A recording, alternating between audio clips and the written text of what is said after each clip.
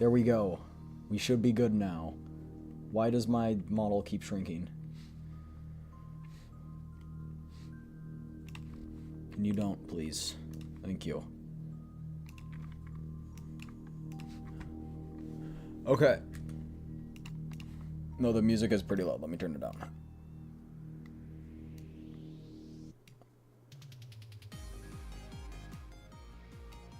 There we go. What do we think? Everything good? Hello, everybody. Hello. How are we doing?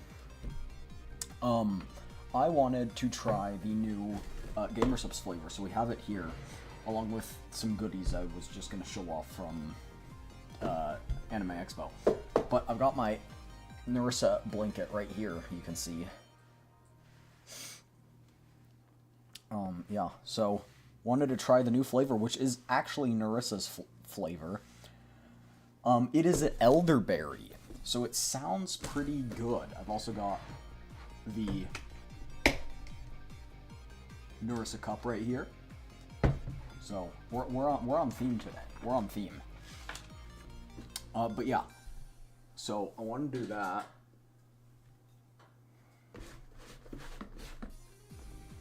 So let's actually, before we do that, let me show off my stuff from Maokai.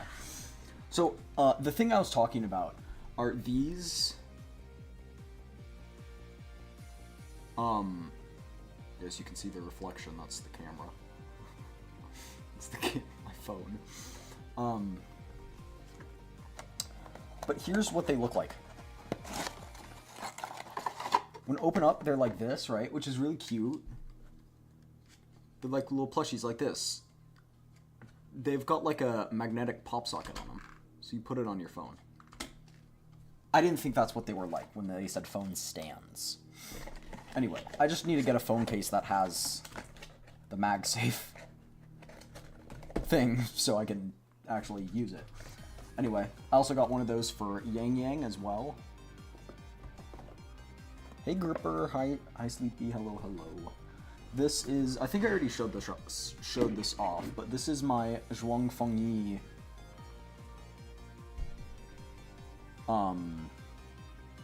this is my Zhuang Fengyi standee. I guess it'd be best. Okay, hold on, let me try something.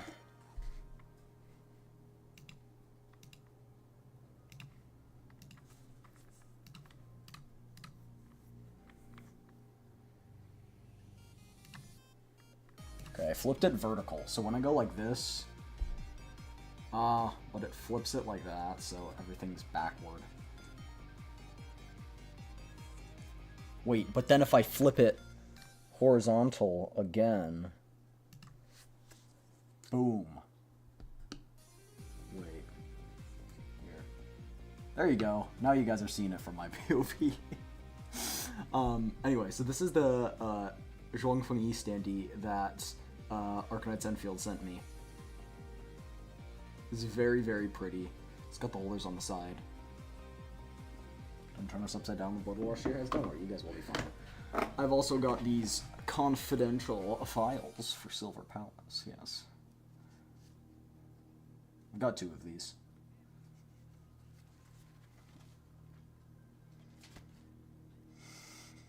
It's got a... Yeah, I'm showing you guys confidential stuff, because it's definitely confidential. It's got one of these in it. I was given 2, because I'm so cool. They chose me for some events and stuff. Anyway, so they gave me some bonuses as well. This is the picture I painted, chat. When I was on vacation. It's my little jailbird picture. Yeah, I'll put that like right here. Show off my little jailbird. This is my Arcana standee. So you can see it's like multiple layers.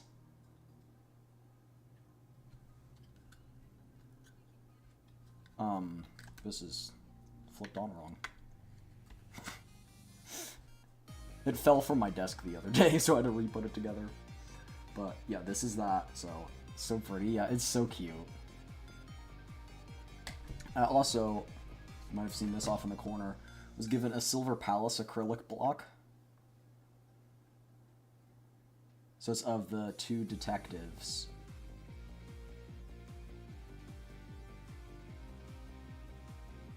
Which is really cool. I've had that sitting on my desk for a bit now.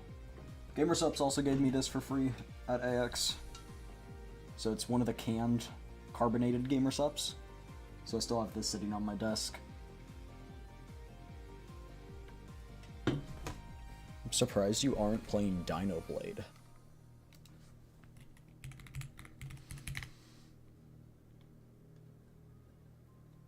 I've never heard of it before.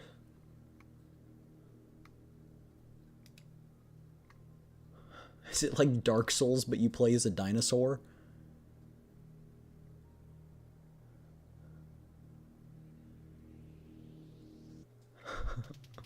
That's pretty funny. It's pretty funny. Just looked at it right now. Anyway, I've already showed off my jewelry and stuff. Got this for free too. It's a little card for Perlica. I'm used to doing it the other way so you guys can see. It's a holographic card for Perlica.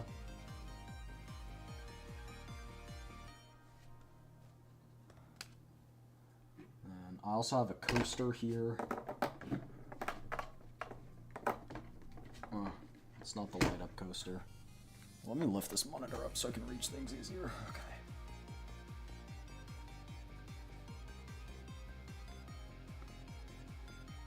It's got this little brat on him. I don't like this dude. He's a brat. What else do I have? I have other stuff, but it's scattered across places. What is this? Oh yes, I've already shown that. This is my light stick. This is actually the first light stick I've ever owned. It's for Serendipity. The camera doesn't do it great justice.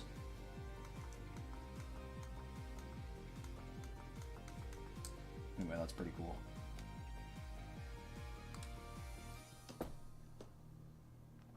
Yeah, anything else that's new that I haven't really shown off? Oh, also got this little thing. It's a little art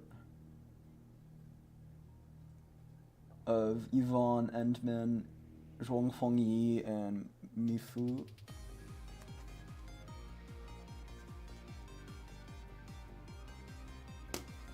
And then I think I have some more stuff over here. Let me go see. Let me go see. I still have like the bags and stuff out. Because I haven't opened all of it. Oh right, that stuff's over there. I got some other miscellaneous goods like posters and character card sheets of like NTE and stuff like that. I won't show those all off because they're all pretty similar.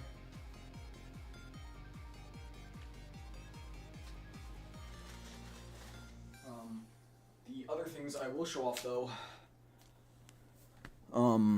are, let me put this on so you put this blanket on my legs. The other things I will show off are, you might have seen this here, it's Arcana, like,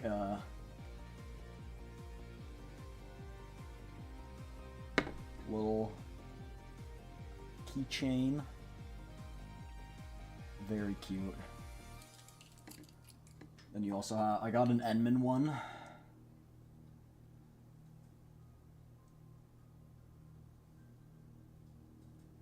I'm horrible with cameras.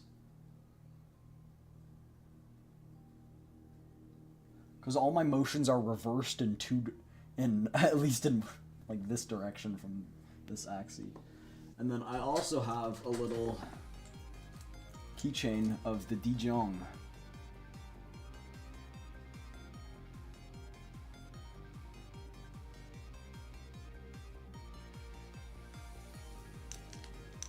Like I said earlier, some people suffer from thirst, but this man is drowning. I don't know what you mean by that. Yeah, that's pretty much it. There are some other things too, but nothing super major of note. Yeah, this is my fauna. What's in the box? Like I told you, it's the Gamer Subs flavor. You're saving that for last. You want to go out already? Do you want to sit on the beanbag? Come here. Come sit. Jump. Iko.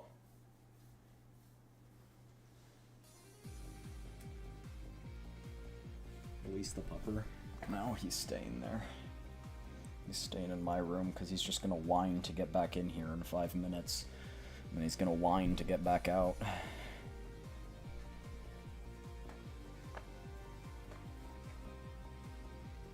Are you whining right now? Bro, you're on a beanbag. Why are you looking at me like I just committed a sin?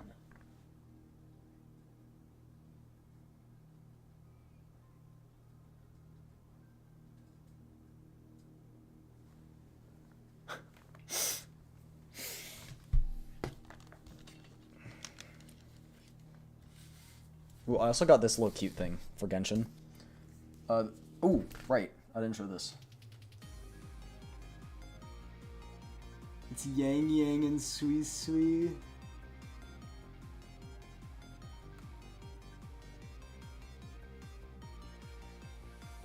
Their outfits are so adorable.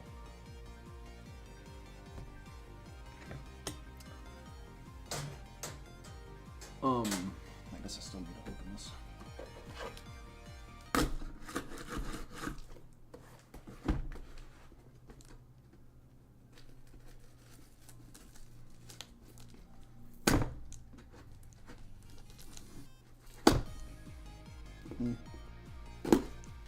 That's what happens when you use a dull knife. There we go.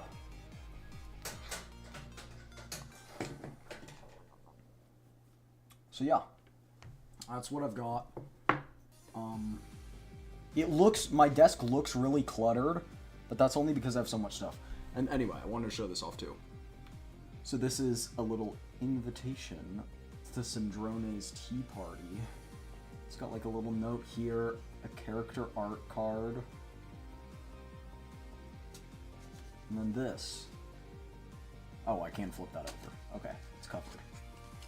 I got a redemption code for 80 primos.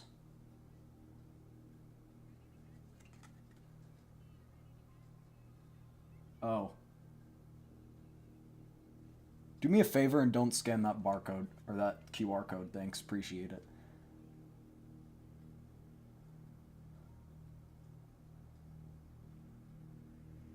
That's pretty cute. Am I invited? Do you have a invite card? I didn't think so.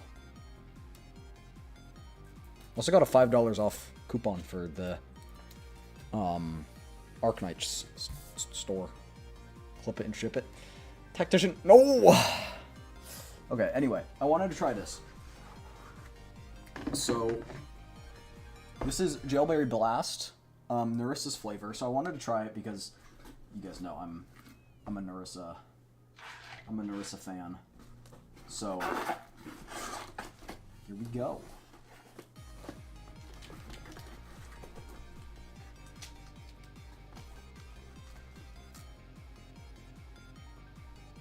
It's such a cute little cover.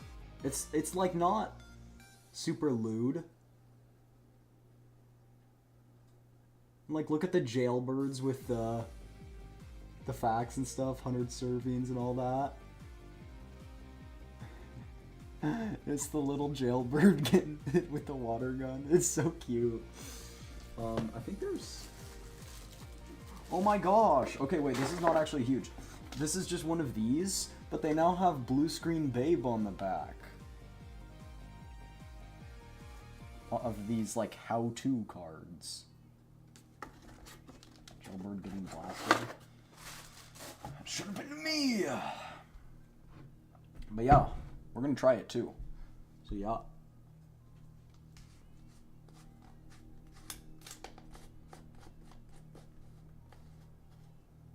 Whoop. Do not sniff. Just kidding, they meant don't sniff the inside.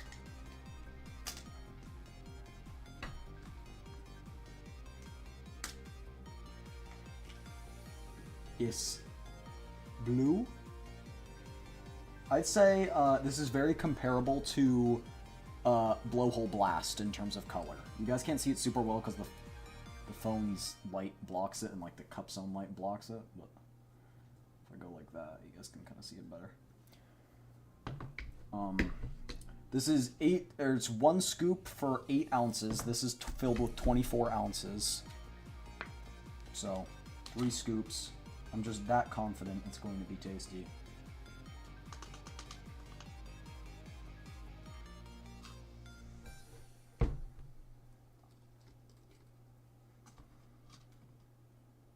This is non-caffeinated.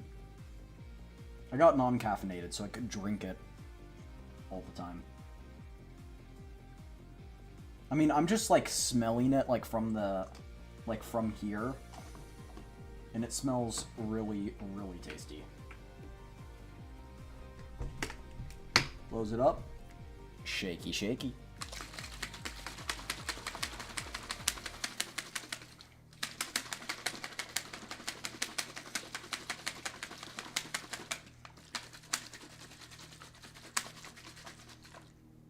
I think that's good. Let me check. Sometimes I look at the bottom of the cup to see if any dust settles there. We should be good. But look at its color now. It's like a darker blue. I really like that. This is such a Narissa blue color, so I really like it. Here we go. Taste test. Cheers. Stay hydrated, everybody. Bonk.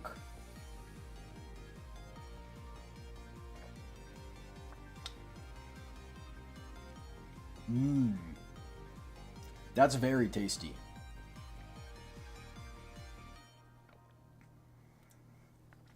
So elderberry not being common taste, it's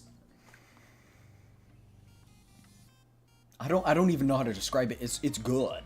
It's very good. I think it would be especially good if you took some of the lemonade gamer subs, which I have an empty one right here. Like some of this, and put a scoop of this in with it. I think that would be super, super good. I think it'd combo well. But I'm excited to try like flavors and different stuff of this because it is tasty and I think it has some good potential.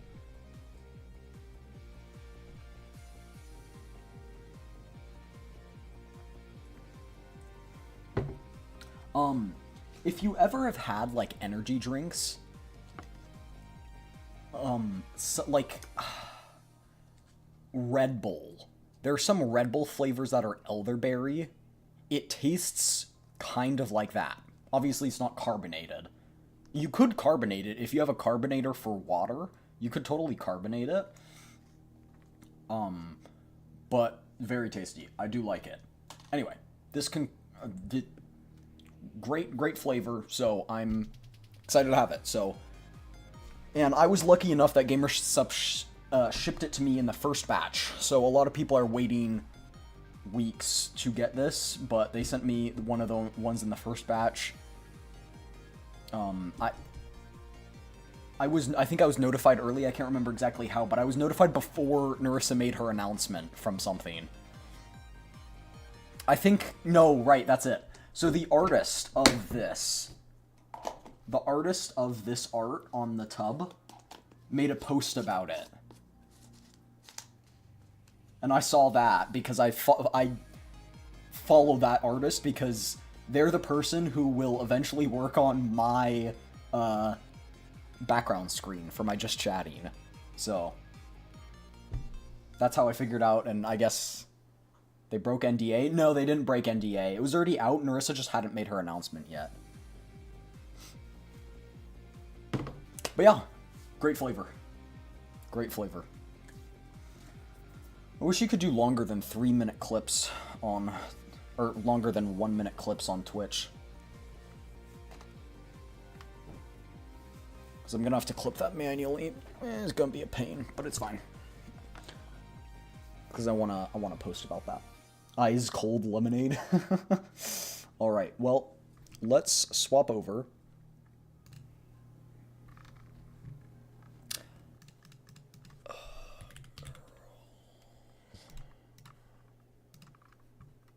There we go. Okay.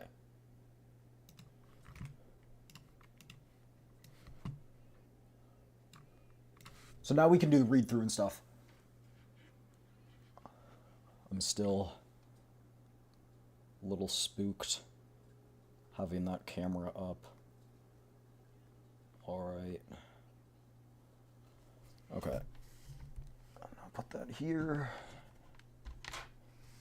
And... okay, face is on now. Hi, hi. I am back in my mortal body. How's it going, everyone? I'm back in my mortal body. It's me. A Vixen Gotcha Tsukuyomi. And now we are going to play some GFL, Girls Frontline 2. And I am so very excited to play the new updates.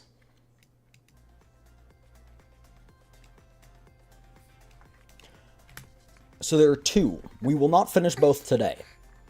We are going to do Dawnforger today because I looked up the canon, like, sequence of the events, like what happens chronologically, and Dawnforger takes place before Unto the Radiance, and actually Dawnforger also takes place before Needy Cat Girl Overdose. So, we're going to do Dawnforger. We might start Unto the Radiance if we get kind of far, and also depends on my voice and how I'm feeling, because I'm going to be voicing all of it, so we'll see. Okay. I'll let you out, but don't expect to be let back in, alright?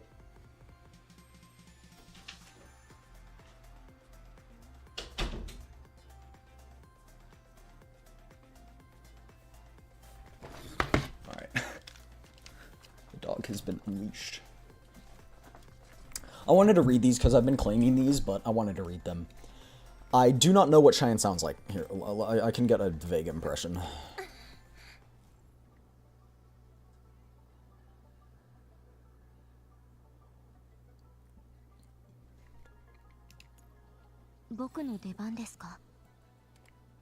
Did she just... was she just a tent?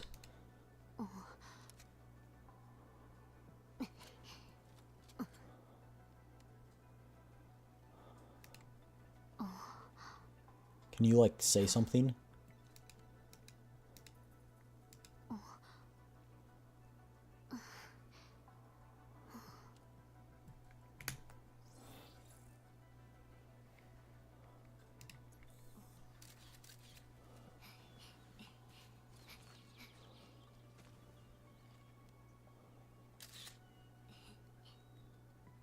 Okay, that's cute, but...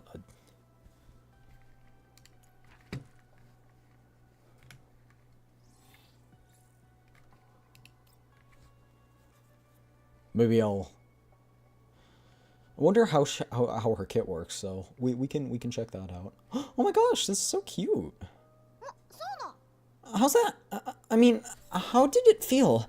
Did you manage to find the rhythm?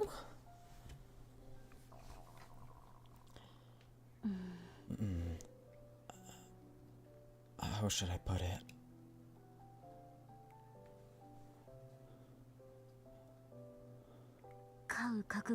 I managed to memorize the movements, from touching the ground, shaking my body, jumping and holding poses. Well done, Cheyenne! You're a quick study and you've got great coordination. Is she a dancer? I don't think so. I think this is just something she's doing. I think she's more of combat focused.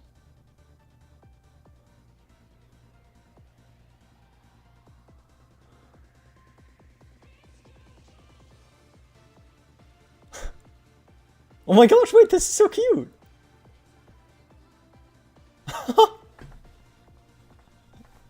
It's so uncharacteristic of her.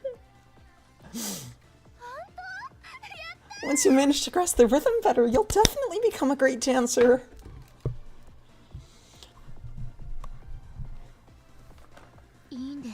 Well,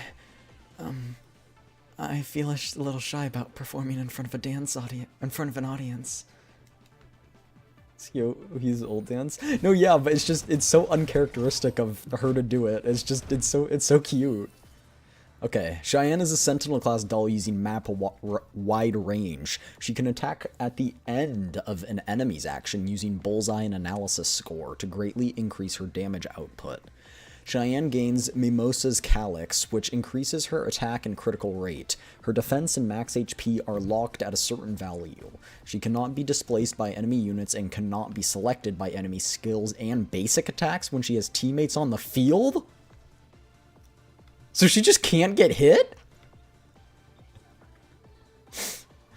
The status is removed when she moves. Okay. Does it get removed when she uses a skill? Or just when she moves?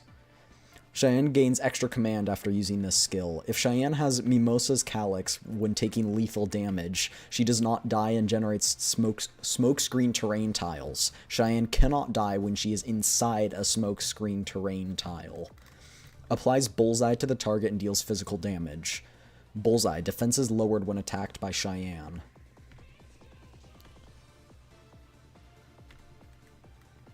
Resets the target analysis score and deals physical damage. If the target has bullseye, critical damage is increased. When Cheyenne attacks, if the target's analysis score exceeds a certain value, critical damage is increased and she ignores part of the target's stability. If analysis score is lower than a certain value, critical damage is increased and she ignores part of the target's stability after she deals damage to an enemy unit. She expends part of this score. When an enemy unit ends its action, she performs deliberate action, dealing physical damage, stability damage, and recovering confectance index. If she deals damage to an enemy unit with an analysis score that exceeds a certain value, the damage multiplier is increased. Applies analysis score to all enemy units, deals increased damage to flying units.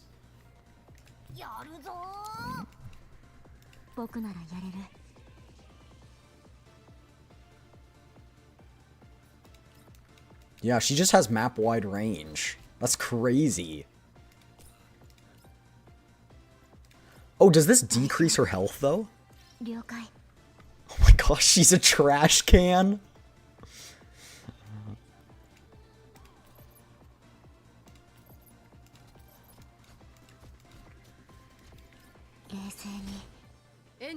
Gosh, she's just a trash can.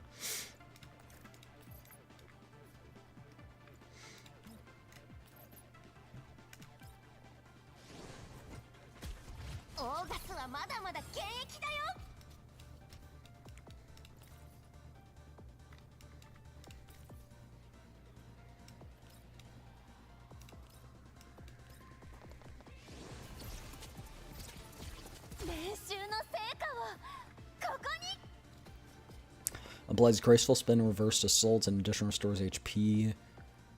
Applies passionate spin, reversed assault, cleanses when debuff. Okay, so she's got to be close, so she's a support.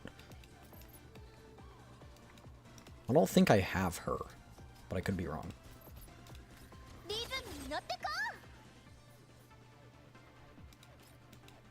Oh, wait.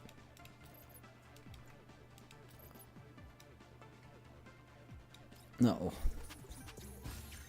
She doesn't really need to be close.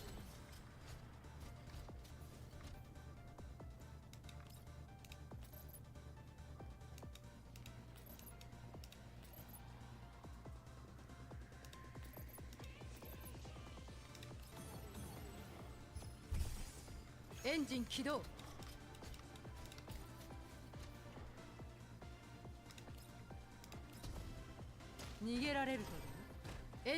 Yeah, this team truly is just a map-wide shenanigans.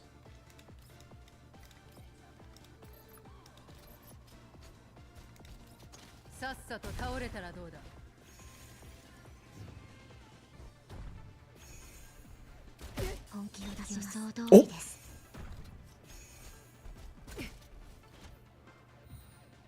That was crazy! She just did 23,000 damage.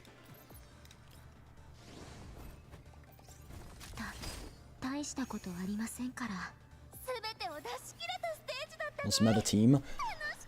I mean, my Klukai also does a butt ton of damage, but she is probably good, just...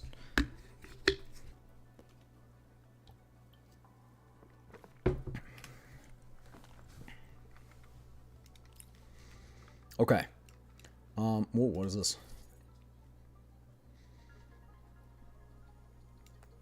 Surprise access permission. Oh, right. Also, I got a lot of pulls. Pause. There you go. Wood. Also, I don't need this anymore. I already have a bunch of Sabrina copies.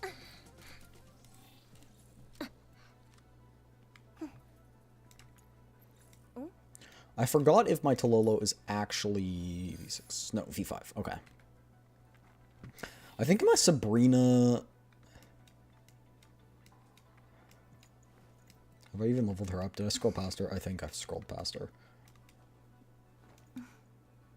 I need to level up more units. Oh my gosh. I got drained, but I rarely got them both. I think I'll have to skip on their weapons this time. Oh, Tactician, did you know I'm getting sent a Lorelei Shikishi? GFL2 is sending me a signed Lorelei Shikishi.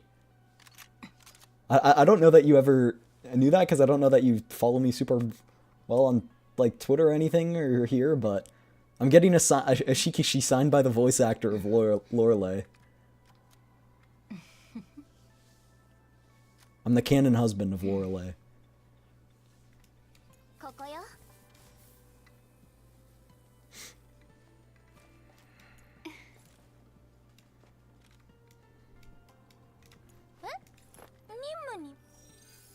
You're at me on Discord. Oh, right, I did. Anyway, oops, my bad. I'm full of fortifications, but you can still get more of her, like, copy things. But anyway, wanted to read this. This was part of it. Dear Commander, I didn't expect to be taking part in a celebration right after joining the Elmo. Over the past few days, I've managed to capture many special moments with my camera. Things like Groza smiling while icing a cake, Macchiato's focused side profile as she works on a drink, you and Sabrina throwing down during Splash Bash, and the cute way Mei-Ling hugs her empty Miju bottle while asleep and whispers sweet nothings to it. All these moments have become precious scenes from the celebration in my heart. I'll edit them all into a video and make them into a montage of the Elmo's memories. Once it's done, I'd like you to be the first to see it and revisit all the little details of the celebration. While I'm not good at expressing myself, I think my camera can speak where my words fail me. I'm very happy to be a part of your Elmo, and I'm even happier to be able to record everyone's lives, especially yours. This time, I won't let you fade from my sight. From now on, I will silently accompany you and immortalize the time we share together in my own way. I don't know. I think that was close enough.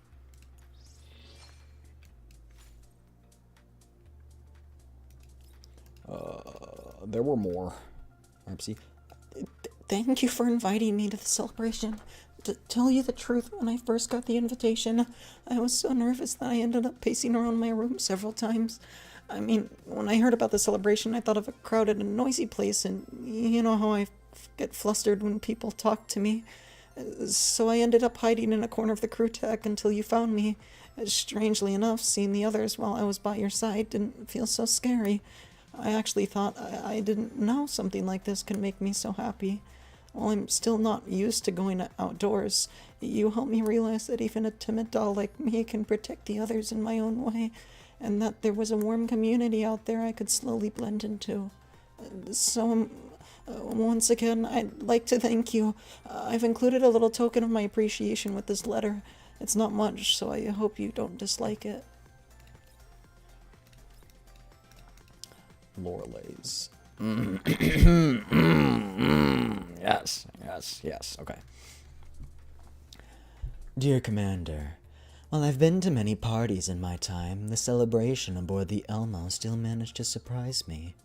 The thing which left the deepest impression on me was seeing you hard at work during the celebration, watching the look of concentration on your face, as you were startled for a moment but pretended to be unfazed by a balloon suddenly exploding in your face. It was just adorable. I couldn't bear to tear my eyes away, much as I wanted to bask in the afterglow of the celebration. I've run into a small problem. I had some of Florence's special blend, and the after effects were much stronger than I expected. My fingertips are starting to grow hot, and even the lights are starting to sway and blur in my eyes. Naturally, you were the first person who came to mind. After all, you did say you'd help me whenever I needed it. Don't you think now's the perfect time to keep your promise? I'll be waiting in my room. Please come with some hangover tea ready. This isn't charity work, of course. In exchange for helping you, I'll give you everything you want.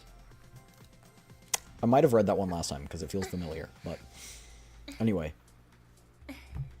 There's also more crew deck stuff.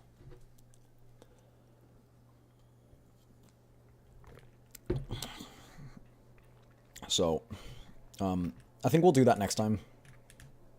Because I think more of it will be released by next time, so we can, like, do all parts of it.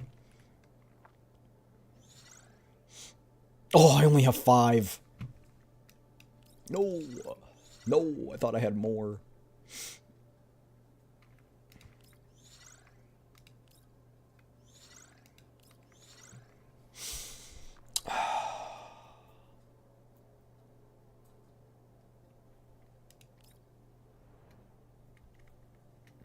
Should we just do the 5? Let's just do the 5. Because I don't know if by next time I'll have 10, because I don't know when next time is. Oh! Oh. I was like, oh, was that a gum? No, it's a dupe! Oh! Wait, this is possible, right? That it drops from this one? No, I think it's like a different one, right? What is this? Flawless wardrobe to match a perfect weapon. After obtain targeting calibration 3 and universal chains keys 300. No. Isn't this supposed to be like a 1% chance?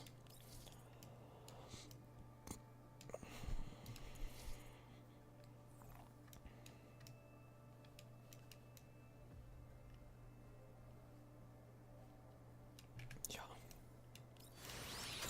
Please.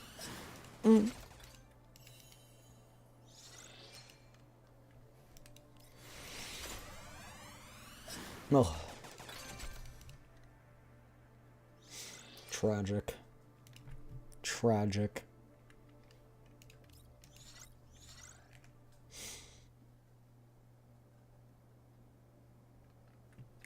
Did I just moan? I went, ugh.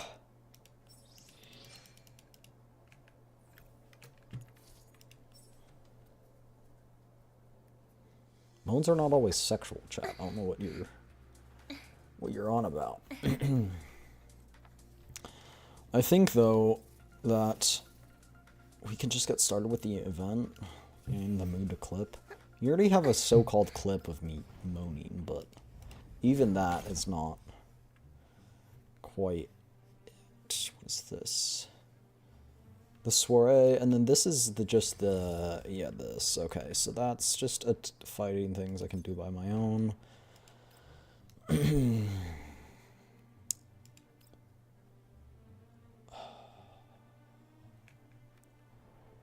Yeah, I think we can just start.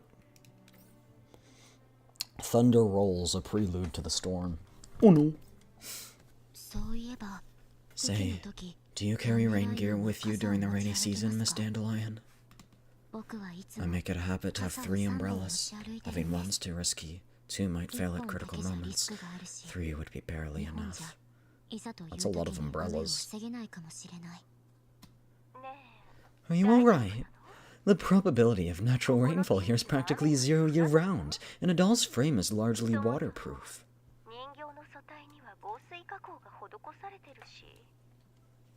You don't actually carry umbrellas with you, do you?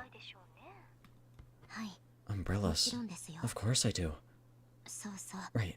I've been thinking lately. Maybe I should just name my rifle All Weather. The doll looks up from the scope. The sudden dimness makes her pupils dilate. Reflected in her eyes is a modified M200 sniper rifle with a few spent casings scattered around it. It feels so nostalgic to chat with a companion during a mission. Is this when she was sniping for us? Like, you remember how last in part 1 there were mysterious sniper bullets. Is this the flashback there? Huh. I see the commander again. He seems to be in good spirits. That's a relief. M200. I know that the virus has been causing interference to cognition, but how long have the symptoms persisted? It's not a hallucination. I really did see the commander. I do often mistake other people for someone else, but never the commander. I never confuse him with anyone else. I even provided covering fire. I should have been some help. Just make sure you don't shoot anybody on our side by mistake. I just heard gun on your end. How are you doing? Don't shut down before the I'm preparing to withdraw. Everything is going smoothly. The frequency of cognitive errors hasn't increased. As long as I think things through, distinguishing hallucinations from reality isn't difficult. I'm starting to get used to it. So she has a virus, huh? I'll continue the operation. Covering fire, she shot the doll through her joint. Yeah, that was a crazy shot. M200 stands, picks up her rifle, and quickly leaves the firing position.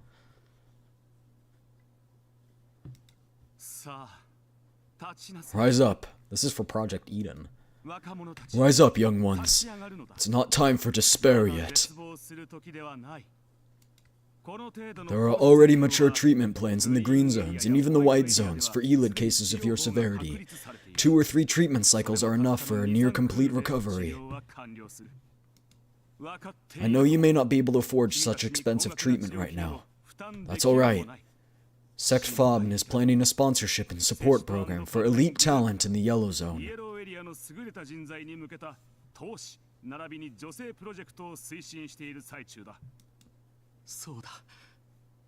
I still hope for curing my illness. Oh, this is way back when. This is George.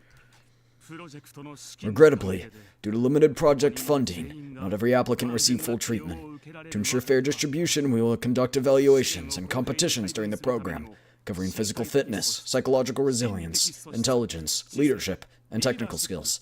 The winners will not only receive treatment, but will also have the chance to sign a cooperation as long-term employees.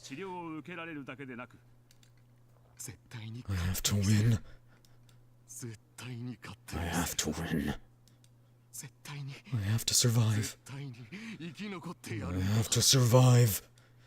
I can't end up like those who turned to ash. I've already clawed my way out of the mud. That's right. With my own 2 hands. With all that money, it's just ELID. Can get treated 100 times, 1,000 times if I want. Just like those born in the green zone. I have money, plenty of it. I am the ruler here. I was the one who saved Makosh. There's still so much waiting for me to do. This place can't function without me. They'd fall into chaos. Just like that naive fool Vasily. Ruining everything. Hey, hello, boss. Is this that girl's backup frame? What are you mumbling about? Can you stand? Amid repeatedly calls. George finally opens his eyes. The first thing he sees is a familiar gray-white skin of the Yellow Zone, then a somewhat familiar doll. Boss, wake up. Sun's already high. Oh, you're finally awake? Boss, are you okay? If you're fine, try standing up. She seems much more... Oh, this is the twin. This is the twin. Thea, what happened to the Omni Shell? And what's with your attitude? Did you hit your head? The enemy has withdrawn after seizing control of the Omni Shell. Our side has suffered heavy losses and cannot pursue. A second Thea appears in George's vision, only now does he realize the two dolls in front of him look identical. Sir, during the chaos earlier, you were thrown here for unknown reasons. I'm sorry. I couldn't keep track of your position during the intense fighting. You're definitely Thea. And then this one... Hey boss, I'm Thea's elder sister. You can call me Gaia. She looks insane. I was just passing by on a mission. I couldn't resist coming to see my cute little sister and help her out with some work while I was at it. Gaia was the one who found you first. Fortunately, she acted in time and shattered the falling debris for you. Sir, can you stand? Do you need me to call a medical team? Help me up first. We can talk about the unimportant stuff later. Understood, sir. Gaia casually helps haul George up from the rubble. The two support him from either side. At the same time, a lively alarm tone rings out. My dear baby sis, it's lunchtime. Lunchtime. Thea and Gaia almost stop in their tracks. Thea gestures for Gaia to put George down while turning off the alarm. Sir, I'm afraid you'll have to wait here for the medical team by yourself. Can't interrupt my lunch break. Overtime! I'm ordering you to work overtime. I'll pay triple. Just this once. Gaia, wait for me a moment. George and the two dolls wait for the medical helicopter among the ruins. Commander, over here. I set up a monitor monitoring station here before, but I never activated it. Not many people know about it, which makes it a perfect temporary meeting room. Vasily opens a security door. The lock is old and stubborn, and it takes some effort to open. Inside, the small safe room is coated in a layer of thick dust, with instruments lining the walls. Although Vasily has successfully disabled the giant automaton known as the Omni Shell and defeated the Oathsworn with our assistance, we ultimately failed to capture George. I considered pursuit, but that would mean further direct conflict with the Oathsworn. They would fight to the death to protect their leader from some dubious tomato peddler's lackeys, which would lead to severe losses. Considering Vasily's feelings, we decide not to push further. For him, the Oathsworn are still part of the city's lifeblood. Vasily leads us back into the sewers to regroup and spread word about our upcoming strategy. Commander! Commander! Commander! Shikika! Mailing and Dr. Wyatt. Commander, we meet again. Dr. White, I thought you were at the control hub. Why are you here? The control hub has city surveillance. When Mailing saw the large automaton, she couldn't sit still and insisted on coming to find you. An old man like me could only accompany her. Precious overworked daughter wife. True. Fortunately, I didn't study those maps for nothing. You really did choose this monitoring station.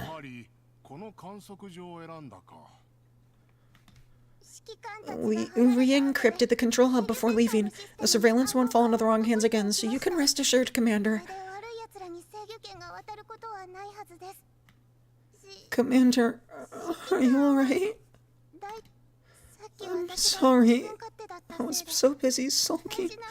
I didn't even say the most important thing. I feel so awful.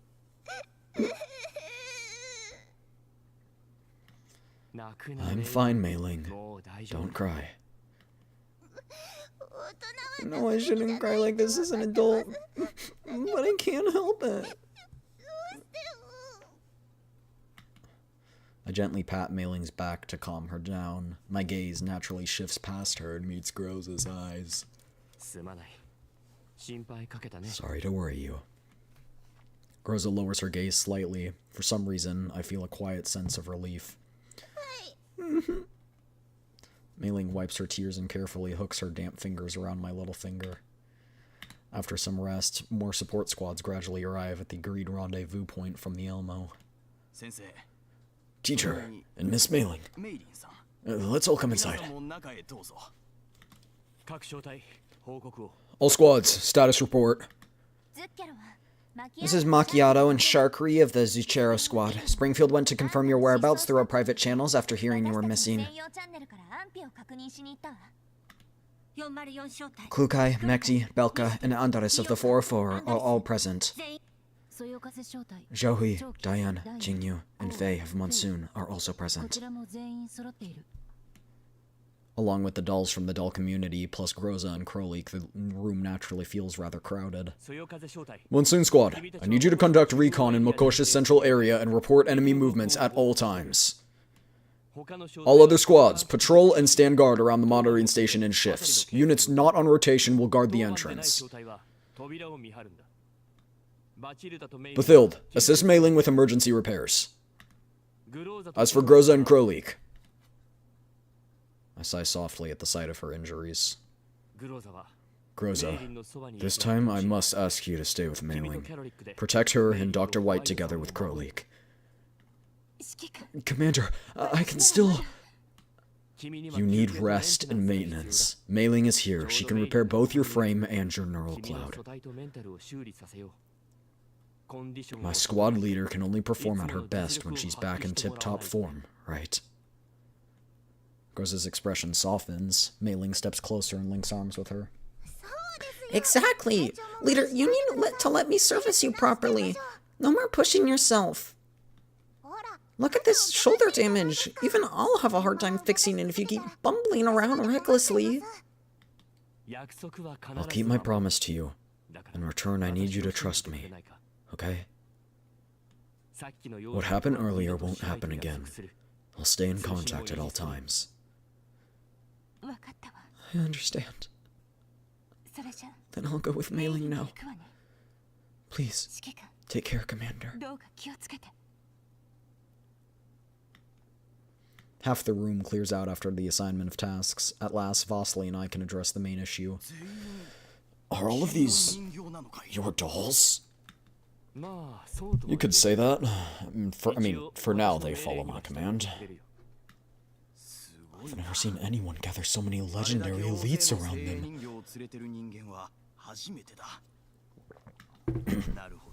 I see. So that's why teacher said you are my firepower.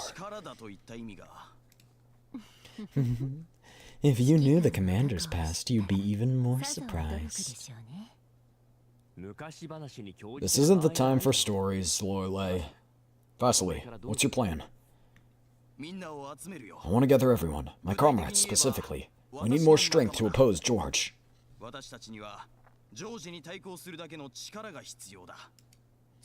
There's already been direct conflict. I'll retaliate soon. I know him. He's always been like this. Once he decides to win, his determination is terrifying. That bastard won't go down easy. As long as he's breathing, he'll get back up, no matter how many times he's defeated. And don't give him the chance. Next time, we strike once and end it. Thank you, Commander. After seeing your strength firsthand, I know this is a once-in-a-lifetime opportunity. You're the savior of this city. Vasily, slow down. I know what my students like. I can tell you're uneasy. Even with the commander's brilliant strategy, this will fail if you hesitate. Teacher, I won't hesitate. Since the moment I escaped prison, I've already decided to stand with the commander. But we failed to take down George. Now he has time to plot his retaliation. I'm thinking about how many will be dragged into this because of me. You're worried about that? Many respect you even with the oaths within the Oath Swarm. It wouldn't be hard for them to just shoot over their heads, would it?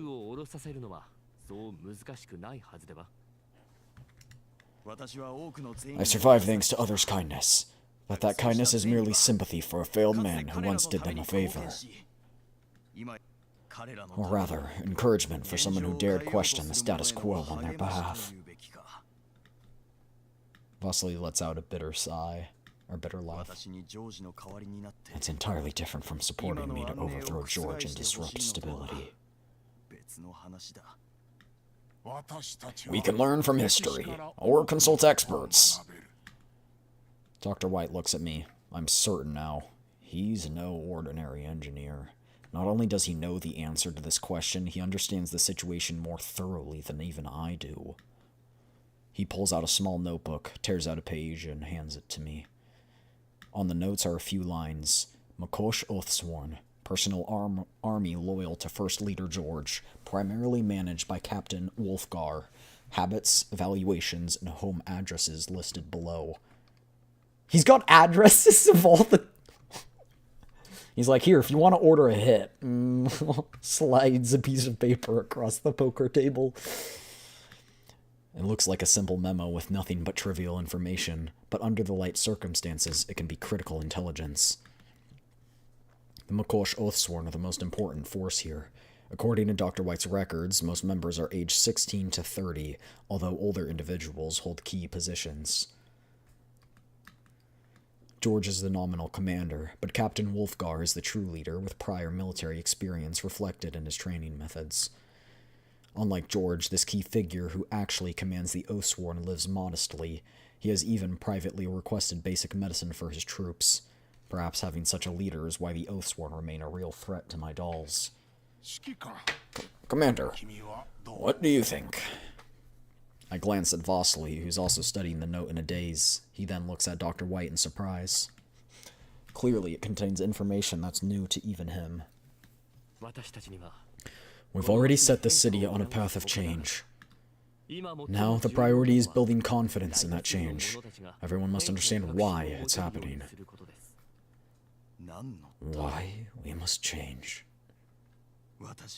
I've been far too indecisive. Trying to please everyone at this stage won't work. If someone refuses to accept it, don't compromise. Even if the methods are harsh, make them understand. When the city prospers, everyone benefits. Those who cooperate will gain more opportunities. To take Makosh by force alone would be difficult to avoid extreme measures, such as disrupting the command system and jeopardizing the fragile supply lines. Given George's tactical resolve in the local conditions, he would naturally not last more than a few days. Though Makosh would also be devastated before he goes down. Besides, with George's ties to the conglomerate, outside support is likely. Wreaking havoc on Makosh might push for its citizens to support Sect Fabn. The Oathsworn are also Makosh's citizens. Heavy casualties would only turn the public opinion against Vasily. Therefore, the Oathsworn must be won over. This intelligence provided by Dr. White will be our breakthrough. Time to commit unrest. Yeah, we're gonna incite a rebellion. Vasily, if you fear sacrifice, then you must change things quickly. Vasily nods, finally resolute. I'll contact friends who aren't imprisoned yet. I just don't know if the underground logistics system still works. We used it before to pass messages. No rush. Melee and I already maintained it. It's still operational. And after today's events, news of your escape has likely spread. Your allies may come to find you soon. Then I'll outline the next operational plan. There may be ways to minimize casualties. Vasily, I'll need you to listen carefully. Commander. Before I can say anything, Lorelei steps up close and whispers in my ear. I nod and carefully pass her Dr. White's note. I love you, Commander. That's what she said. Let me cope. That's what she said. That's what she said. Let me cope. M200? Where are you? I've been meaning to say this. You've had that going on nonstop and it's really loud. Loud? Is it because the detonator is active? Detonator? What detonator? Oh, it's nothing. Just some minor self-defense measures. What you're hearing is most likely the noise from a nearby construction site, I believe. It's noisy, but the field of view here is excellent. I can maximize my effective range. It's not far from several alternative sniper positions either, making it easy to relocate. Those workers over there look exhausted. It makes me uncomfortable to watch them suffer so much, even though I'm a doll.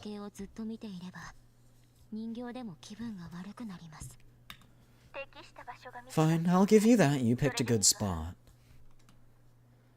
The makeshift communicator suddenly erupts in static, mixed with harsh electrical crackling that drowns out everything else. The pineapple pizza is awful. Give me a refund. What? That made no sense at all. Is that signal distortion causing voice recognition errors? I thought it was a code or something. What were you trying to say, Miss Dandelion? M200 sighs and leans back up against the crate behind her. It's so quiet. Maybe I should review today's recordings. I haven't checked them yet anyway.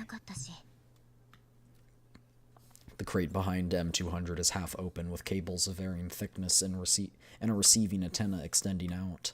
The camera I installed during the infiltration last week. This one, yes.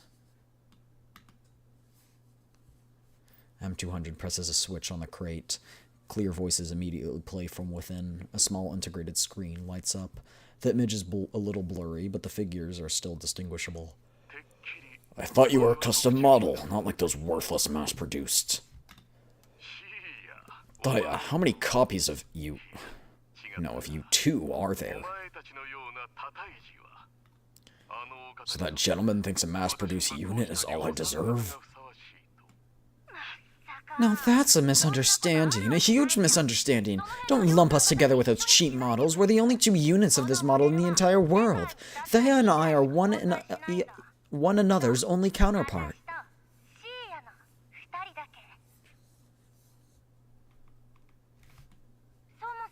If you want to blame someone, blame the enemy for being too strong. That's the hero of Frankfurt, the demon that strikes fear of even corpo elites.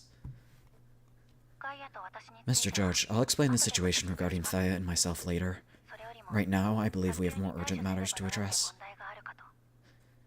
To be frank, if this insurgency isn't handled quickly, the gentleman may begin to question your capabilities. The circumstances were completely unforeseeable, and you're partially to blame. If you had told me from the start that he was that commander, I would have taken all of them down at the ball. Unfortunately, I couldn't confirm their identities at the time either. Their interference with identification systems was quite effective. However, I did warn you. Information regarding the Tomato Emperor only started circulating recently, and much of it was fabricated.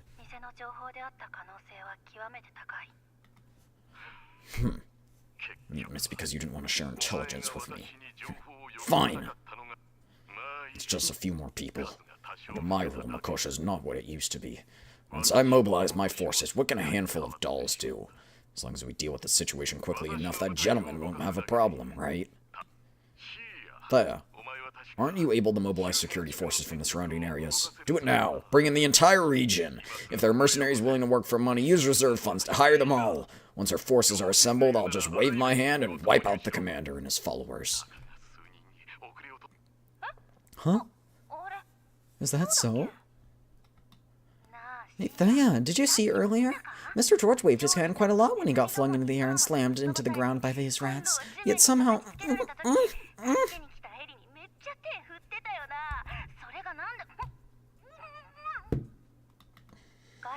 Gaia. Mr. George, my apologies. Her neurocloud development is more focused on combat, so her social contact is somewhat immature. She means no offense. As for the mobilizing forces of surrounding areas, I've already started making contact, but it will take some time. Also, large-scale redeployment will alert the gentleman. If you are certain, then I will proceed. You need to notify them, even of something so trivial? I don't think this is trivial. I think this is quite a big thing. Say, Thea, the gentleman's busy enough. Wouldn't it be inappropriate to bother him over something like this? This concerns the entire region. I do not have the authority to make that decision independently. However, if we reduce the scale, I could make the arrangements on my own. Dolls. And don't alert the higher-ups for now, just get me the muscle. Understood. Oh, Mr. George, I actually have an idea. Interested in a partnership? With my help, there's no need to report anything. I'm truly on your side. You wouldn't want your people getting injured or killed, right? If I'm not mistaken, those are all irreplaceable humans. Lose one, and it's a real loss. What do you mean? Simple. You've already seen what I can do. I'll take care of those rioters. In exchange, you'll make things easier for my mission. Gaia, can you disclose your mission? For my dear little sister, I won't hold anything back. I'm looking for a doll. She used to work for Nomfa, but then... she fled into Makosh not long ago. Esteemed Mr. George, this is your territory, so there's no one better informed than you. I'm guessing that's Cheyenne.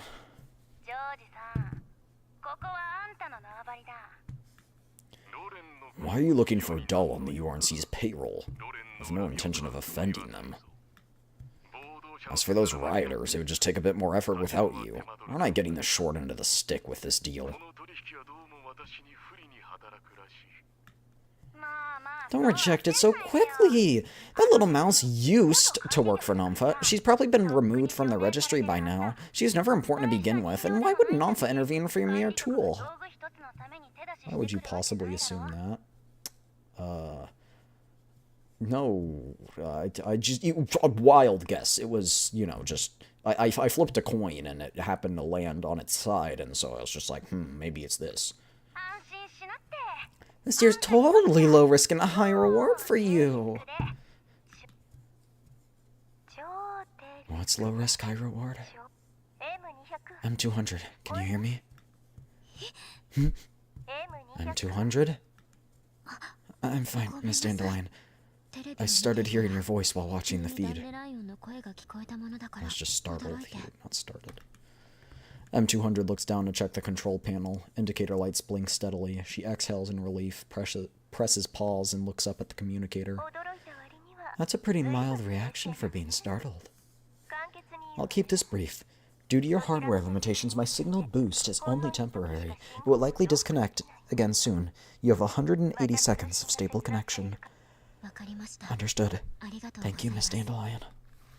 It's an unverified illegal communicator after all. That's the limit of what it can do. So we need to make this quick. I want to run a full scan on you and assess the extent of the viral infection. You'll need to connect to level 2. Are you ready? Give me a moment. Ready when you are, Miss Dandelion.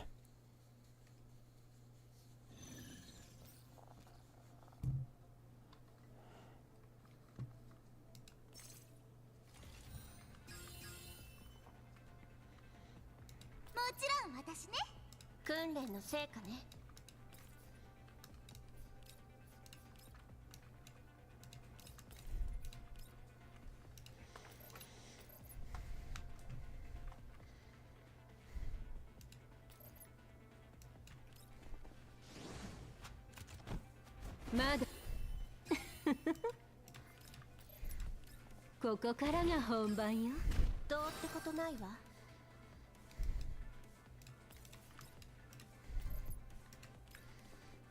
Like Sleepy, that attack is an AoE and did to each target did 50,000 damage.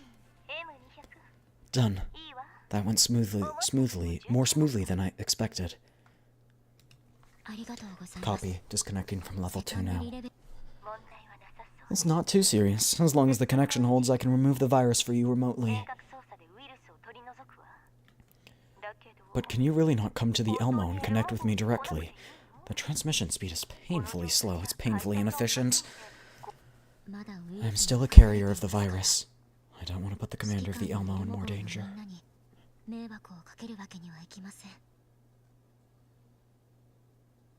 You assume I'm still here? Was I wrong? And plus, if you were not, I would to the other chatters too. I'm sorry for the trouble, Miss Dandelion. You being so polite is making it hard for me to stay annoyed. My apologies. Enough. I've no time for your pointless apologies. Beep. We'll have to continue later, Miss Dandelion. My surveillance equipment has picked up a new activity. I need to make some adjustments. M200 switches the monitoring channel. The display changes to an inconspicuous room. A doll pushes open a creaking, unstable door, followed by another. Oh, by the way, Miss Dandelion, while the connection is still up, could you pass along an audio log for me to the commander? If the commander asks about me, the log should contain what he wants to know. Also, the commander and I seem to share the same objective. Although I can't join up now, I'll support him from afar. Send whatever you need to say. Time's running out. Understood. Transmission has begun. In the surveillance feed, the dolls begin searching the room, listening to the audio. M200 opens her weapons case and starts assembling her rifle. We're too late! Gaia kicks a nearby cardboard box hard, then raises her gun and aims at it. Bang! Not again! It's the same thing again and again and again and again and again!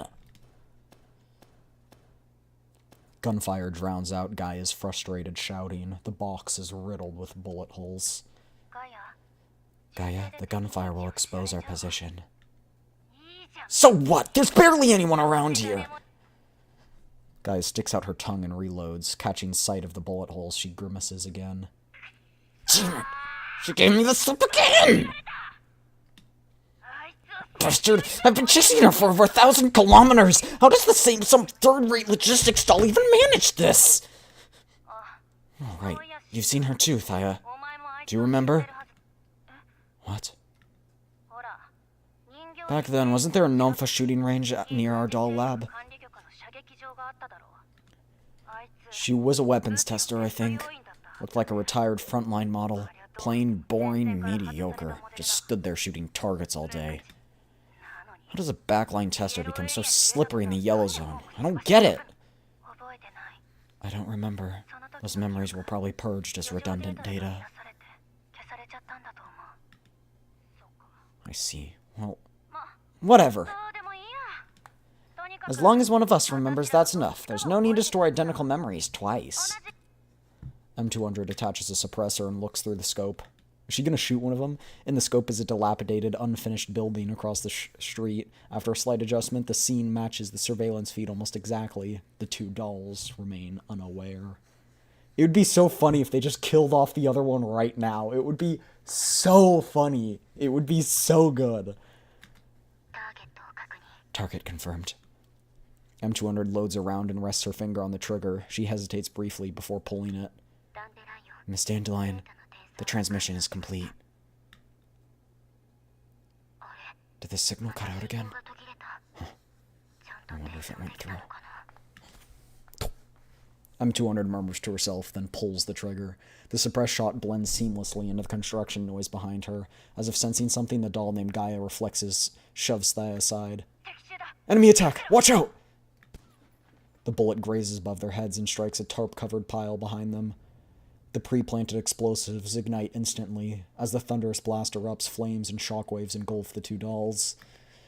A red indicator light lights up on M200's monitor. One transmitter disappears. The screen goes black. Dodging the shot wouldn't have made a difference. The bullseye was never the doll's to begin with. When there's a choice, static targets are always more preferable. M200 stares at the blazing building for a moment. Only when distant sirens begin to wail does she snap out of it and start dismantling her rifle. With a clang, the tripod slips from her trembling hands and hits the ground. She takes 2 deep breaths, steadies herself, and picks it up again. Commander, please lend me a little more courage. She's cool.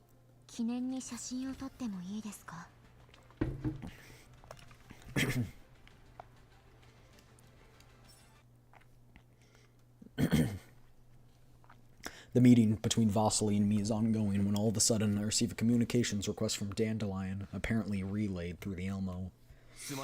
Hold on a moment, Vasily. I've got an important incoming call. Vixen, I heard you got kidnapped. Stand back a bit. Let me get a good look at you. Not a hair missing from my head. Don't worry.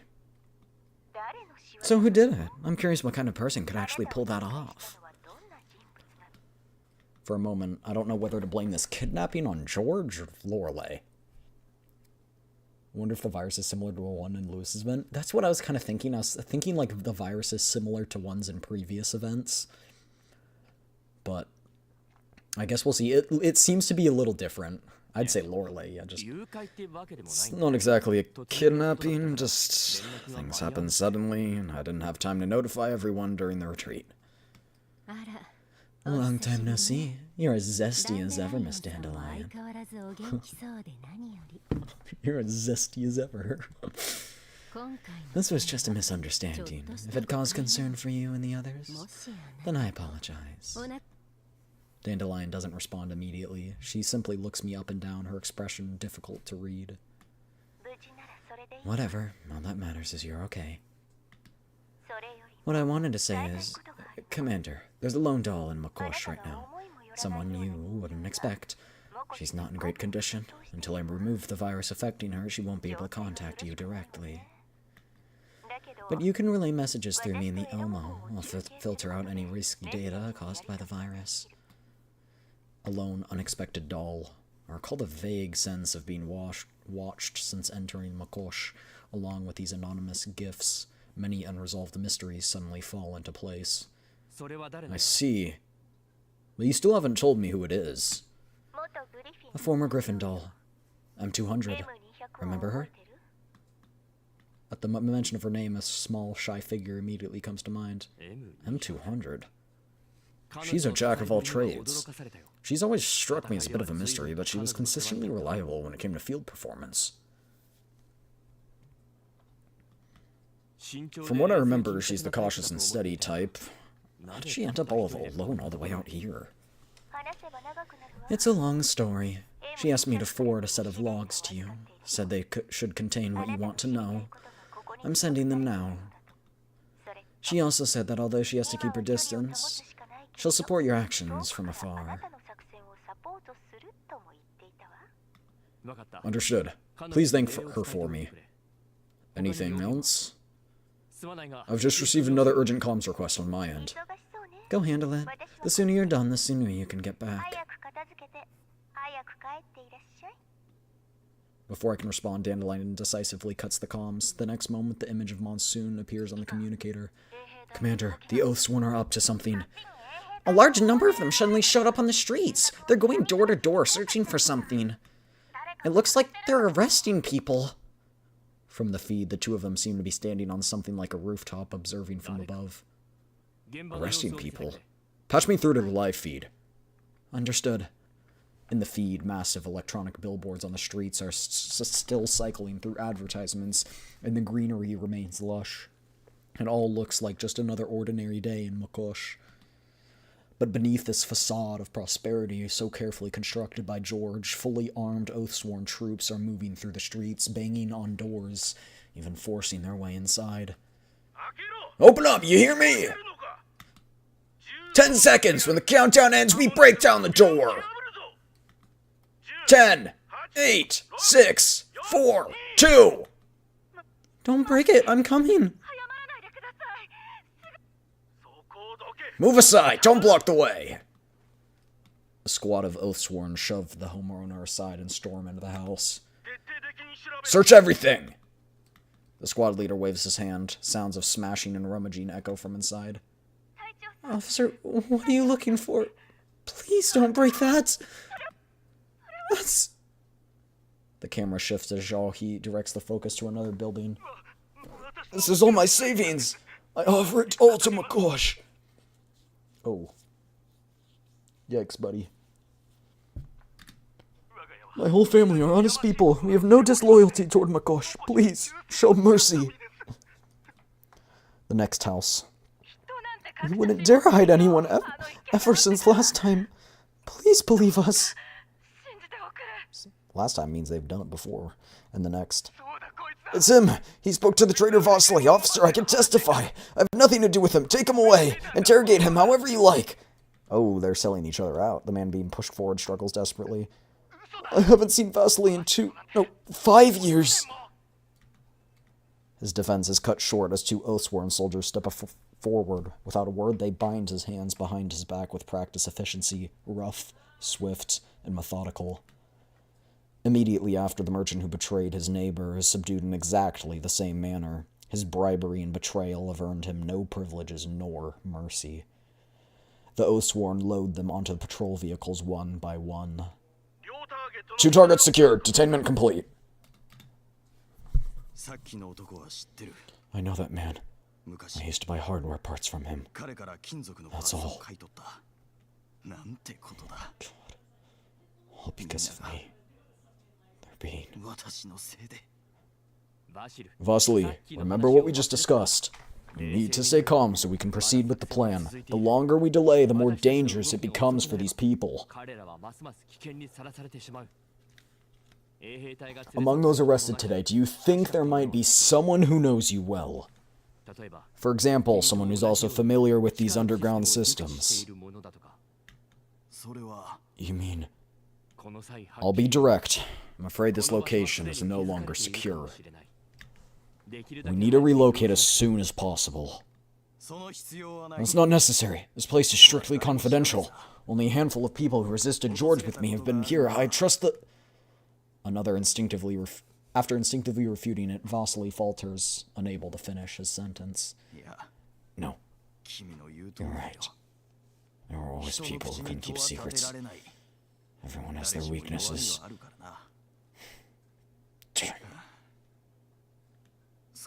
Let me think. There are other abandoned workrooms, unused for many years. The friends still active on the surface shouldn't know about them. They're less likely to be exposed. Follow me!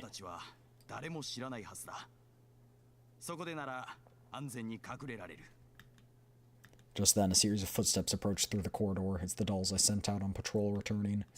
Commander, a death knight that devours all is charging toward us. Its blade aimed straight for our vitals. What Dushnevnaya means is that an unidentified target is approaching at high speed, high probability of enemy attack. Looks like we were too slow to react. All units, prepare for combat. Yoho, this time I won't let you slip away from my sight again. What is that?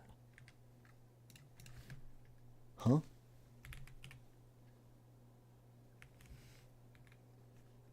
Is this a... Yes? Oh, it's German.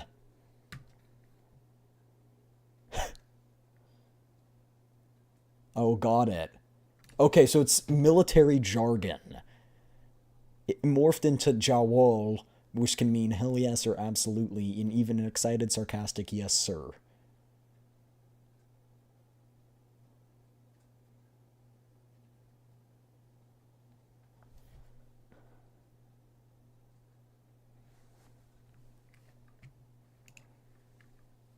Got it.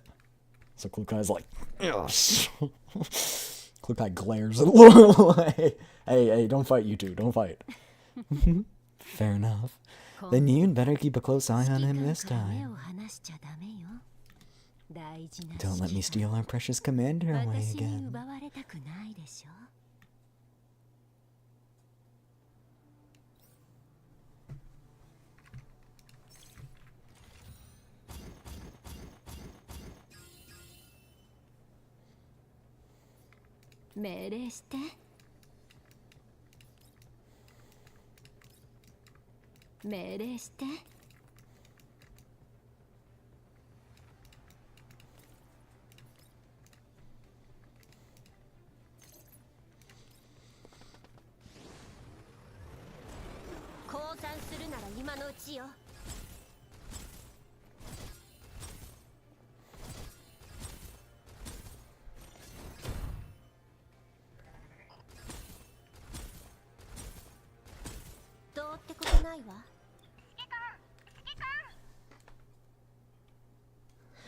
Chet, if you didn't see that, that's the reason why Klukai is so good.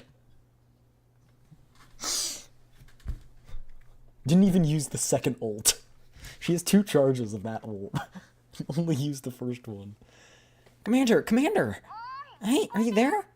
Looks like things aren't over yet on our end. There are people forming lines all out on the street. Not the Oathsworn, just ordinary residents. They're standing in 2 rows along the road, and they're holding flowers? What?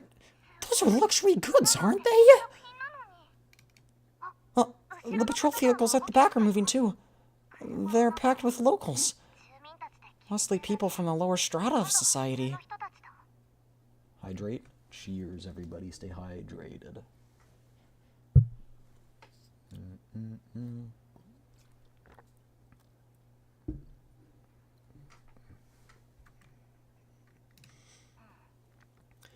Looks like quite a spectacle. Commander, you'd better see this yourself. The luxurious open-top car rolls forward under tight escort, moving like a throne. The driver wears a crisp suit, and the sole passenger is George. But what truly concerns me isn't the actor, but his escort. The force protecting George isn't just the Oathsworn. There are mercenaries that looked even better equipped, as well as their counter-terrorist drones. Their backers are obvious even without a corporate insignia. That's why I didn't order an immediate strike. My friends, dear citizens of Makosh, I know that some of you have heard rumors lately, of rumors of rebellion and unrest, and now I stand before you not to argue, but to tell you the truth. Oh, the evil on his face is crazy. A wave of perfectly synchronized applause erupts. 10 claps, then a precise pause. George closes his eyes, savoring the artificially loyal sound, a satisfied smile tugging at his lips. Only after a long moment does he speak again. This morning we suffered a despicable attack, an orchestrated plot by notorious terrorists from the URNC in collusion with local traders. Though by fortune, my associates and I survived, the clash resulted in nearly 100 casualties among Oathsworns and civilians. Nearly 100 families now in mourning. Under the crowd's gaze, George's voice chokes. He pauses deliberately, letting the heaviness spread. And as Makosha's first leader, I will stand with every wounded citizen. Let us observe a moment of silence for the city once more. In my personal capacity, I will provide double material compensation to every affected household. Huh? He's even rubbing his eyes red. This is totally an act. There's no way the commander caused that many casualties. Yeah, they were casualties created by themselves. But grief alone cannot solve our problems. Many citizens have been affected, injured in the attack, or disrupted by the searches. We must strike back. These rioters and fugitives threaten the order we have worked so hard to build, the very order we rely on to survive. They have only one goal, to plunge Makosh into chaos and seize everything we've built. And we will never allow that. Whoa, his tone suddenly shut up scared me half to death. Today's emergency search has already yielded major results. We've rooted out traitors hiding among you, eliminated dozens of hidden targets. But this is only the beginning. For Makosha's lasting stability, we will continue thorough searches and let no fish slip through the net. George raises both arms. The street erupts once more into uniform applause. He's totally misrepresenting the facts. How can he even say that? They started it, and now he's shifting all the blame. Quite the actor, isn't he? No wonder Makosha's residents buy into his lies. I hear you. I hear your support. Thank you for granting me the honor of uniting everyone. Now, I will issue a bounty to all citizens. We have confirmed that the mastermind behind this is a wanted criminal of the URNC, Commander Evixent. And his accomplice, his co-conspirators, are most trusted former chief engineer, Vasily Pugachev. Screw him, he's spouting all this nonsense while the commander's not even here. Within 5 minutes, the bounty notice will be sent to every citizen's terminal. Anyone providing valid information will receive a reward that will change their fate. Citizens, now is your time to serve Makosh. Protecting Makosh requires everyone's effort. I call on all of you. Rise! Rise and help us eradicate these vermin completely. The rhythmic applause swells into an endless tide, echoing ceaselessly. The motorcade moves forward slowly in the feverish atmosphere, then disappears into the distance. As the convoy disappears, the crowd's applause dies almost instantly. Faces return to weary indifference. It seems his performance wasn't to soothe the people, but to reassure his masters watching from afar. George wants them to see he still has Makosh firmly under control. And at the same time, he reminds the people of one thing. Their loyalty doesn't matter. Only their obedience does. That sounds almost like a threat. Vasily slams his fist into the wall. A dull thud echoes. Perhaps that's the most he can express. Why won't he wake up? If we don't destroy his supply lines and the Erdosat factories, Makosh will never crawl out of the mire. Then we'll have to wake him up. Then we'll have to wake him up to our way. Vasily, are you ready? Oh, I just spilled a bunch of gamer subs. Oops. Hold on. I don't know what to clean this up with. Let me go get towels. Oops. Oopsie. Oopsie poopsie. Give me 1 sec.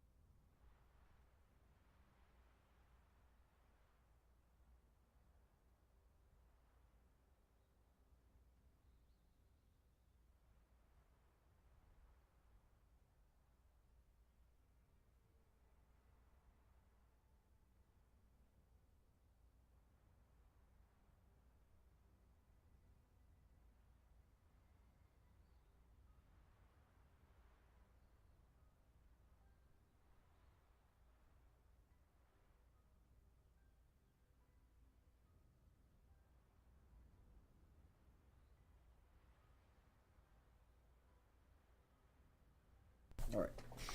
It didn't spill on anything, really, besides my desk, so we're good. Luckily, it didn't hit any areas with stuff on them.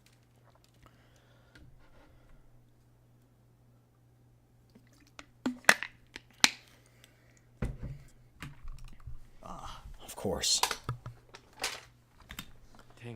Your hands are shaking. George's words got to you. Sorry. I want to pretend I'm fearless, but he reminded me of the comrades we've lost.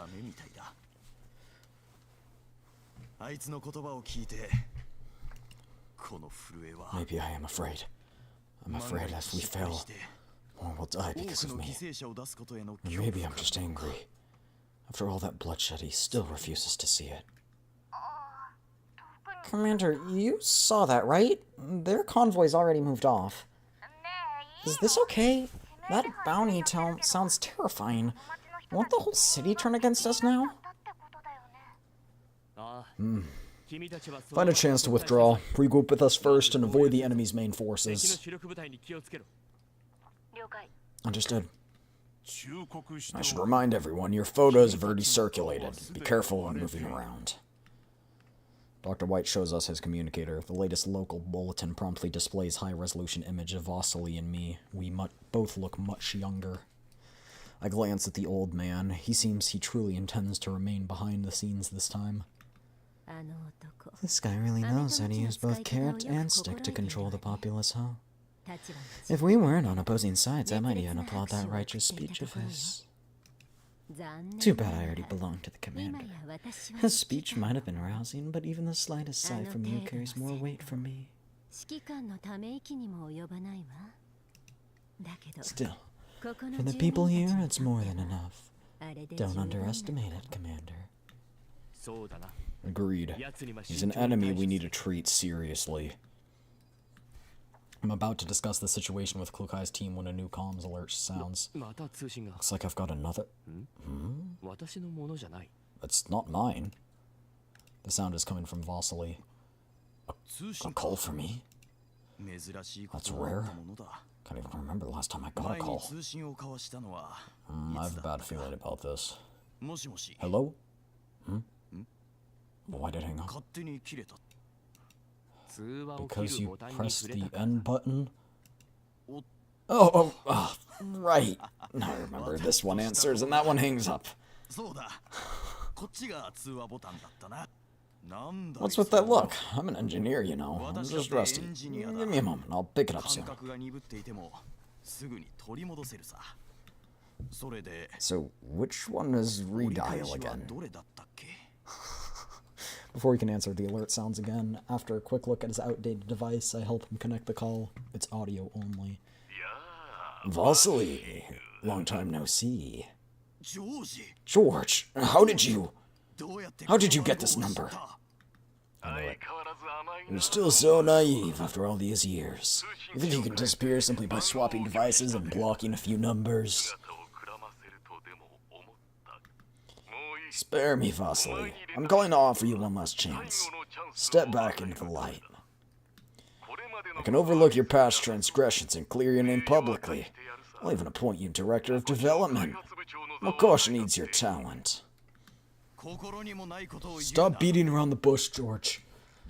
There's no place for you under my sun. State your terms. You already know them. I'll optimize the pharmaceutical lines, improve purity. Once the people from the 11th Bureau are removed, you'll rebuild their failing infrastructure.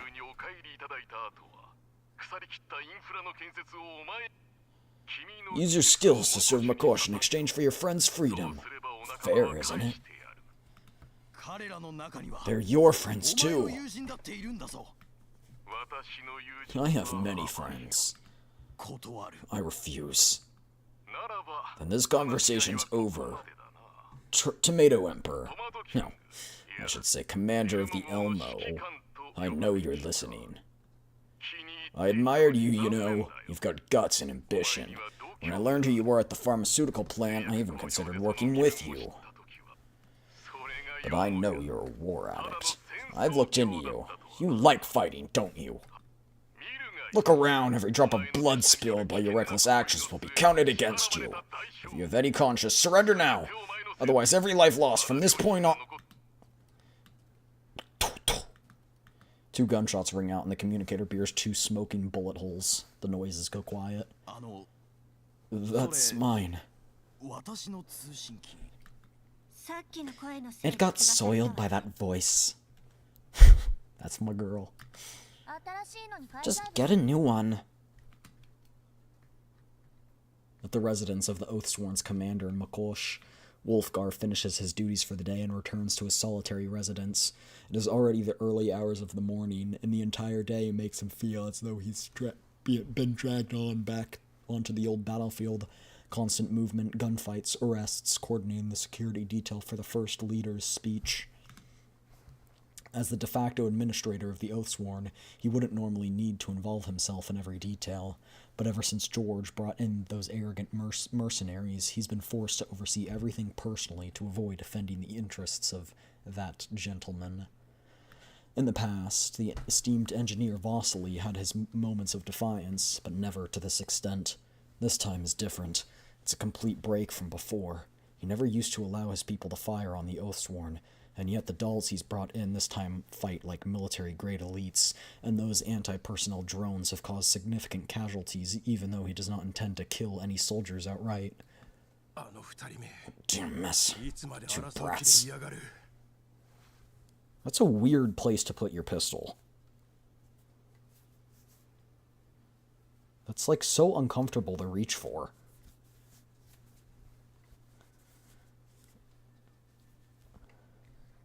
I don't know, like I'm reaching like on my own chest for it to like simulate it. It's...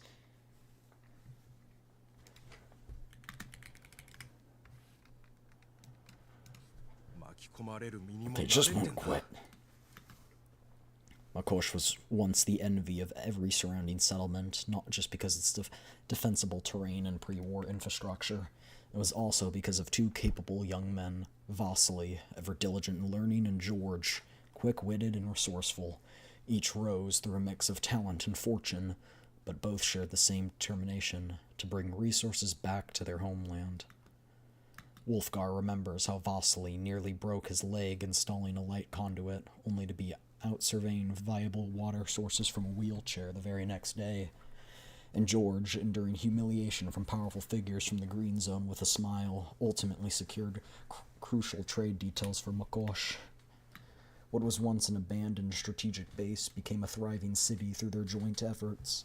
From that, Oathsworn were born, sworn to protect Makosh. Wolfgar led them, swearing in his heart to protect both of those young men. When the first leader and the engineer fell out, Wolfgar chose to support George, just like nearly everyone else, because Vasily helped Makosh survive, but George helped it thrive. It was George who brought in pharmaceutical production lines from the Green Zone, the one who negotiated free supplies of food and medicine. Vasily had done well too.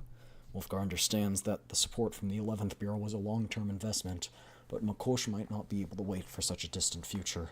Immediate needs are far more pressing. Everyone has subordinates and families. People live in the here and now.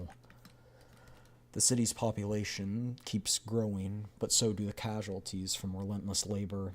Cases of ELID are rising. Vaccines and rations are never enough. The lifeline comes from trading with corporations. George once said that to maintain those contracts, he works himself to exhaustion every day. Even then, the already small profits keep shrinking. Wolfgar doesn't agree with imposing large-scale martial law and conducting mass arrests under these conditions, but George insists. Lately, he's become increasingly autocratic. Of course, as commander of the Oathsworn, Wolfgar understands the pressure on the First Leader, but this time, it's gone too far. Informants reported to him that during George's speech, they overheard several complaints. We don't even know where today's rations are coming from, and we're supposed to stand here listening to this nonsense. They took away the only doctor in our district. My mother's life depends on her. Did you know? The people around George shot a sick man who was blocking the road when they entered the city. Why do we still have to bow to them? I heard Vasily's people were using tomatoes as cover. Did they confiscate those tomatoes? Think we could get a rotten one? I want my son to know what a real vegetable tastes like.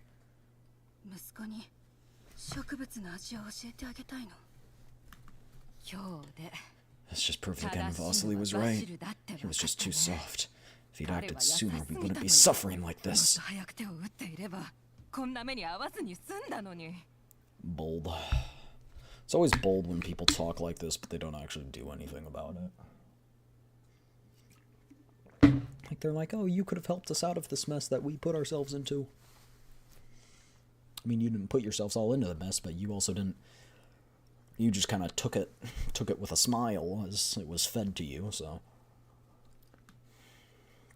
Wolfgar ignores most of these reports and only instructs his agents to keep an eye on those who go too far. If everyone who has ever expressed dissatisfaction with George, or support for Vasily, were to be arrested, the city would soon be reduced to nothing but the Oathsworn, and then half of them would arrest the other half.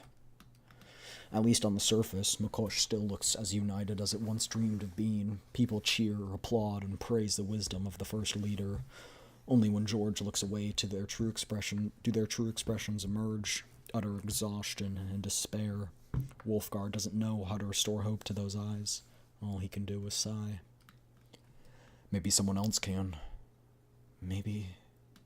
This can't go on. Leader, this can't go on. We're reaching the limit. Who's there? His body's exhausted, but his mind refuses to rest. Wolfgar reaches for the half bottle of vodka he saved, but shifts to draw his sidearm instead. A faint noise behind him has triggered a soldier's reflex. The reaction is correct, but it's not fast enough. The moment his fingers brush the metal, a slender spike pins the gun to the table with perfect precision. He tries to vault over the desk toward his alarm, but someone grabs him by the collar and hurls him into the wall. The sharp pain in his tailbone leaves him unable to move. Gritting his teeth, he forces himself to focus toward the doorway. His guards lie sprawled outside, seemingly plunged into a deep sleep, one that will almost certainly end with concussions and skull trauma. A laugh, melodious as a nightingale, yet chilling to the bone. Slowly, Wolfgar turns his head. In dim light, he can only make out a graceful silhouette like a mythical dark spirit. If he hadn't seen the photos and learned that she was one of the Tomato Emperor's subordinates working with Vasily, he might never have recognized her as a doll at all. Smart. After all these years, Vasily's finally learned how to fight a war. But half the Oathworn is still under the direct control of the First Leader. He's brought in elite forces from outside. Tell your master they don't stand a chance.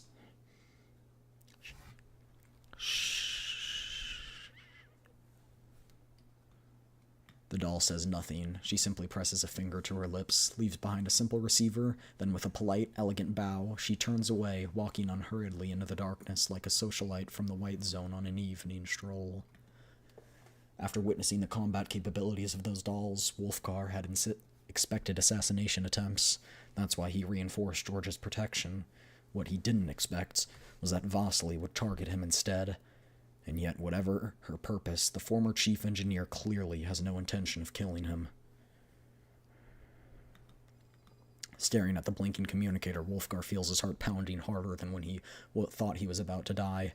Perhaps it's a premonition that something even greater than death is about to happen.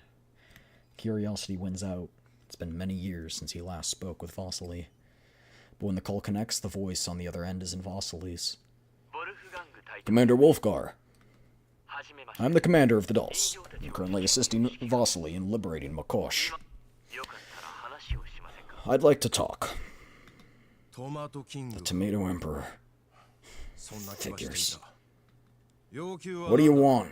I doubt I have anything you could take short of bullets. What we want is a solution that benefits everyone. Makosh pays the smallest possible price. I achieve my objective. Everybody wins. Wolfgar isn't sure how he's supposed to react to that. Emotionally, he wants to burst out laughing. Either the other party thinks he's a fool, or he himself is a fool to propose such a thing at such a time. And yet, he's heard the stories. This man defeated, or at least held his own against the corporations in the green zones. To Makosh, the corporations are almost like gods. Wolfgar has seen people enshrine their symbols at home, offering prayers of gratitude. So to them, this commander is something of like a god slayer. That's impossible, kid. Impossible. Why don't you just have your dolls take me out cleanly? Save us both the trouble of this conversation. You don't have what it takes to fight George. Killing you wouldn't solve anything. George would simply replace you, or hand the Oathsworn directly to the corporations. That would prevent anyone sympathetic to Vasily from controlling the military. So I'm on your side, Commander of the Oathsworn. You're far more valuable to us alive and in position than dead. That's an insulting, kid. No soldier can tolerate being told that by an enemy. Enemy? If I'm not mistaken, the very meaning of Oathsworn is an army sworn to protect Makosh. What Vasily seeks is the development of his homeland and the well-being of its people. That doesn't violate your oath, now, does it? So what? Sharing the same ideals but walking different paths? That's exactly why the world ends up the way it is, no? Leaving you aside, I believe Vasily's motives are pure, but can he feed those people? George can. He's the backing of powerful corporations in the Green Zone. If they move against us, we won't be able to sell anything. That may have been true before, but the situation has changed. What's changed? Just because he's got a vegetable-peddling fugitive standing next to him? You know as well as I do, nothing the corporations provide is free. Take today's lavish motorsod. Someone has to pay for that. If we're forced into open conflict, Makosh will only decline further, taking on more debt, signing even more agreements. The city you swore to protect is dying. This time, it's not because of Elid nor the infected. It's the indifference of the very army sworn to defend it. That's enough. Just talking is already compromising my position. You have nothing besides a handful of dolls. Makosh doesn't lack guns, it lacks money, medicine, food for everyone. Why don't you go back to your business and leave the city to its own people? I will, but first, I'll need to return the city to its people. This communicator is custom built. Signal can't be traced or even detected, but it only allows one outgoing call. I won't contact you again. In return, you'll have one chance to contact me. Just once. Save it. Wolfgar cuts the line and raises the device, ready to throw it aside, but something stops him. The hesitation sends a chill down his spine. After a moment, he lowers his hand, grabs the vodka he couldn't reach before, and tries to steady his thoughts. He doesn't dare dwell on the fact that, for a single second, he actually considered the offer. In the end, Vasily agrees on taking on 2 dolls as bodyguards. He must admit it feels quite reassuring to have someone watching over him from the shadows. Things used to be much more simple. They would even discuss how to persuade George or force his hand in someone's home. However, he's never been this close to victory. It's the commander, and especially Dr. White, who helped him understand just how naive he used to be. The commander's call with Wolfgar did not go well. That stubborn commander of the Oathsworn is no cruel villain, but he has never supported Vasily. He made it plenty clear that he doesn't think Vasily is leadership material, and hung up on the communicator that Lorelei had made great effort to deliver. Don't worry, there's still hope. According to Dr. White, that commander may be gruff, but deep down he's a cautious pragmatist. He'll bow down to the facts. Vasily knows the commander is right. Without winning over at least part of the Oathsworn, even victory would destroy Makosh. He tries contacting old allies, hoping to find someone willing to persuade Wolfgar. Unfortunately, after George's crackdown, most refuse. Only a few longtime friends agree to meet. Many of them are engineers too. We've been using the sewer lighting system to pass messages. Commander, these are all my friends. The figures are obscured in dim light, but Klukai's team confirms that none of them are armed after a scan. It's a start, at the very least. Vasily! God, you're alive! I knew that prison couldn't hold you! Vasily looks around, his voice steady. I'm truly glad to see you all safe. This time I'm stepping forward to realize our shared ideal, to completely end George's rule. This time with you, and with the commander's support, we will win. Allow me to formally introduce our partner. Vasily looks toward the commander with confidence, even pride, but before he can continue, someone interrupts. And among them is Vasily's closest comrade from the past. It's the commander on the wanted list! Vasily, we trust you, but that doesn't mean we can accept someone with an unknown background. Who knows what his real intentions are? It's fine, Rex. The commander's a hero. I can personally vouch for him. A hero? Maybe. But with this many people, what are our odds? You saw today's search operation, didn't you? The Oathsworn have grown tremendously these past few years. This isn't something we can take on with just a few guns. It'll be different this time. The commander's firepower can stand against George. We're not throwing eggs at a rock. But if we open fire, people will die, won't they? I still have friends in the Oathsworn. You know my brother-in-law's in there too. Jet, you. Don't get me wrong, Vasily. I won't betray you. I just think... Well... Look. Instead of more pointless sacrifice, maybe you should reconcile with George. If you think about it, your conflict isn't irreconcilable. George never tried to take your life. He did try and take his life. That's impossible now. You think negotiations can change anything here? Life is hard now, sure, but it's still better than other places in the Yellow Zone. We can still trade. Even the Vyargers don't dare raid us. It's all thanks to George, the Oathsworn. And you. Who knows what will happen if we rock the boat? What if the Vyargers take advantage? Can we even resist them? Voices overlap, complaints, worries, fears. Each word lands like a hammer on Vasili's heart. Vasily slowly closes his eyes. When he opens them again, even he is surprised. His resolve hasn't wavered. It has only grown stronger. I understand. I'm truly happy to see you all safe.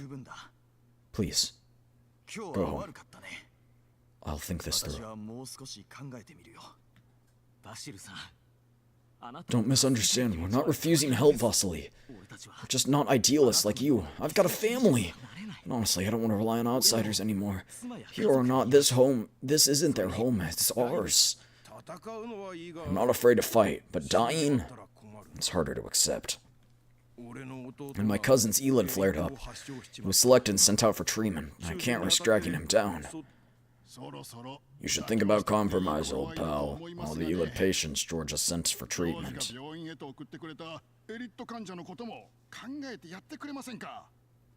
If you want to negotiate with George, contact me. You know, sometimes he still talks about you. Your brothers, surely you can talk things out.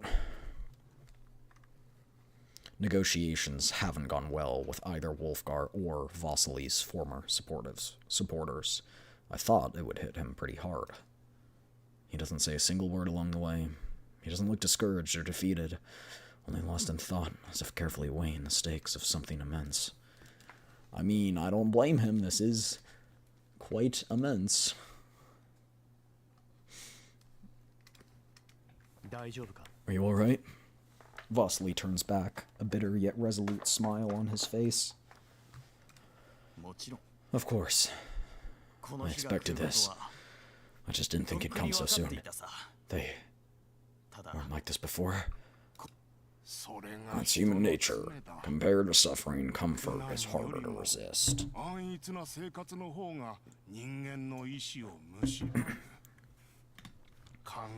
You've been in prison too long, Vasily. So what now? Are you really going to try and make peace with George? No!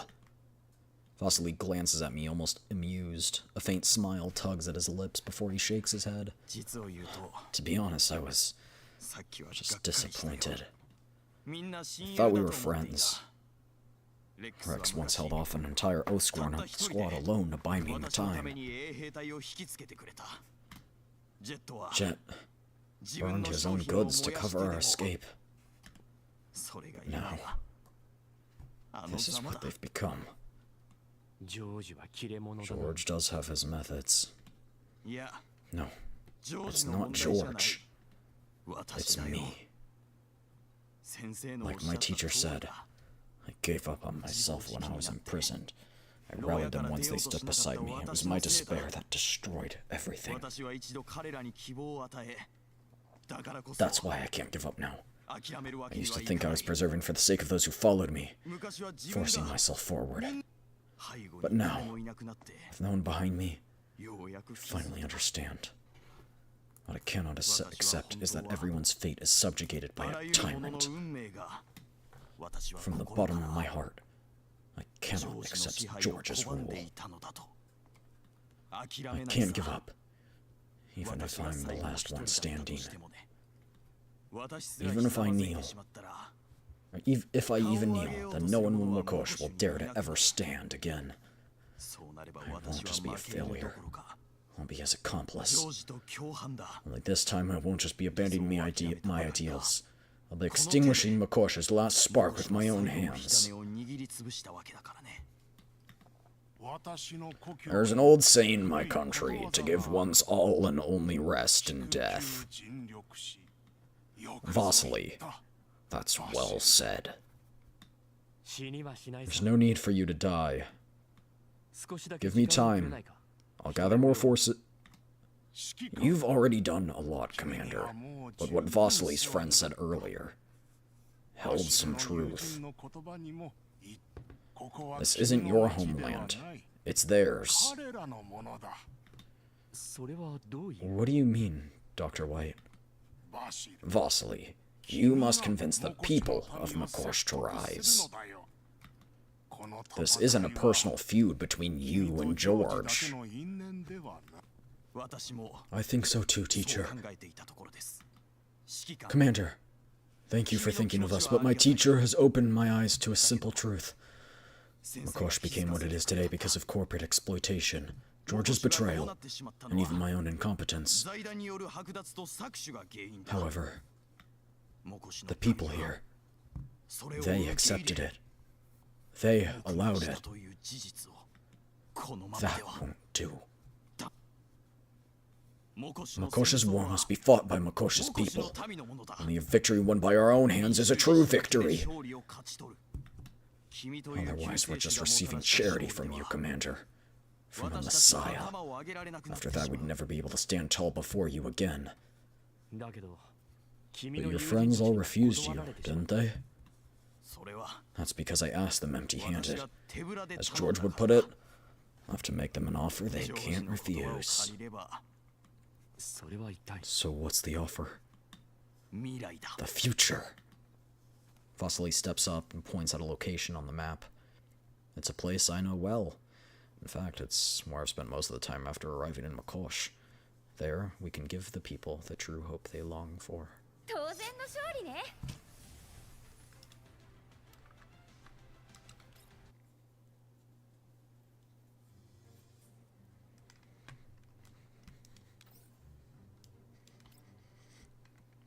The luxury car moves slowly forward while surrounded by a dense crowd. The incendiary speech continues to loop on massive street screens, the impassioned voice echoing down the long avenue. Inside the car, however, the First Leader simply sits in the back seat, silently gazing out at the forest of high-rises and bustling streets, his expression unreadable. In his hand, the screen of the latest communicator has just gone dark. Vasily, why do you have to still insist on opposing me, refusing even to hear me out? I've brought wealth to Mikosh. What we have now is far more than that dilapidated settlement we once were. Sacrifice something insignificant, complete the deal, gain greater value. It's such a simple principle. How can you not understand it? George turns on the screen again. Staring at the abruptly terminated call record, his lips twist into a sardonic grimace. In the end, you're just a coward, naive, childish, acting all holier than thou. You can draw designs and that's about it. Cheers, everyone. Stay hydrated. Thank you for the hydrate, Sleepy. But in this city, standing firm in the yellow zones isn't built on your blueprints alone. The sharply dressed young man stands before a newly unveiled production and bows toward the terminal screen. I knew it was going to be a flashback. Can you see this? This is the pharmaceutical plant completed in Phase 1. We've been able to build such an advanced production line thanks to your support. Recruitment and training of staff are progressing steadily. We expect to begin the first round of vaccine production next week. Next, we'll continue expanding the second and third production lines according to plan.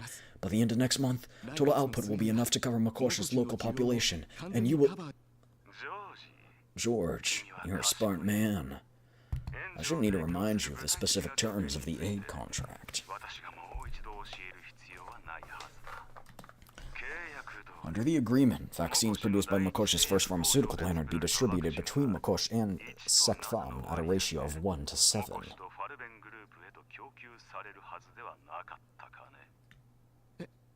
Yes. My apologies. I got carried away seeing the plant completed. You're right. Without Sektfam, this plant wouldn't exist.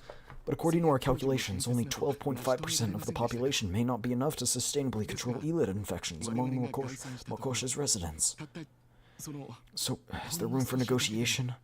Mikosh has no shortage of manpower. We can increase... George, personally, I admire capable young people like you. But you must understand that the Yellow Zone Elite sponsorship program supports the individual, not their hometown. We chose to fund Makosha's plan because of your performance within the conglomerate, and the feasibility report you submitted on population data and pharmaceutical profitability. Sect Fob is not a charity. Capital flows only where it generates the greatest return. If Makosha's pharmaceutical plan cannot meet expectations, funding and technical support can be withdrawn at any time.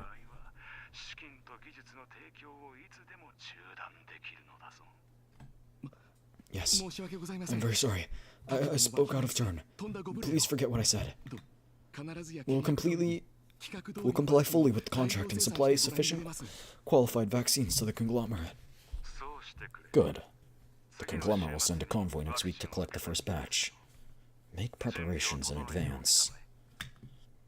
Transporting vaccines from Makosh to Odessa is expensive. I don't want empty runs. But the original delivery was scheduled for the end of the month. That was the plan, but I've changed my mind. The conglomerate is currently facing a vaccine shortage. Makosha's line can fill the gap. As for the first batch, I know what you're thinking. You want to distribute it to local residents first, don't you? After all, Sect Fom is far away.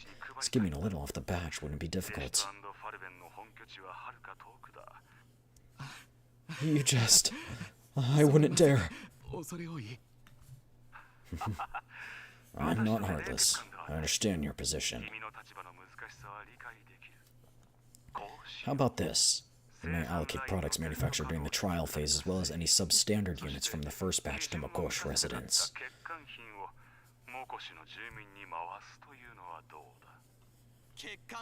Substandard units? Are you joking? Fussily, shut up! The young man forces a nervous smile at the camera and bows deeply again. My deepest apologies. My companion lacks proper etiquette. Please forgive the offense. We appreciate your generosity with these terms. We will begin production immediately and ensure delivery on schedule. Remember, you were selected because of your ability.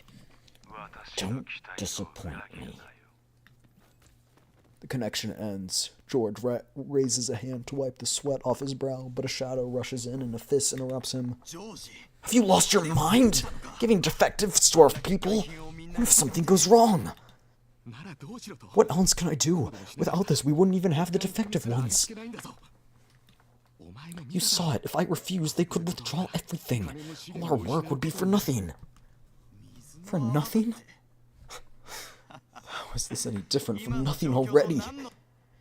We signed the contract. You convinced everyone to accept those unfair terms. You said you'd negotiate better conditions later. Now this is the result. How do you explain it to the people? Understand this. We're not walking away empty-handed. Mr. Zimmerman is only taking the first batch. The vaccines planned for this month will come next month. And as far as for defective units, honestly, has all that studying made you this picky? Haven't we always used what the white and green zones discard? That's... The suited young man pats his companion's shoulder, smiling as he casually drapes an arm around him and guides him out. Come on, don't sulk. The plant is built. We've taken the first step. You should be happy. Instead of complaining, think about how to reassure everyone. You're better with people than I am. Like when he was doing good boy. Well, not necessarily. You can see the toxic traits in him and the slow development. He's not great. The young man stares at the large pile of rare supplies in the office and the dolls who delivered them, then turns to the terminal screen, somewhat at a loss. Mr. Zimmerman, aren't these supplies too valuable for me? Relax, George. I've reviewed the plant's production and supply records. You've done well. Sect Fob does not skimp on rewarding excellence. These are simply your due. Thea, give that to him. The doll called Thea nods and retrieves a small box from a portable safe. She opens it. George's eyes widen instantly. These vaccines are yours. Produced in Odessa for the White Zone. Far superior to Makosh. A single dose provides long-term immunity. Of course, you may also give them to your companions. The plant is still expanding. Makosh will grow more prosperous. You can't manage everything alone, can you? Thank you. Your support is... No need to thank me. This comes with conditions. You should have received the email by now. You mean the notice about the confidential trial of Sect Fom's latest elite immunity drug in Makosh? I've seen the report, 92% efficacy in early trials. Exactly. You understand what that means. If it succeeds in Makosh, vaccines will no longer be scarce. That'll be a great boon to the people of Makosh. Can you do it, George? The young man smiles, takes a few deep breaths, and slowly clenches his fist. Of course. Haha. You've always been smart. I know I never have to worry about you. And keep up the good work. Oh, and this Dolcotea will be your assistant. Keep her close. The conglomerate will continue assigning personnel to support the operations and security of the pharmaceutical. Understood. Thank you. I won't disappoint you. George snaps out of the distant memory, his gaze drifting again to the window. Countless screens are playing his speech. He's always surrounded by the oath-sworn in the crowd, greeted by applause and light wherever he goes. Vasily understands neither politics nor compromise. They are meant to stand together, yet he only ever drags George down, and he has now become his greatest enemy. Only drags him down? Wouldn't have a city without the dude. That's right. Everything I have now, I have through my own ability and effort. Yeah, they owe everything to you, huh, buddy? Without me, without the conglomerate support, it would never be what it is today. Vasily, you just don't understand. You were born in the Yellow Zone.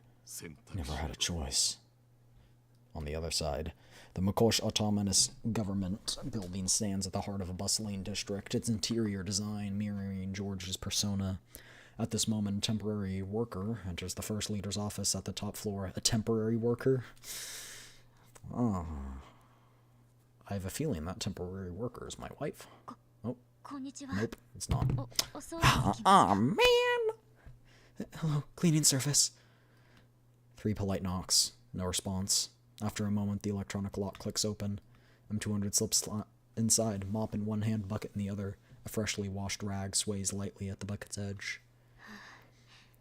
Good thing I learned a little bit of password cracking before. Now, where to start cleaning? Filing cabinet? Server rack?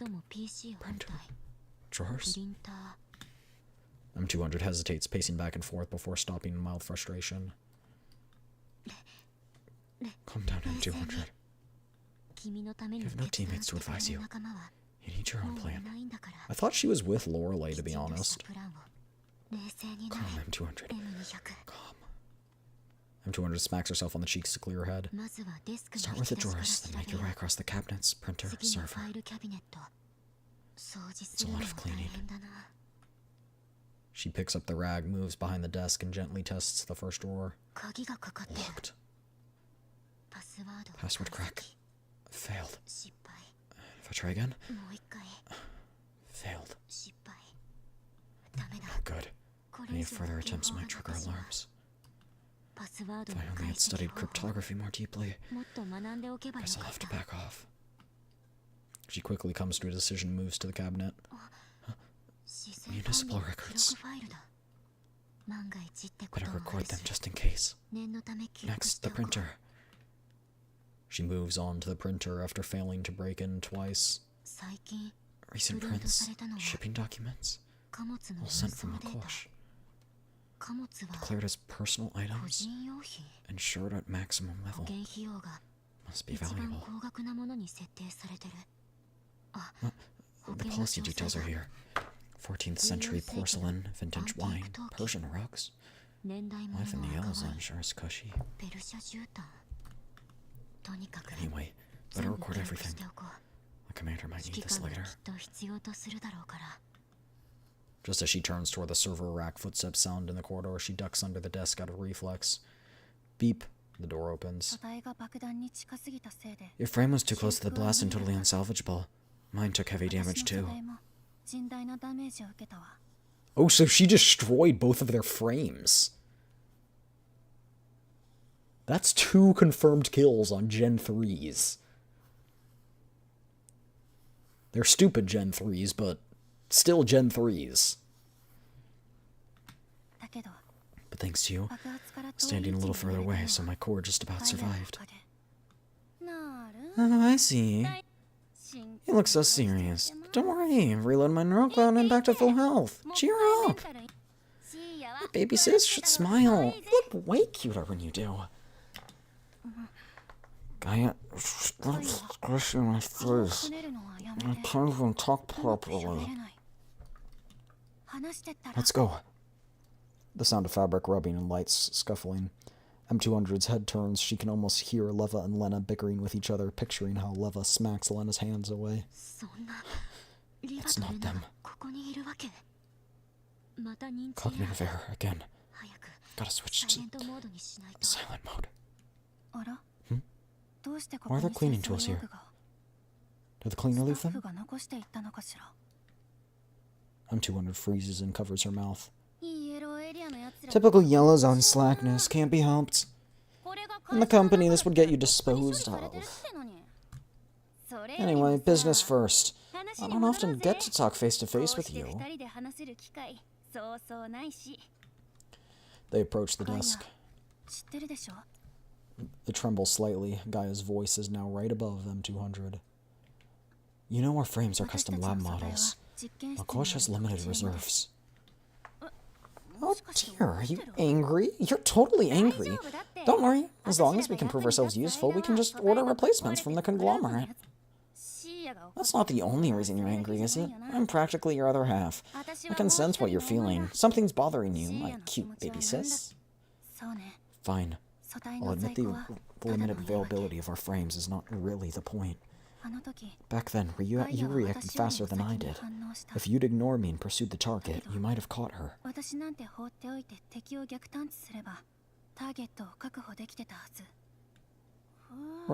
Really? Well, I have no memory of what happened. Maybe I based my course of action on some other specific condition at the scene? Besides, being blown to pieces hurts. I don't want you to suffer. The lab locked our sensory parameters. We can't disable them. I really don't understand the point of that design. So what if I'd been blown to bits? I wouldn't have retained the memory of the pain I suffered, just like you didn't. That's not the point. I was still me in that last frame. What I felt was at that moment will still matter, don't you think? Dolls have no feelings. Or if they do, they don't matter. That's what I've learned from this place. That's what they want you to think. The world isn't kind to dolls, no matter where we go, so let me be kind. I'll treat you with kindness. And give you all my love. This is putting a slight hint of maybe they'll betray the conglomerate on them or something, I don't know. Nothing matters more than my cute baby doll. Not mother, not the conglomerate. Remember that, Thea. Work doesn't matter. No matter how hard we work, there'll never be any promotions or a reward for us. Your feelings matter most. Sister, I know. It's just... these days have been stressful. Mr. George keeps probing for classified data beyond his authorization, and threats are rising. I don't even want to think about my report to the higher-ups. It's fine, I'll handle it. If they don't just die, the problem's solved, right? Leave it to me. Is it though? After the incident in Lviv, the conglomerate's control has been weakening for whatever reason.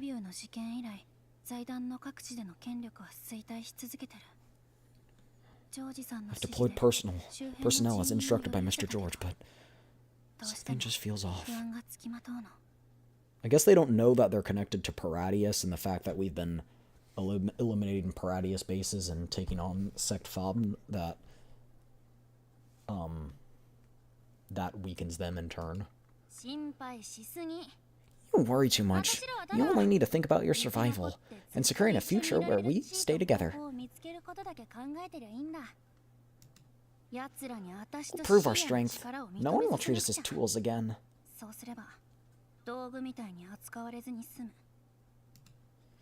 Alright, let's go. Since we rarely meet, how about you treat me to something good?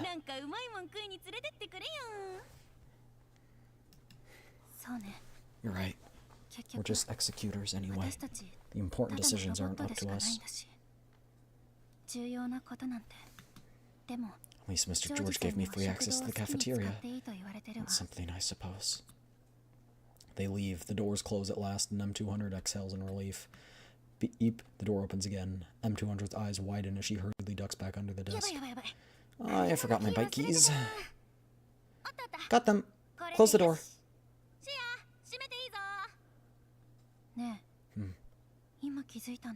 I've got a feeling. Something's different about this office from when I left this morning. Are they going to stay in it and close the door and to try and lure her out? They have steps toward to inspect the room. M200's hand inches toward her weapon. Oh, come on! Work's making you paranoid! Let's go already! Slam. The door finally shuts for good this time. M200 decides to abandon the search. She slips out swiftly once the corridor is quiet.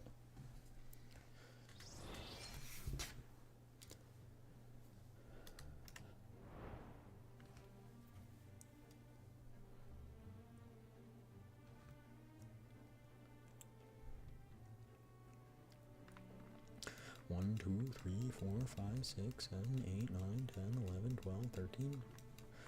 How does she hide her weapon when it's bigger than her? Remember she puts it in the suitcase.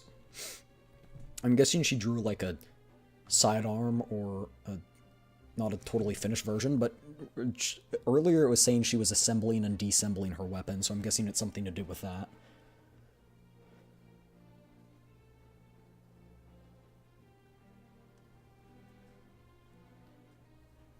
At least, I'm assuming.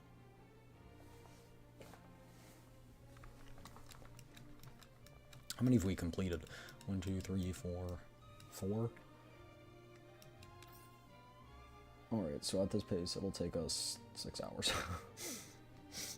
Not 6 more hours, but total 4 more.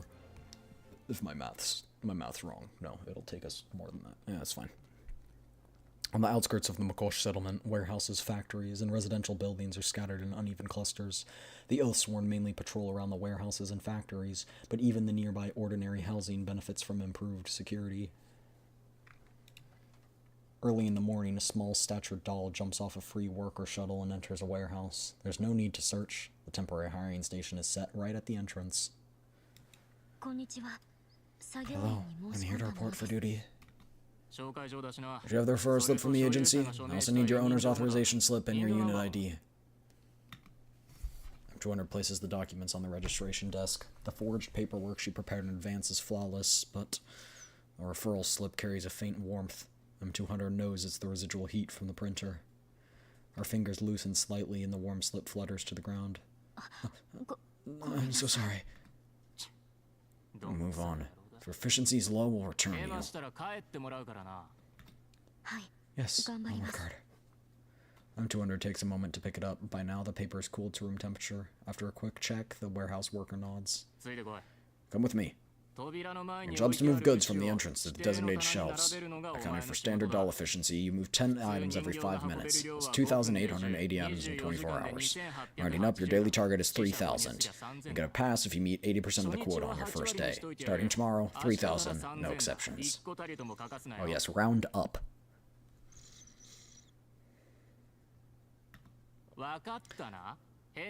Understand? Any questions? That's not how rounding works. No, never mind. May I ask, is that 3,000 items in 24 hours with no rest time? Robot works 24 hours a day, no? If you need rest, then what use are you? You look like a newer model. Don't be lazy. Need some proper work ethics. Anything else? If you can work, work. If not, there are plenty lined up behind you. Yes, I can work. I'll start right away. Get moving. Suggest you run and you won't hit 10 items every 5 minutes by walking. Got other rookies to process. Figure it out yourself. The worker runs off, leaving M200 alone to survey the warehouse. If not for the documents she saw in George's office, no one would suspect that these ordinary crates contained priceless luxury goods. If I can find the manager's office, I can see the next destination. Could these goods be heading toward properties owned by high-level officials? Hey, newbie, why are you just standing there? I'm already finished briefing the one behind you. Move! Yes, sir. M200 hurries to the pile of goods at the entrance. While moving, she carefully studies the layout of the warehouse and how the shelves are arranged. The first floor is all shelving. On the second floor, a protruding room along the wall is likely the manager's office. A narrow staircase sits along the south wall. No elevator. The main gate is wide and tall enough for heavy vehicles with aerial ladders. It's pretty simple and straightforward. All memorized. Now I just need an opportunity to approach the stairs. Perhaps a delivery to nearby shelves. Until then, I'll keep moving cargo. This goes here. This goes here. This goes here. This goes here. Hey, why are you slowing down again? You're faster earlier. Keep running. Robots don't get tired. Save me the act. Even machines degrade under a continuous high-load operation. That's basically the same as fatigue experienced by humans, is it not? M200 lifts her 500th crate, muttering softly as she scans the barcode. South 296, row 3, shelf 2. Done. Need to move faster, this one's almost overdue. Next, south 312, row 5, shelf 7. No. Wait, I'm not here to work. Only 500 items and I'm already forming reflexes. South 312. Huh? Her dull eyes light up again. That's right by the stairs. This is my chance. M200 slips between the shelves into a blind spot beyond camera coverage. The worker is also conveniently located a spot where he can't see her. She sets the crate down and darts up the stairs while the worker is briefing another doll. Unlock, please work on the first try. Commander, please watch over me. Her hands tremble slightly due to the nerves, but cracking the password on an electronic lock requires little physical dexterity. Beep. The door handle yields in M200's hand, and the lock releases. Good. It went smoothly. Colleen? The door opens. A pistol emerges from the gap, its barrel pressed against M200's chest. M200 stares at Kalina. M200 stares as Kalina stands there with her gun raised. I've been watching you. You know how much a doll looking around furtively sticks out among a bunch of dumb bots moving like clockwork? This is not Kalina. Speak. Who sent you? What's your objective? The armed manager yawns and steps out of the office. Security droids emerge, surrounding the platform. Kalina wouldn't say that. This isn't her. Don't be fooled by the hallucination. Scared into babbling gibberish? First time doing this? It's a hallucination she's having. It's not actually Kalina, and that's not actually what the manager looks like. It's just hallucination. The unexpected visual throws M200 off, but only for a few seconds. I'm sorry, I'm still inexperienced. Would you mind lowering the gun? When I'm scared, I forget my objective. I do mind. The gun remains steadily pressed against M200. You're afraid. Then what about me? A doll could crush my ribs easily. You better stay still. Don't make me more afraid or I might accidentally shoot your core. Then, may I ask how I was discovered? What do you think?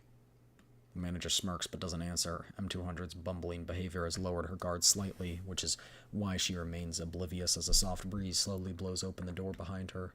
M200 glimpses the control room, walls of surveillance feeds, hundreds of figures moving along pre-plotted routes observed from hundreds of angles flood her vision.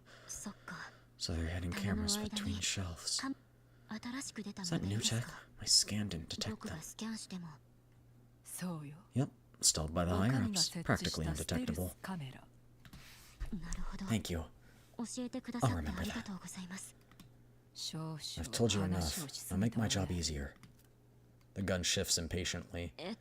Actually... I'm an investigative doll from Nonfa, assigned to a classified mission by the URNC government. I'm sorry, but even if you put a hole through me here, my core protocols prevent me from disclosing any details.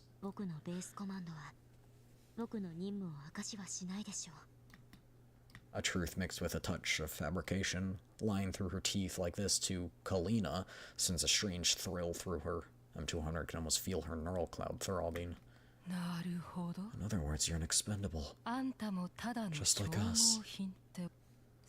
Where's your real ID? The registry didn't mention anything about Nonfa. It's in my back. Please lower your weapon, I'll show you. Please rest assured, I'm well trained and very polite.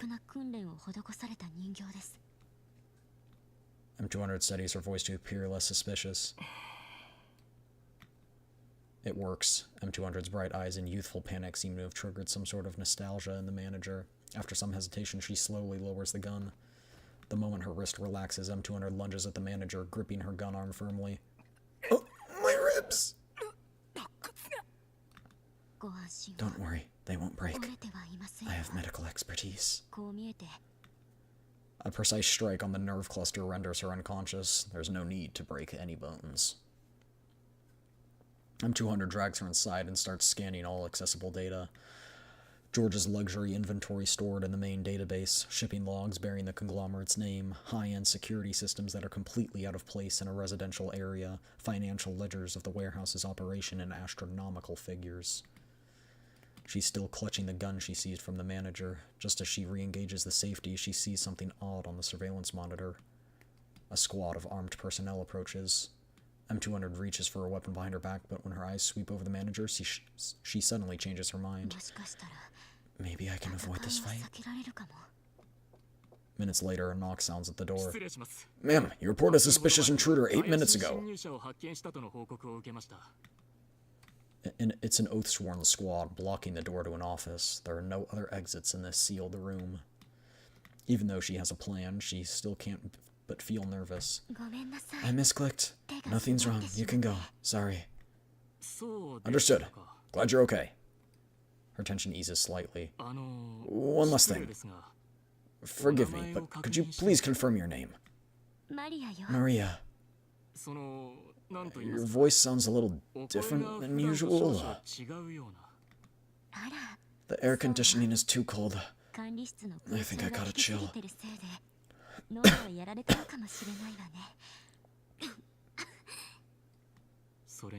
You also seem shorter. My shoes are quite old. The soles may have worn down. I see.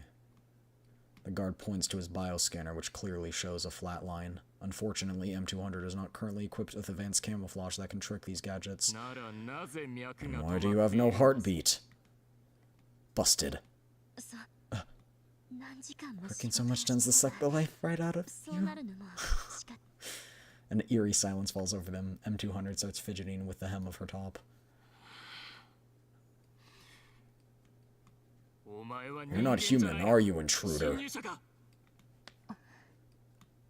The oath-sworn squad leader barely hears her muttering until she draws her weapon and strikes him with the stock. I can do this. Even I can do this.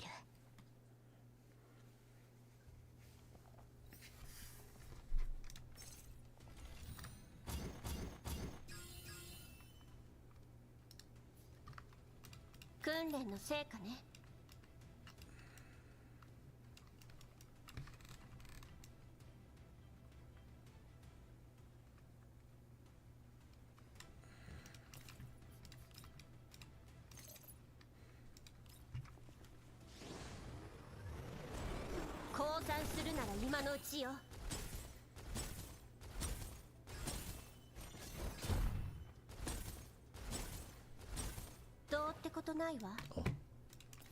It was close.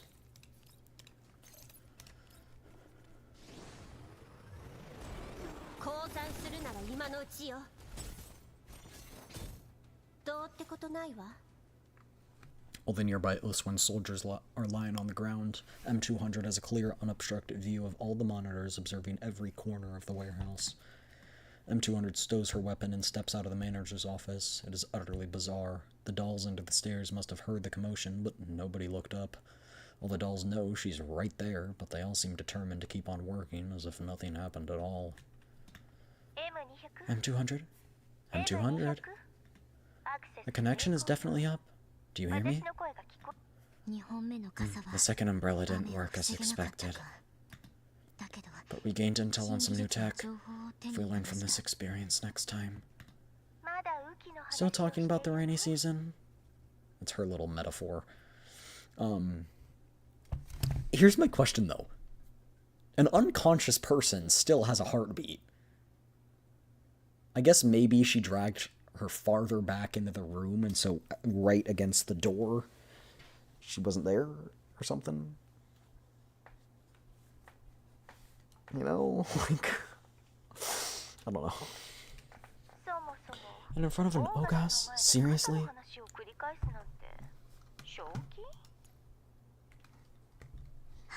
My second umbrella is called Disguise.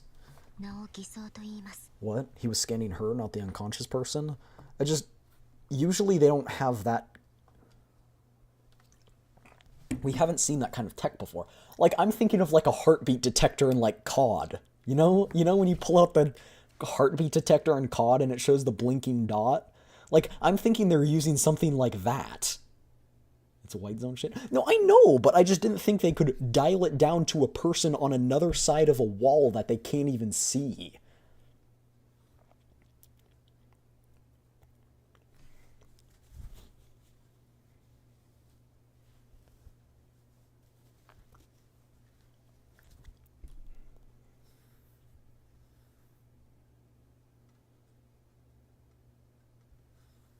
You know, like, because if she was right next to the unconscious person, I thought it, Did you ever think they did the scan while they were asking the questions? And?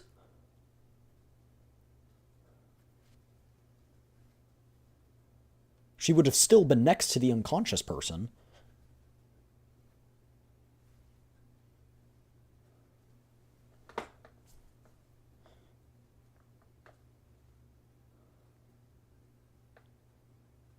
Like, that doesn't change anything. How would she hide the body behind her? The body's on the freaking floor. But yet again, they scanned M200. And I'm saying I didn't know they had the tech to scan a person that they can't see on a different side of a wall. How does it identify person to person on which one to scan? Like, do I seriously need to pull out MS Paint for this? There's no way.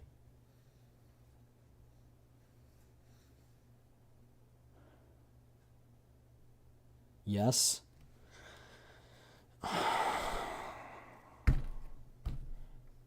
They're talking face to face? No, they're not.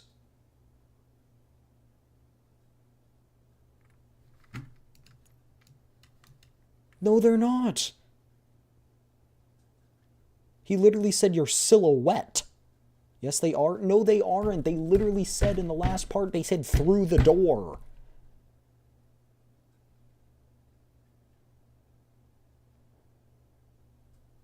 You think the soldiers seriously would have been like, oh, you're shorter than last time, but oh, you don't look completely different, and so I don't suspect you. Like, come on. Like, use your noodle. Like,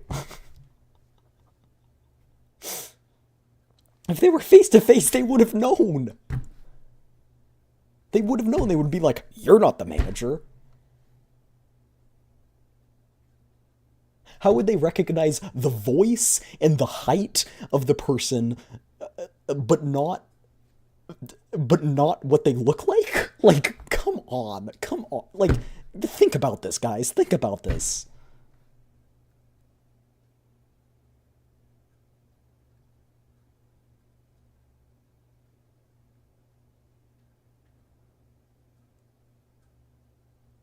Like, what's the argument there?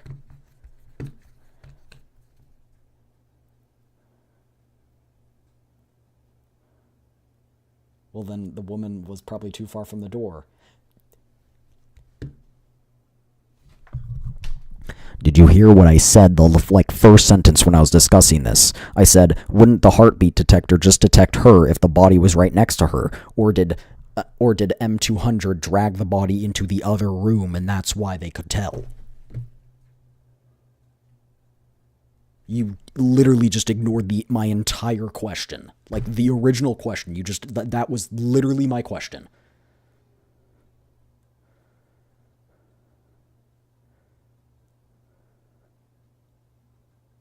I think someone's a little angry. Yeah, it's because you guys are idiots. Like, you guys are trying to argue on things that rationally do not make sense. I don't know why she'd leave her body. Why would you move the body? You're in a locked room. Like, you have no reason to. Because the fight happened right next to the door.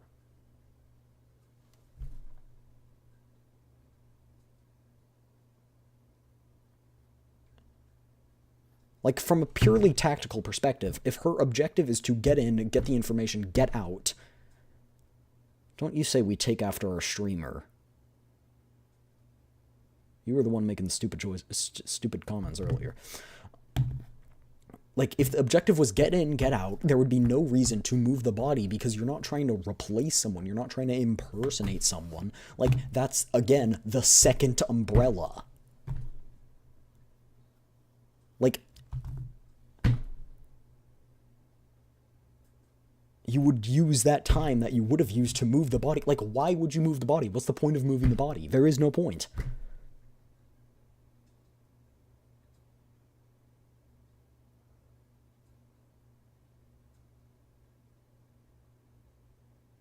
That's all I'm saying. Like, if we think about this from a logical perspective, it doesn't make a lot of sense, which is fine. I was just saying, how does it work? Because I was just confused. Maybe she accidentally killed. She literally said she didn't hit her hard enough to break any bones. She hit her in a point that made her go, quote, unconscious. Unconscious does not mean dead. Moving on. Miss Dandelion, when did you establish the connection? Sorry, I'll do my best to avoid the subject. From when I called your destination, or designation. Oh, 1 second, please. Let me finish up. On the surveillance monitor, the warehouse worker is still sitting at the entrance, waiting to brief new doll porters. Below the stairs, the dolls are still fully focused on moving crates. M200 watches them and recalls how she herself got engrossed in the task of moving crates that she almost forgot her own mission. If they stop, they don't meet the quota and lose pay.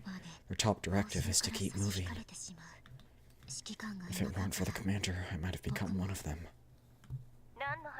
I don't know what you're talking about. Bandwidth is limited. I'm cutting video. M200. The connection should hold for a short while. Find a safe house. We'll resume the cleanup process. Understood. Withdrawing now. M200 packs up her equipment and exits swiftly, vaulting over the wall. Miss Dandelion, I have new intel that the commander may find useful. Sending everything now. Please relay it. Impressive. All classified data not found even in Makosh's digital database. Where'd you get all this sweet, juicy stuff? In George's office, among municipal records and correspondence with a Mr. Zimmerman. Uploading. It's entirely your call, but I did say time is limited. Do you want to leave the virus removal for later? The commander comes first. As for the virus, I've gotten used to it. I can live with it for a bit longer.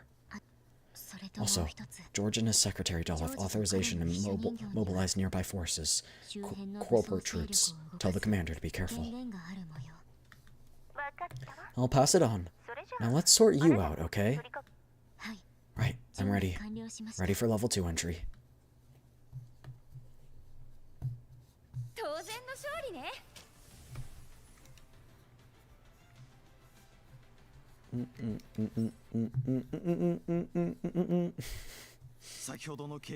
I come back catching strays. What? Huh? Well, thank you for the follow, Mamas. Welcome, welcome. What do you mean you were catching strays? Come back catching strays? Oh, was that when with the argument I was having with chat? That wasn't you. You weren't making the stupid comments. Oh.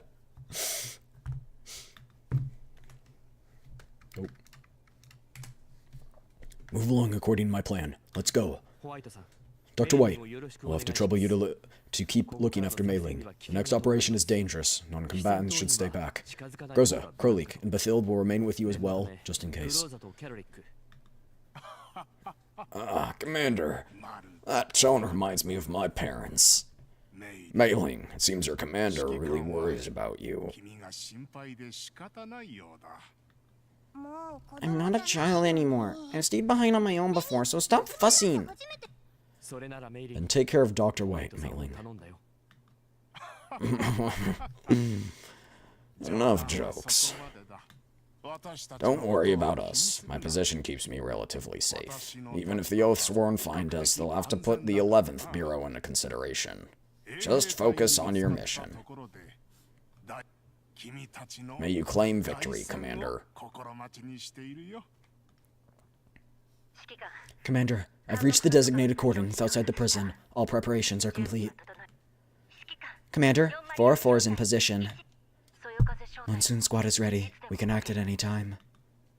As the squads take their positions one after another, Vasily crouches carefully behind cover as he stares at the large, oppressive iron gate he only recently escaped from. His body tenses.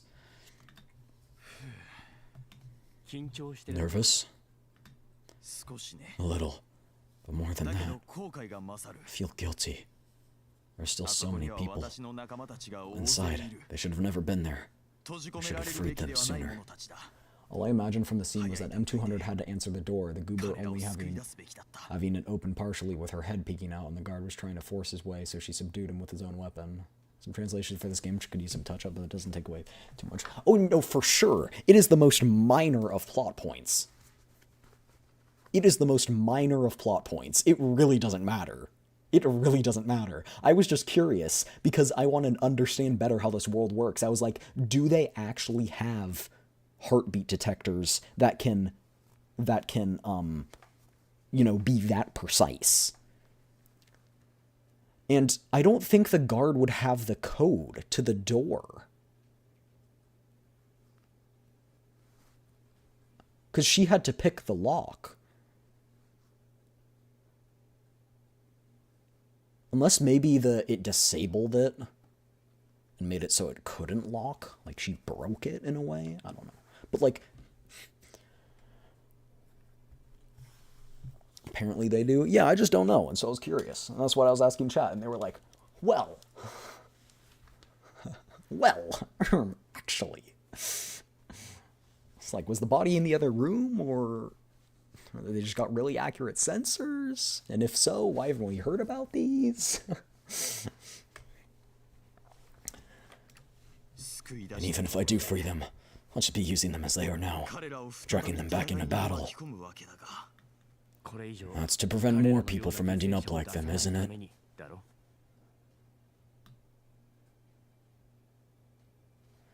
Vasily nods, as if making up his mind. He holds out a hand. Commander, could you lend me a gun, if you have a spare? This time, I want to do my part properly. Let everyone see my resolve. Of course. I take out a spare firearm and place it firmly in his hand. It's yours. Use it well. Commander, the Oathsworn are beginning their shift rotation. Do we move now? Attention, all squads. The operation begins now. Your target is the Makosh prison. Full breach. Yes, Commander.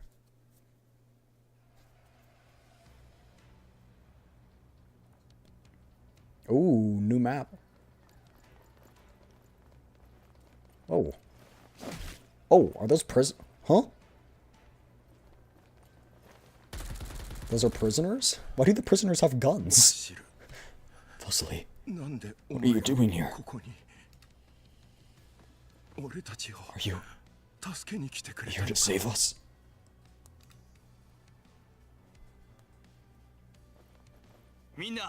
Sorry to keep you waiting. I'm here to rescue everyone. Those aren't even proper guns, those are flare guns. Yeah, they're like... They look kind of like flare guns. Hey, but I wouldn't be complaining too much about these flare guns when you have some of the Adul's pistols looking like freaking Lego bricks. You know what I'm talking about? That one default pistol that's like a blue, a 3-star. It looks like a freaking Lego pistol.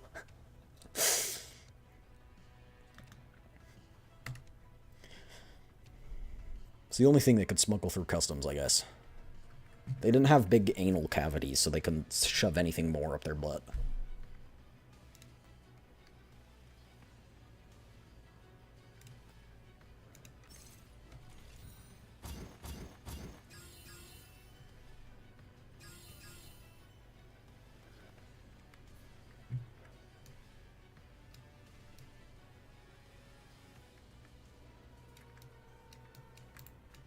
Okay.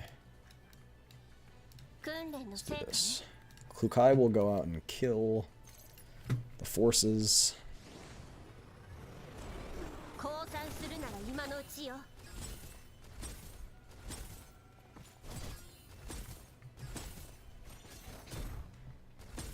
どうってことないわ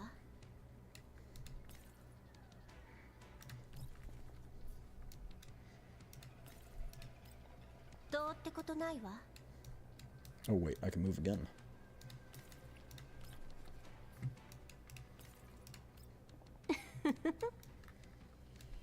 はいはい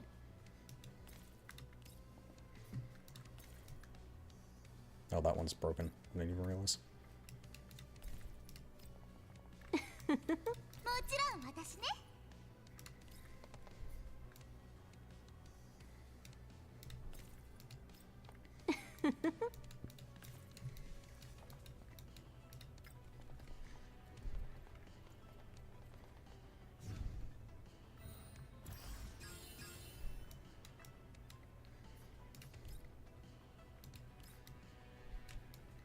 I kind of want to save all the dudes, but I don't know how to do that.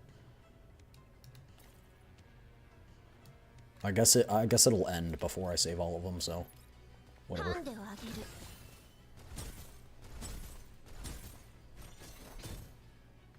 早く命令しなさい Under the combined assault of the squads, the Oathsworn guarding the prison quickly collapse.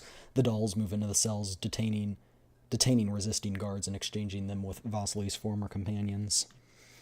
Cell doors open one by one. Some prisoners step out cautiously, incredulously, reaching out to touch the air beyond the bars. Others surge forward, surrounding Vasily. Vasily, バシルなのかやっと you finally came to save た us. ちを助けに来てくれたんだなバシル Vasily, you're here. We've all been waiting for you. この野郎あなたが見たこと I も knew ない you'd come back after leaving with that mysterious prisoner. きっと戻って So くる what's って the plan this 信じて time? ました I'm with you. それでこれからどうするんですあの人形ども These dolls are incredible. Are they your reinforcements? Do we finally have a chance to defeat George? Oh, and are you alright? The guard said you were injured fighting him? Surrounded by his friends, Vasily smiles as he answers one anxious question after another. As the crowd grows and the noise swells, he shakes his head helplessly, leaps onto a chair, and raises his voice. Yes, my friends! I'm here. It is not time to give up yet. I have made my decision to risk my life and fight again. He looks at the people who once followed him, who suffered because of him. His eyes quickly fill with tears.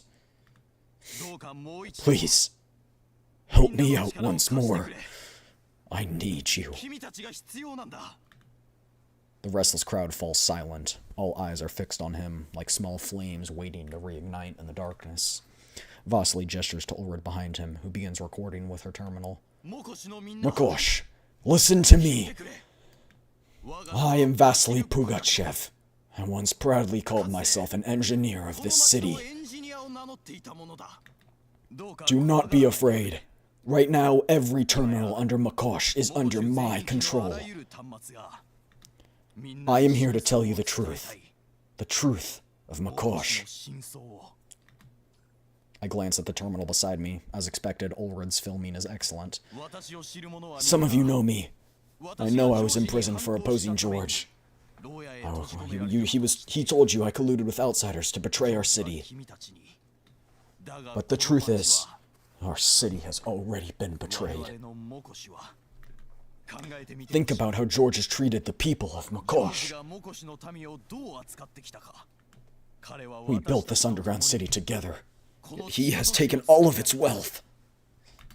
彼は He allows the spread of Erdis, letting our companions weaken from the misuse of drugs. に依存し落ちぶれていくのを傍観したのだ The camera sweeps across the prisoners' gaunt faces. Some of them bear horrific scars on their bodies. Some have injection marks all over their arms. 彼はみんなを He convinced us to build a pharmaceutical plant, to labor for him. But what did we gain? 彼のために身を削った結果どうなった同胞 My friends, those workers who disappeared, those supposedly sent for outside treatment. Do you know where they are 外の now? 病院へと送られていった患者たちが彼らは They are right behind us, in the deepest part of this prison, turned into subjects of grotesque human experiments, covered in collapse crystals, left alive only to suffer, 体を覆い尽くされ awaiting death, 苦痛に苛まれる while 中 George keeps them alive, untreated, 死を待っている to harvest crystals. だがそれ And も all of this is part of his secret dealings with the conglomerate. It's not only vaccines and drugs, but also our dignity, our lives, and even our bodies after death. 我々の尊厳も命も Vasily and Ulrid enter that door, the one Lorelei, Vasily, and I once opened together, the gates of hell. Even Ulrid, who rarely cares for humans, shows grief, the hatred for the culprit behind all of this suffering. すまない Forgive me, brother. 兄弟よ I have to let them see you. His voice chokes. He kneels, lifting a body covered in collapsed crystals. It is a young man just barely alive. When Vasily rests his head gently on his knees, he shudders. Is you? 何も I can't see. 暗いよ It's so dark. 私だよ It's me, Vasily. 大丈夫か Are you alright? Do you remember なぜ why you're 自分 here? がここにいるのかなん Oh, エンジニア engineer. とか Please 母さんに tell my mother 伝えて I'm fine. There's food 元 here. 気だって The oaths weren't said I can't be cured, 僕の病気は but I can 治 still らないん make だ money from Makosh. でも but I- ここにいれば I もう want to 少し go のため home. にお金が稼げるゆっくり Rest now, brother. Vasily says nothing more. He lets the recording continue and leaves and closes the door. これが Is this the future we deserve? 私たちにふさわしい未来なのだろうかこれが Is this the fate of Makosh's 私 people? の民の行く末なのかこうした残酷と Was- 引き換えに What has this inhumane trade 私たち deal は brought 何を us? 得られた生き残った Not 者は happiness. 幸せを得られ Countless たか residents still live in darkness. We feed George and his masters with the deaths of our loved 闇の中 ones. で生きている Vasily opens a video file, evidence sent by M200. For ordinary citizens, it is far from easy to discern the direction of George's vast expenditures, or to perceive the issues embedded with complex cost algorithms, trade privileges, and asymmetrical jurisdiction clauses. However, there are certain things that can be understood even without specialized knowledge. For instance, the fact that a considerable portion of the anti-ELA drugs supplied by the conglomerate are mere placebos distributed to those who are deemed less productive. The steadily escalating production quotas imposed upon Makosh by the conglomerate year after year. The whereabouts of Makosh's critically ill and deceased, and what becomes of their bodies and organs. And the true efficacy of drugs manufactured in Makosh's pharmaceutical plant against Elid. 私を知る Those who know 者 me は knows. 誰もが知ってい Know る I've resisted many times and failed. 私たちは何度も It 抵抗 led to our した incarceration. だが But we will not accept this, because we know what sustainable survival is. We long for a future that lasts. 過去の Our 失敗 past が failures 教え taught me this. A small group cannot shake George's rule. If we want to end his exploitation, we cannot do it alone. So now, I beseech each and every one of you, for the future of Makosh, please, help us. Speak up. Tell the truth of this city to those who have not yet awakened. This time, we must gather all our strength to stop George and to set Makosh back on the right path. Down with George! Save Makosh! Take back our future! The cries echo throughout the narrow and dimly lit prison corridors. From the crowd, Vasily looks toward me and nods. I nod and contact a familiar face. Dandelion, can you hear me? Can you hijack Makosh's public network? I need to broadcast a video to everyone. George used this method against us. It's time to give him a taste of his own medicine. That won't be easy. Breaking their firewall is a piece of cake. Maintaining a stable connection, however, is much more difficult. You say it won't be easy, but it's possible? Of course, what can't I do? But I'll be so tired. That's fine, I'll be patient. I'll be exhausted, you understand? Do my best to make it up to you. Send me the video when it's ready. Just sit tight and wait. You'll see my masterpiece in no more than 1 hour. Dandelion hangs up and gets to work. Commander, the recording is ready to be uploaded. Good work, both of you. Vasily, if this works, where do we strike next, based on your understanding of George and Makosh? The pharmaceutical plant. That's the foundation of his rule. Pharmaceutical production has brought unimaginable wealth to Makosh. The plant is now a symbol of its power, as well as his most valuable treasure. Weapons and supplies are stored there. Destroying or capturing it would effectively cripple him. I've seen it when investigating Makosh. I agree with that idea. I do not mention the partnership deal about the plant that I have yet to propose. Hey, that's for future. Our supply of Helena's nutritional solution relies entirely on plunder from Paradius. This is a problem that's constantly hanging over me like a sword of Damocles. I'm sorry, I don't know Greek mythology. Having a reliable partner capable of mass-producing the solution is crucial for Helena's survival. My defenses will be heavy. I'll gather all his forces there. Then your speech will decide everything. Commander, I've uploaded the video. Bro, that was like 2 minutes. Also, I have other news. Is she glitching out? M200 found blueprints of several key facilities around Makosh which could be of use to you. I've just sent them over. Let me see. Pharma plant, the Oathsworn training ground, the airport. All under George's control. From what I know, not even Vasily had access to these places. These are incredibly useful. Thanks.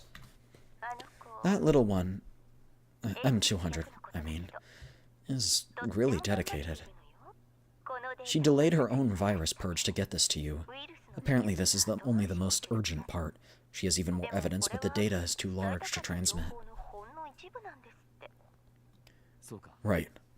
Once this is all over, I'll talk to her and thank her personally. Also, your enemy has the authorization to mobilize corporate forces in neighboring regions. According to M200, reinforcements are already on their way. Don't just get careless because you've beaten them once. She's still operating alone? From what I remember, she isn't the most suited for combat. What can I say? It's hard to stop her. She's kind of wimpy, but also kind of gutsy. She's an interesting one. Tell her to stay safe. You can tell her yourself. The virus purge is almost done. You'll be able to contact her directly soon.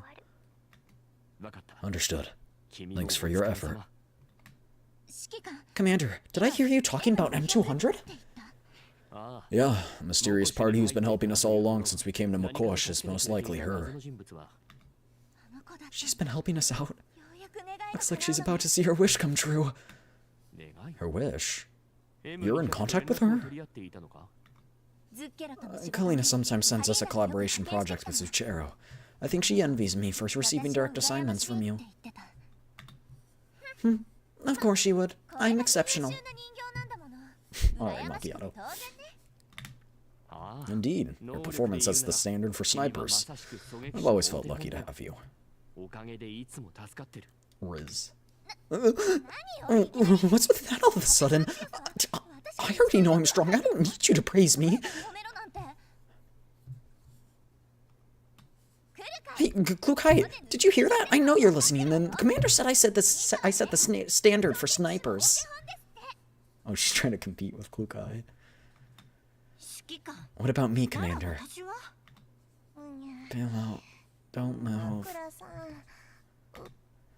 I can't sleep properly. Their bickering starts drawing more attention. I'm starting to feel strangely pressured under all the intense gazes fueled by the doll's rivalry. That's enough. Now focus. Soon, all of Makosh will hear Vasily's voice. After that, George will show us his full hand.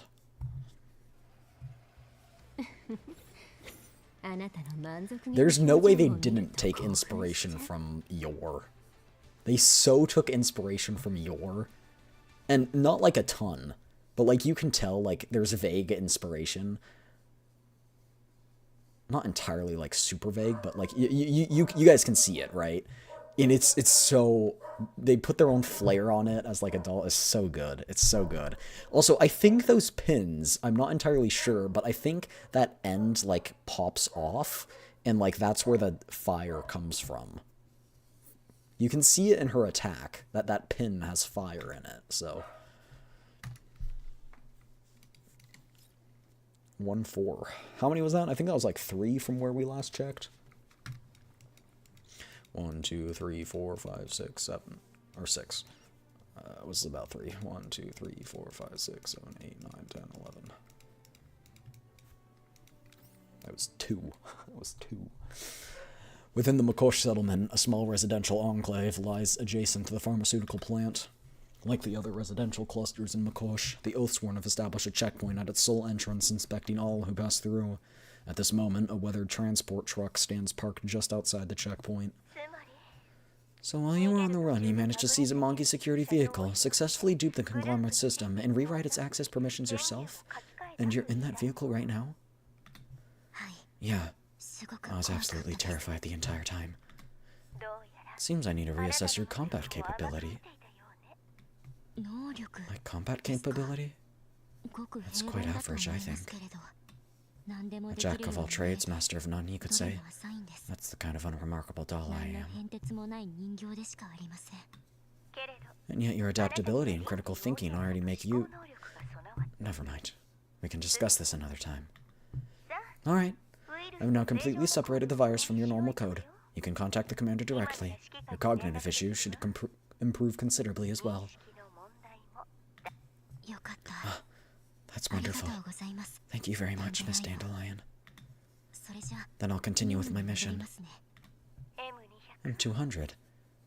Based on what I know of him, you can ask him for help at any time. He won't think any less of you.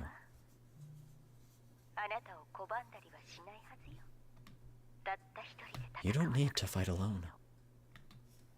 But, unlike the other capable dolls, someone as ordinary as me needs to prove my worth to the commander to be remembered, don't I? I've finally come this close to meeting him. I want to be of help, not a burden the moment I arrive. M200's already soft voice grows even quieter, almost too faint to transmit. After all, it's our first reunion in 10 years. First impressions matter. Huh? The signal's bad to begin with. Speak louder. In any case, I want to be useful to the commander. Suit yourself. Reinstall your transmission module. I'll apply some software enhancement. You can ditch the antique communicator you dug up from God knows where. Now, don't expect too much. Given the hardware limitations, the improvement will be marginal at best. Understood. I'll reinstall right away. As the module slots back into place, the static-filled monitor gradually resolves into a clear image. From the background, the camera is still in George's office. M200 lets out a small sigh of relief. George is grinding his teeth as he watches a video. When it ends, he lets out a cold chuckle and looks toward Thea. The underground prison. I thought he had no interest in those broken losers anymore. Didn't expect him to play so dirty. Fine. It's my oversight. I thought Vasily would be the same old Vasily. But has he finally learned how to hit below the belt? Putting those suffering people on display like some freak show. Bastard. He acts like he didn't put them there. Like, come on, bro. And tell me, Thea, is Makosha's network so easily accessible? Isn't it supposed to be a military-grade network built by the conglomerate's most elite talent? My apologies. EW is not our specialty. For matters of cyber intrusion, you may wish to consult the group's consultants. While there's no new development on the cyber attack, I've received an update on Vasily. Look at these coordinates. They're constructing barricades there. Barricades? What does that mean? It means they intend to fight in the streets, within the city. Fight? Against whom? My apologies. I don't have a humor module installed. Should I laugh? They are not only building barricades, but also broadcasting everything live. Clearly, they are attempting to rally the entire city to support them. That's sedition. Inciting the people I protect, the people I sustain, in my city to fight me in my oathsworn. Over some rubbish video. Please watch your blood pressure, Mr. George. Deploy all available oathsworn. Increase control all over the streets. Tear down all unauthorized structure. If anyone dares to imitate them, make an example of them. Also, when will reinforcements arrive? They've already reached Makosha's outskirts and are awaiting orders. Eliminate Vasily and that commander! Miss Dandelion, I think I've recorded more useful material. You want me to forward it again? You can send it yourself. How do I describe it? I guess I'm feeling more timid now that the commander's within reach. Miss Dandelion, using me as a tool for your flirting with the commander's asking for trouble, you know? If you want to pour your heart out into the commander, just do it yourself. My bandwidth is valuable. Okay. Hi, Peaches. Hi. M200 starts composing a message. After revising it repeatedly, she reduces it to just a few words. She reads it over and over again and hesitates, and adds one more line. Only then is she satisfied. With the video attached, she rereads the brief message several more times before finally sending it. Thank you, Miss Dandelion. Now, I'll begin my operation. She didn't even deny the flirting allegations. She didn't even blush, either. You're going in alone? I'll avoid direct confrontation as much as possible. I'm well aware of my own combat limitations. I'm merely a civilian doll serving an underground broker, passing through the commercial hub of Makosh for procurement and inspection. M200 opens the transport truck and jumps down. Captain, someone tried to ram the leader's residence with a construction vehicle again. They've been intercepted. But multiple government offices have been attacked. Medical stations, supply depots, and warehouses have also been hit. Requests for reinforcements are coming from all sides. Within just 3 hours, there have already been 3 attacks on the pharmaceutical plant. The last one involved improvised explosives. We only have 1 seriously injured and 7 lightly wounded. I see. What else? Some of First Leader's business partners are also causing trouble. They claim that under our agreement with the conglomerate, there's no longer any reason to keep their factories here. They're demanding to speak with him. We've detained them. Opportunists. That's businessmen for you. Give them all a beating. Also, more people are openly discussing Vasily despite the ban. Many have expressed their wish to follow him. We've arrested some of them, but a handful of detainees were using this as a ploy to deliberately get close to the Oathsworn. Everyone's on edge, Captain. Just another uprising, it'll be fine. First Leader will have a plan. Get some rest. After the soldier leaves, Wolfgar lets out a sigh. A plan? This time there may not be one. They breach the network George obtained from the conglomerate and broadcast the video across the entire city. Now everyone knows where their relatives ended up after being taken away due to elid infections, and why their rations keep shrinking. To him, Makosh is worth protecting. He built the Oathsworn himself. Now, he must face a fact. Just as the people hate George, they hate him as well. Wolfgar shakes the thought away and steps out of his office. His methods have never been lenient, but he always believed they serve Makosh. This time, they do not. I'm done with this. Calm down. Let's empty the warehouse tonight before leaving. We haven't collected this month's rations. What are you talking about? Nothing. Captain, we want to go home. I don't want to fire upon Mr. Vasily. The First Leader should... Shut up! He kicks the young soldier behind the knee, knocking him down. Just in time, Wolfgar glances back. The corporate mercenaries that George has hired are patrolling nearby. Their predatory eyes are searching for dissent.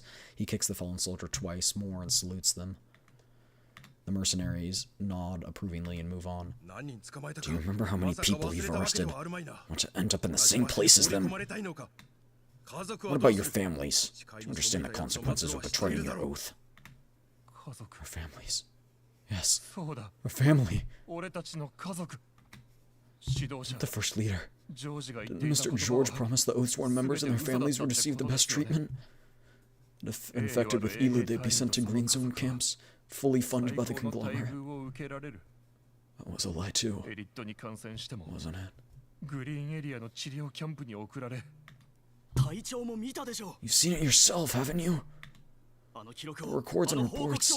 There are no treatment camps, none. They're sent off to all sorts of factories, to so-called immunity labs. They've been sold.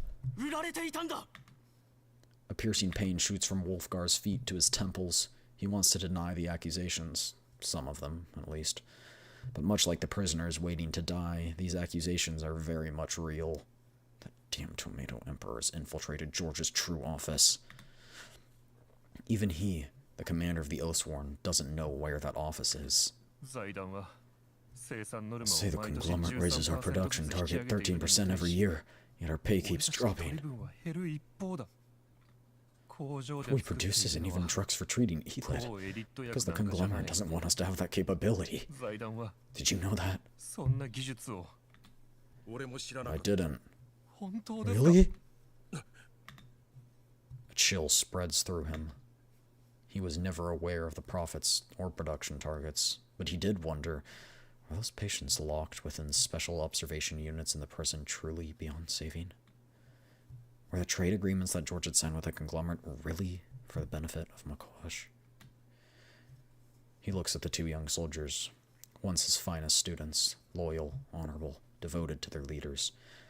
Perhaps he taught them too well? Because he himself saw the truth about George long ago and chose to look away. He simply obeyed each and every one of George's commands without question. More than half the money we make goes back to the conglomerate. Even the reinforcements cost us. Why don't you ask the First Leader about this? Enough. Do you want to die? Go cool your head. Stop talking. They'll hear you. When this is over, we'll share our views with the first leader. The young men argue no further. They salute and leave in a rush. Wolfgar sighs as he watches them go. Then his heart tightens. The mercenaries are approaching them. Are they going to interrogate them? Did they overhear something? Wolfgar reaches into his pocket. As the commander of the Oathsworn, he once believed he held privilege, that he gave everything for the city. And with one blasted video from Vasily, the world's turned upside down. The communicator signal crackles. I did say that you can only reach me once on this communicator. I have one question. What do you intend to do? The Oathsworn's morale is low, public support may collapse, but the conglomerate's forces are numerous, enough to suppress any uprising. How many do you have? How many dolls? I'm afraid that's classified information, and you misunderstand, officer. This is not our war. What? This is Makosha's war. Didn't you hear Dr. White? Dr. White? He's with you? Wait. Now I know how you found me. That's why you want my cooperation. You want to minimize losses? You think persuading me means persuading the Oathsworn? Is that not so? I personally trust less than a third of the Oathsworn. George did give many of them real benefits, while Vasily's revelations may be enough to change their mind. Thanks to you, the Oathsworn are fracturing. We've lost faith in George, but that doesn't mean Vasily is the only choice. I can only say this. If George's mercenaries fire on civilians, I'll not stop my men from standing with you to defend our own people. Just don't expect any more than that. That's good enough. The people of Makosh fear George, but if they stand with the Oathsworn, they'll find courage. If I put my faith in you, what about all the things the Oathsworn have done in the past? That will be for Vasily to decide. I'm sure he'll consider it carefully. Vasily. He's changed. Perhaps now he's fit for something greater. Then pass a message to the chief engineer. George assigned another Oathsworn unit to dismantle that big guy he built. It was meant to be destroyed. But they've been busy arresting people. As far as I know, they haven't started yet. Go on. It's been moved to mine number 3, which is abandoned. Hurry. George may send someone else to work on that at any moment. Ooh, are we getting the big guy to use on our side? Is that John Minesweeper?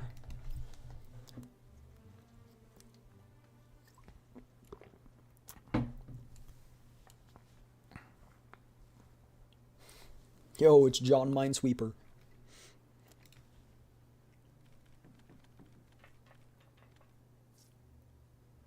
The intel was correct. Sorry. George's people are trying to recover them. Let's put a stop to it. You don't have to tell me that twice. Let's wrap this up quickly.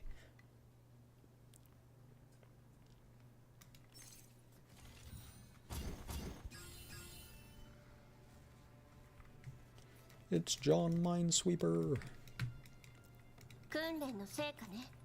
Don't ask why I call the Omni's Heart John Minesweeper. I don't know why. It just like popped into my head when I was thinking about it. I forgot what it's actually called.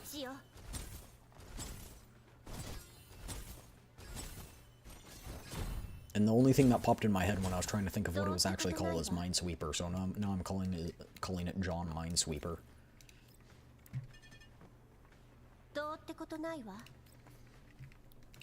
What is this? This thing, what is it?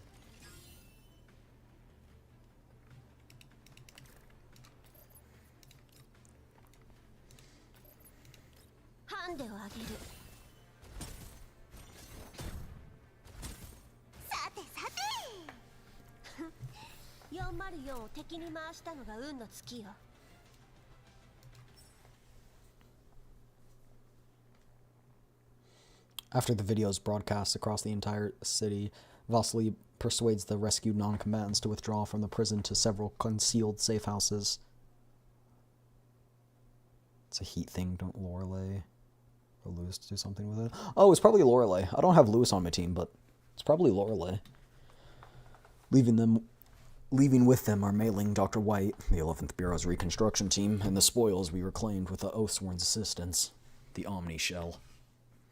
Kroza, Groleek, and Bathild accompany them as guards. Now they're undergoing frame maintenance during the standby time. Mailing clutches her toolbox and peers up at the massive Omni Shell with a troubled expression. All mobility components are destroyed, the barrel's warped, and the rotation shaft's jammed. Can I really fix this in just a few hours? If I'd known I'd have to repair it, I should have asked the commander to go a bit easier on it back then. First a jailbreak, and now a prison break, and now we're about to start a rebellion. I don't dare think about what comes next. Even Phantom Thieves sent a notice before they act, but the commander didn't give any warning at all.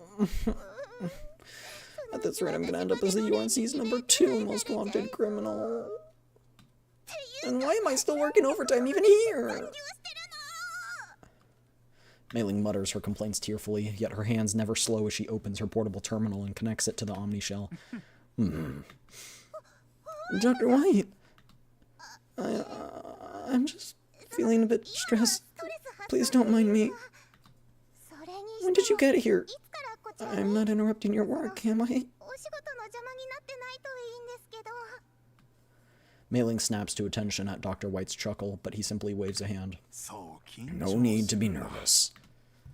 I just find it amusing how you can wipe your tears and still keep your work progressing without delay. That's because work's always so busy. Equipment maintenance, doll servicing, post-incident repairs. There's no way to finish even while pulling all-nighters every day. We need another technician. If I set aside precious time just for crying, I'll only end up even with more overtime. So I've learned from a young age that dealing with tears has to happen in parallel with work. Impressive. Not even to let your emotions affect your efficiency isn't easy. One of the finest young engineers I've seen.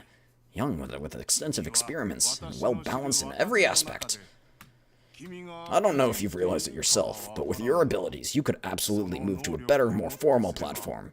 You wouldn't have to endure such a heavy workload, and you'd have more opportunities to learn advanced technology.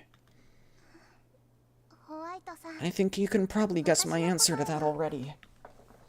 I want to stay on the Elmo. You won't reconsider?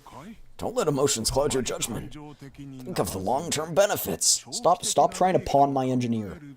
Stop trying to pawn my daughter wife. Stop it. I understand your attachment. Just as the children must eventually fly the nest. You'll have to stand on your own someday. I mean...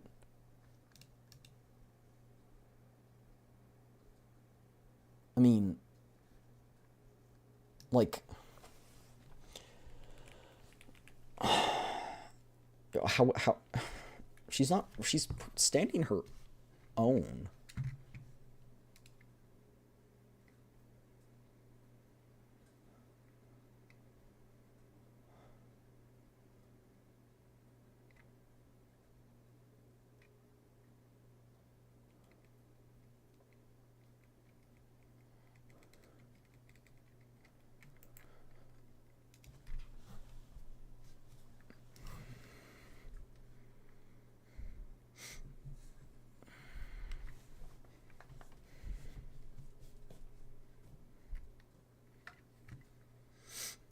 Like, how is she not standing on her own?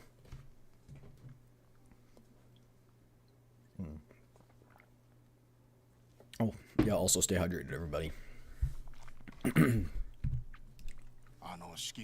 I believe the commander would want a brighter future for you as well. After receiving your invitation, I did think about it. About many things I never really considered before. Mailing glances toward the other side of the safe house, where the wounded rescued from the prison by the commander and Vasily arresting. I followed the commander to many places, completed many commissions, and helped many people. In places overlooked by the UNC government, the corporations, journalists, and even foreign agents. Only the commander took notice of the locals and acted for their sake. The aid we rendered left no record, but I remember the way everyone cheered. The Yellow Zone needs people like us. We bring hope to those who live in this wasteland, even if just a little. Mei-Ling keeps her head bowed over the portable terminal, lines of code stream past her eyes, yet for once, even she cannot focus on her work. Actually, only in these past few days did I understand why I willingly take on so much work aboard the Elmo. It's not because I'm a pushover. The truth is, I share the commander's wish. When I see the people of Mokosh being oppressed, I feel sad. When I saw what lay behind that door, I felt as angry as him. But unlike him, I can't fight villains head-on. But I can support him as a mechanic. So together we can help the innocent defeat the evil. That's how we've always worked. Dr. White, I can't abandon the people right in front of me just to pursue a better future for myself. Compared to some distant future, helping those before me matters more. If you've thought it through, then that's enough. At this point, I can't think of anything more to say to persuade you.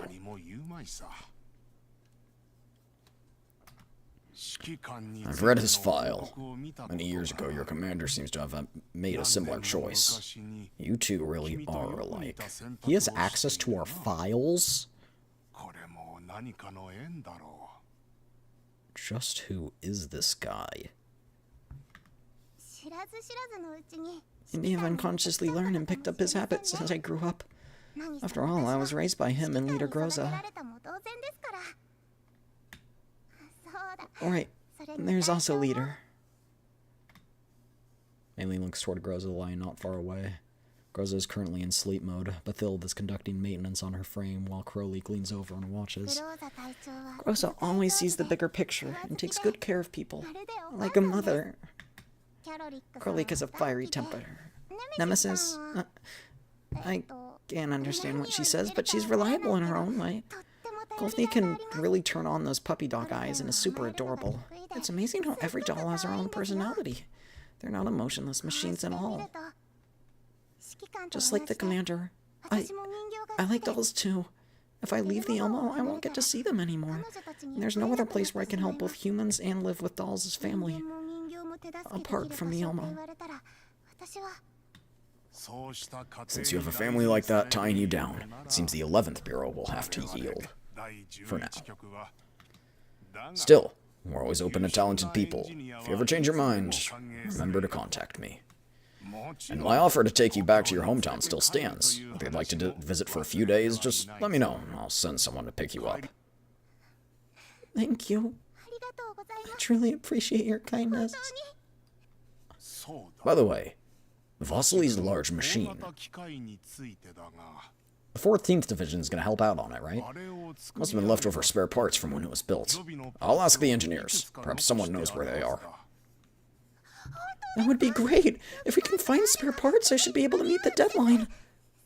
And I can help the commander and the others. I'll have the reconstruction team come assist you shortly. The Omni Shell was created to protect the people. Now it will fight for them as well. You mean John Minesweeper? Repairing it means more than just boosting our combat strength. Mei-Ling doesn't fully understand, but she thanks him happily anyway. Meanwhile...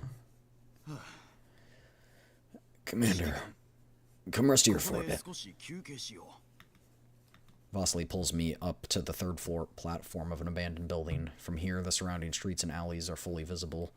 Outside Makosh's commercial district, infrastructure has long fallen into disrepair. The streets are littered with construction debris from abandoned projects, and the wind sends dust swirling through the air. Yet beyond the ramshackles and shanties and half-built ruins ahead, the commercial district lies not far away. The lighting there remains pleasant, the buildings polished and orderly, adorned with flowers and greenery. The contrast is stark. Between the commercial and residential district lies an invisible chasm, one side blooming with prosperity, the others mired in hardship. If I was in prison, the gap between them wasn't this glaring. It's sickening. Look on the bright side. We can at least make use of this construction waste now. Not long ago, Vasily led the few remaining resistance members here, piling up barricades from debris and scrap. To speed things up, the Dulls joined the effort. Now they're dismantling abandoned shacks, turning those materials into part of the barricades. According to my plan, hundreds of such defensive lines must be constructed across Mokosh. Fortunately, there is no shortage of materials. Only manpower is lacking. They took my sister, my father, and and now my daughter too. My last remaining relative. I already have Elid myself. At the very end, I just want to do one thing right. What about you? What about your families? Has George deceived any of you? Left your homes in ruin? Come on. Join Vasily. Join us. The livestream's impact is immediate. From time to time, radical youths join in, shouting similar slogans. Similar? Did I say similar? Similar slogans. They are willing to exhaust themselves in desperate labor, asking only for a weapon they can fight with to the death and a place on the barricades. Most of them are those recently persecuted by George, parents of children who died in the prison's hidden chambers, merchants stripped of everything, husbands who spent all they had treating their wives only to discover the treatment was useless. If Mokosh had no dome, the people's fury might have set the sky ablaze. Even though Vasily anticipated unrest, he is still stunned by the unity surging through the city. Some come simply out of righteous anger, or because they believe in Vasily's ideals. They form a striking presence along the streets. And yet, the numbers are still not enough. Most people don't lack reasons to hate George. They simply have more reasons to wait and see how things play out. They're not ready to throw themselves into a storm that may crush them. They care about only one thing. Who will win? The Oathsworn will come sooner rather than later. Rather than letting them keep arresting people everywhere, it's better to choose the battlefield ourselves. This is the most suitable front line. Ample resources in front to build barricades, and sewer access behind for retreat and maneuvering. Commander, I'm rested. I'm heading back down to stack things up. Vasily runs back downstairs. At that moment, I receive a notification of an unread new message. Enemy reinforcements are approaching. Please be careful. I'll head directly to the enemy's main base. There must be something there that can help you.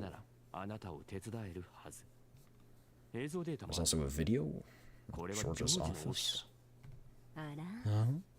More intelligence from our mysterious ally? It's not just intel. The second line reads, I miss you very much. M200. So cute. Even after all these years, seeing those brief words brings M200's earnest face vividly to mind. Commander, you suddenly look very happy. What is it? Good news?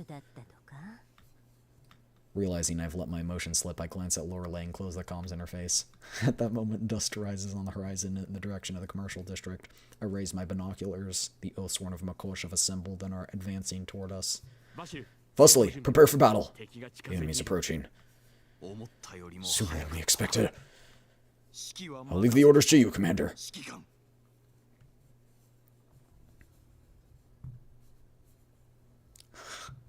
That dude behind. I refuse to take part in this battle. Is that dude selling coffee? What's he doing behind? What's he doing behind the counter?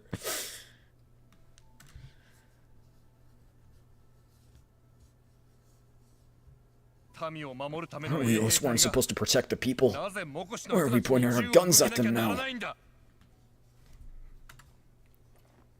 You saw those videos, didn't you? Are you going to kill our people for the sake of a leader like that? I can understand their anger. Shut up! You want to be thrown into jail along with the rebels for disobeying an order? Remember your oath.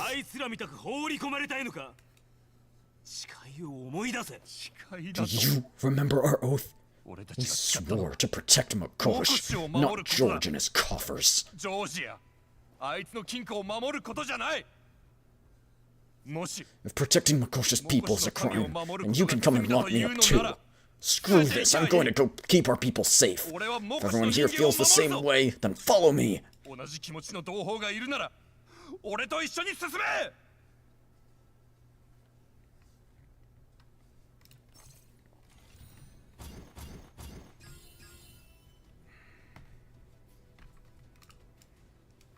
訓練の成果ね。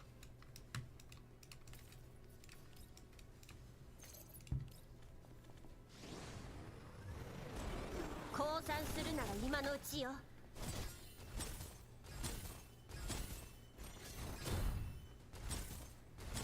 Who does that attack? Is that Feituza? Or is that Basti? I think that's Basti. もちろん私ね。 Yeah. Yeah. 訓練の成果ね。 Oh, there's one right there. It's fine.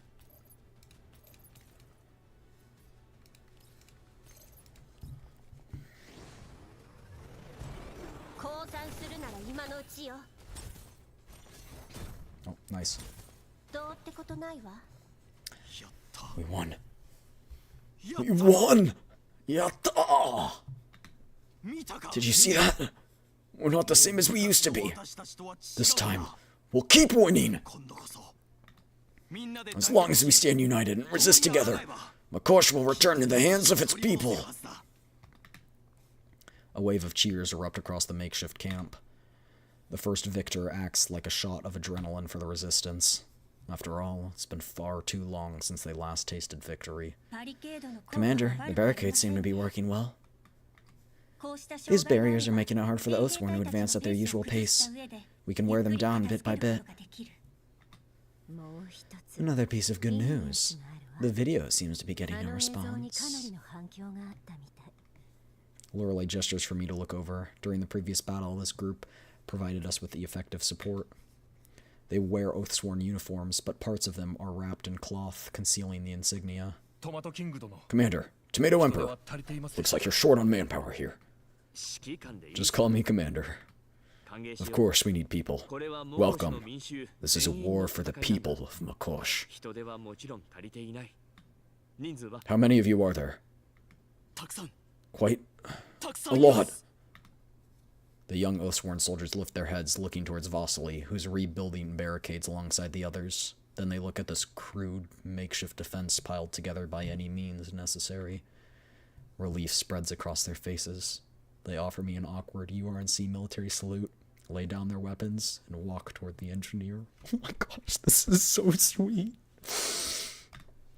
I'm actually choking up as the young Oathsworn follow Vasily's instructions and throw themselves into the work. More and more people join in. The same scene plays out across Makosh's streets. Oathsworn, or rather, former Oathsworn, lay down their arms and step behind the barricades under construction, laboring without complaint to reinforce them. Inspired by them, ordinary civilians begin to emerge from distant, dilapidated buildings, silently joining the effort to build the barricades. Not bad at all, Captain Wolfgar. Dr. White had once speculated that such a scene might happen, but even so, I hadn't expected Captain Wolfgar of the Oathsworn to execute it this effectively. He clearly understands the people of the city. He knows exactly what they are thinking. When the Oathsworn still loyal to George see their former comrades standing behind those barricades opposing them, what will they think? That will likely be the key to deciding the outcome. Congratulations. You've successfully ignited the spark in people's hearts. So far things are going smoothly, but don't let your guard down. Why is Lorelei always blushing when she's talking to us? She's always blushing, like without fail. May as well call her the Tomato Emperor the way her face is always red. That's right. The second wave of the Oathsworn are already assembling. The next light offensive will be coming soon. We just need to deal with them like we did the first wave. Wait, Commander. I have an idea. With the newly joined residents, our manpower here is much more sufficient than at the start. I'm thinking our valuable doll combat units don't necessarily have to stay here. You mean push forward to the next step? I take some of the dolls and strike the pharmaceutical plant directly. To George, must feel like the fires are starting everywhere in Makosh. The more locations the Oathsworn have to oppress, the more spread out they become, and the more advantageous it is for us. That's true. This is the perfect time for making a bold move. Lorelei winks at me. I'm still a bit hesitant. These hastily assembled resistance fighters have never truly been tested in combat. Commander, I believe in the people of Makosh. Even if we can't confront the Oathsworn head-on, we can use terrain and improvise explosives to slow them down. Even if we can't hold this spot and have to retreat, our losses will be limited. The sewer exit for fallback is nearby, and we know the tunnels far better than the Oathsworn do. Understood. I'll have Ulred lead a team to support this front. I'll take the rest of them to the pharmaceutical plant. I'm leaving this position to you. Just in case. Thank you. Commander, good hunting. To both of us. Give him hell, gentlemen.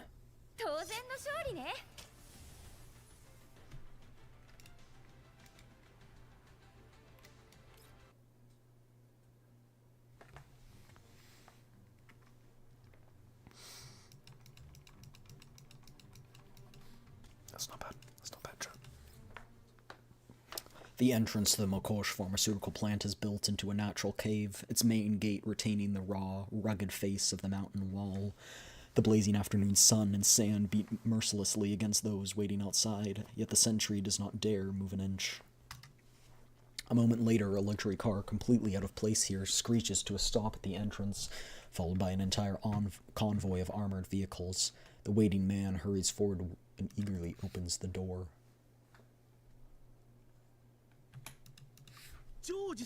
Mr. George, you've arrived. Please, come in. The man marches straight into the factory entrance, his stride larger and more hurried than usual. Armed personnel pour out of the armored vehicle behind him, forming ranks under the direction of two dolls. The pharmaceutical plant. Our target really is the plant. What do I even pay you for? Why didn't you stop them? As if he stopped them himself. We're on duty here. Watch your mouth. We're terribly sorry. We assumed the unrest wouldn't reach here. Previous resistance efforts were small-scale and quickly suppressed by the Oathsworn. We never expected their tactics would be so advanced. And those dull soldiers are so absurdly capable. Spare me the excuses. Take me to the main control. I want live surveillance. Thea, deploy our men to critical zones. I don't care what they're trying to do. Make sure you stop them. As for the two of you, dealing with that commander should be a walk in the park, right? Due to the unexpected nature of your visit, the executive elevator has only just started, and sanitation conditions are currently up to standard. Do you understand priorities? Take whatever route's available. Just get me there immediately. Yes, sir. But only the workers' passions are open right now. Conditions are rather rough, so please bear with it. George waves impatiently, lengthening his stride further. According to CCTV footage, they've already entered the production zone 01.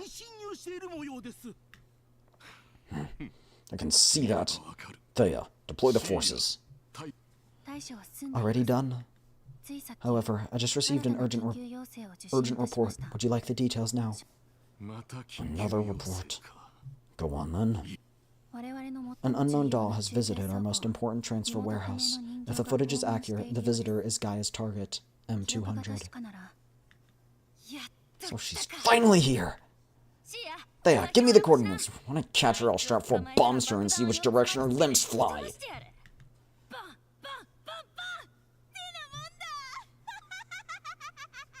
She's definitely insane. The most important warehouse. Where has she been and what has she taken? She infiltrated the manager's office, but nothing seems to be missing. That's bad. The little rat definitely got her hands on something intangible. What's the deal about this doll? According to our database, she's a weapon testing doll, formerly with Griffin, now transferred to Nomfa. She also works part-time as a firearms training instructor for new recruits. All known data has been sent to your terminal. Formerly with Griffin. That was a pretty famous security contractor, wasn't it? はい Yes. M Though 200 M200 originates originates from from Griffin, Griffin, she's no notable combat record, likely eliminated from frontline deployment due to average 前 performance. 線から淘汰されたのでしょう奴の体にいい I left her a little surprise inside her. 私さ Using her identity, I took a tour through Numpha's internal network. Her frame, her network access ID, her identification codes. I used them all. 今頃 From the official perspective, she's definitely a defector now. What I've done is more than enough to get her scrapped as a spy. George reviews M200's data, the tension gradually leaving his face. The model fetches a pretty good price on the market, sure, but the specs are mediocre across the board. Nothing top tier. No elite-grade equipment, no impressive record. So how come you've let this little rat live this long? はあ Huh? Doing KPI reviews now? We're in the same sinking boat here. 話をそらさな Don't い change the subject. 人形に対 There's した nothing 特徴はあ remarkable りま about せ the んが doll herself, but her location is far too close to our... あまりにも just in case. その通りだ You're right. We can't just let her be. 精鋭部隊を派 Shall 遣 we します dispatch an elite squad to apprehend her? 増援はすでに Reinforcements are 到着して already います nearby. That location is close to the plant. Once M200 is dealt with, we can redirect firepower back here within 制圧 minutes. してからここに戻っても ダメだ No, the elites are not going anywhere. 外は The situation being what it is, the elites must stay with me 24/7. Have the reinforcements stick close too. I want full protection at all 増援は times. そのまま待機させろ Makosha's lifeline rests entirely on me. Inform those units brought in from the surrounding areas. They need to understand my importance. 私の重要性を理解してもらわねばですが But 万 if she が一 discovers anything over 相 there, 手が何か the を fortune 発見 you've して been amassing for あなた years 様の might... 長年培ってきた財産が 制約 If the plane falls, none of that will matter そのものは anyway. 意味を失う待て Wait, if Gaia must go, then at most I'll send you as well. That should be enough, right? To our latest customs, no way you can't beat one outdated unit, 2 against 1. George's bloodshot eyes fix on Thea and Gaia. Even without an advanced emotion reading module, the suspicion in his gaze is unmistakable. After a string of setbacks, George is clearly no longer pinning all of his hopes solely on specialized dolls. Perhaps deep down, he's never let go of the fear of being abandoned, or even eliminated. He is right. Thea reflects almost ironically. She indeed has a contingency plan for this scenario. あなた様のお考え I は理 understand 解 your concern for your personal safety, ですが but this allocation of our forces carries certain risks. これが It's 私の already the greatest concession I can make. 工 You 場 know how important the plant is. If we pull elites and reinforcements away now, Makosha is finished. 不満なら If you're not satisfied, Thea, you stay. You're always welcome by my side. This isn't even your mission, it's Gaia's. Let her go alone. お前とは無関係なのだろう ジョージ様 Mr. George, I あなた understand 様 your のお気 position. 持ちは分かり I'll まし go た with Gaia. なら Make it さっ quick. さと済ませて戻って You こい can go.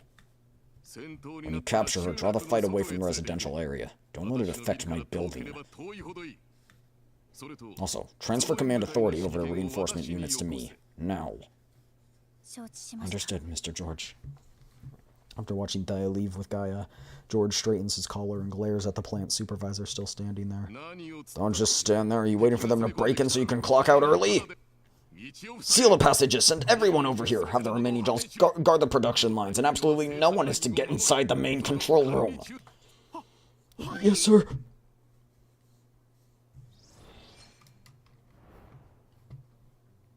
Chat, would you mind if I go to the bathroom real quick?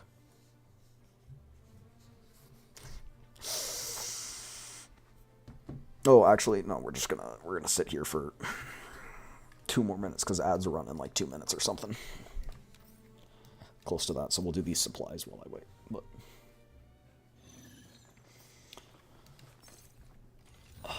My prediction is probably the red one. The red doll's gonna die, but the blue one's gonna live.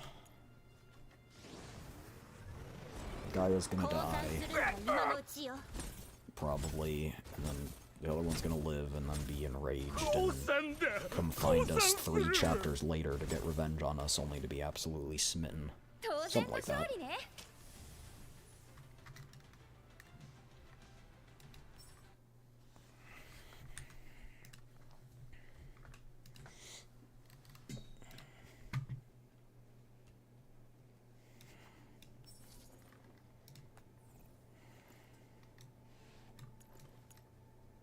手加減の必要。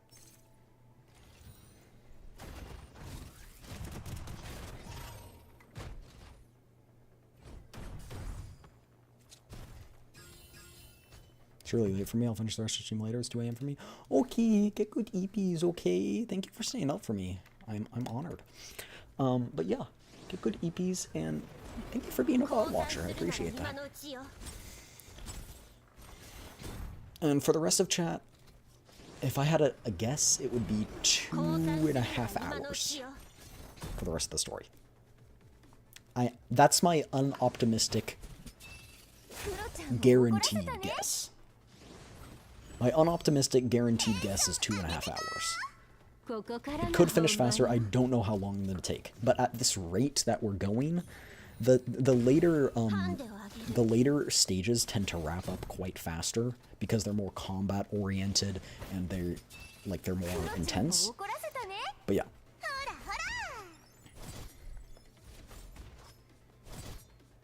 Is this dude just immune to damage? What the fweeg? Thank you for stopping by, Tactician. It's always good to see you. Look at that ring.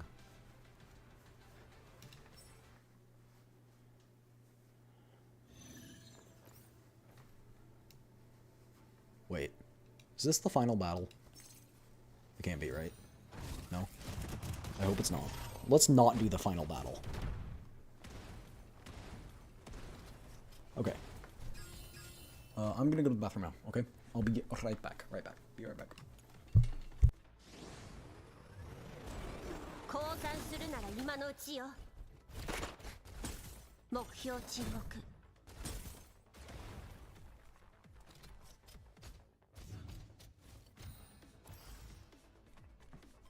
ハンデをあげる。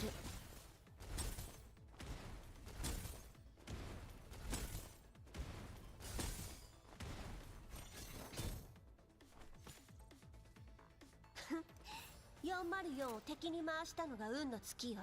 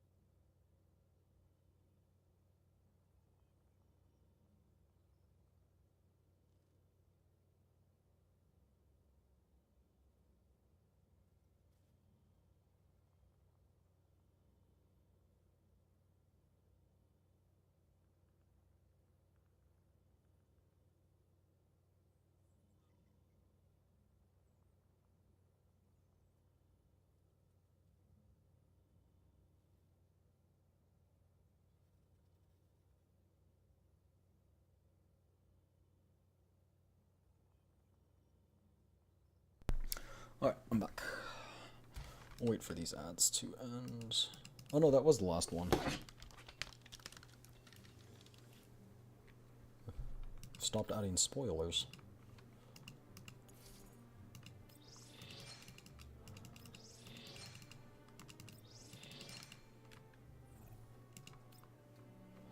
One, two, three, 4, 5, 6, 7.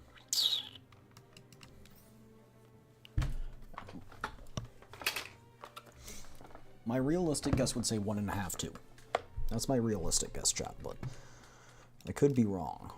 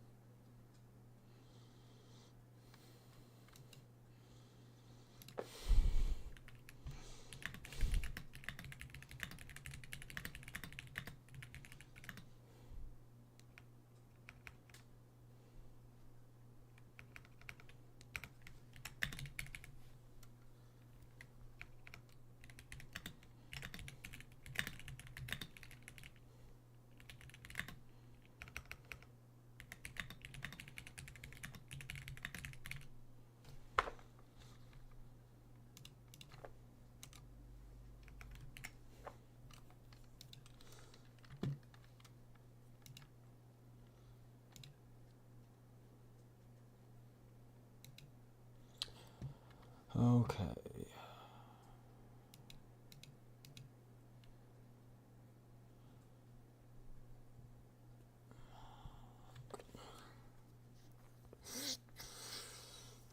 Whew. I cooled off a little bit.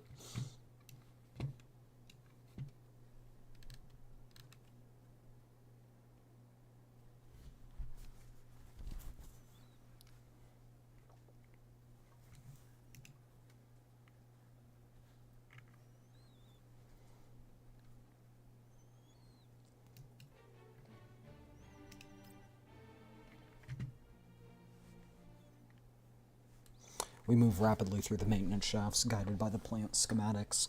The clang of metal footsteps echoes sharply through the corridors as we close in on the main control room. Commander, the exit is ahead. A short passage beyond leads straight to the main control room. We've made it thus far thanks to this map. M200 has real potential as a special agent. I wonder if she'd be interested in joining my side. She's also a doll the Elmo could use. That decision should be hers to make. My then, isn't her choice already obvious? Oh, Commander, you're such a mean-spirited heartbreaker. What will you offer me to make up for my sore disappointment? Your body or your soul?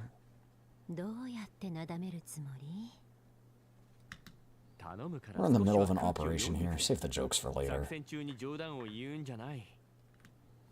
Silence. Footsteps at 3 o'clock. If we encounter any guards, take them out quickly once we enter the corridor. Just as I predicted, we run straight into a patrol unit the moment we leave the maintenance shaft. Intruders, you... Move. As commanded earlier, they'll spring right into action the moment the enemy enters range. Klukai already poised to strike charges forward. You're He hits the ground, leaving his sentence unfinished. At the same time, several shots fired behind Klukai strike multiple targets simultaneously. You make such a team. Just like the old times. Of course, we may have our disagreements, but when it comes to dealing with uninvited guests, we're always united. More footsteps approach from the intersecting corridors. Hold formation. The enemy's attempting to encircle us. Klukai, cut off the right passage. Explosions shake dust loose from the ceiling, and a shrill alarm suddenly blares. Prepare to engage. Yes, Commander.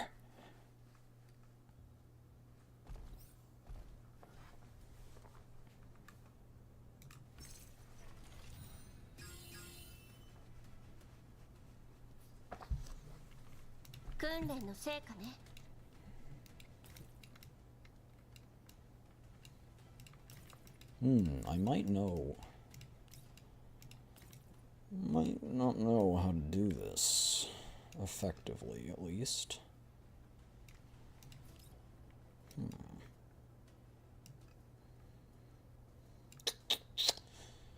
If only I could get...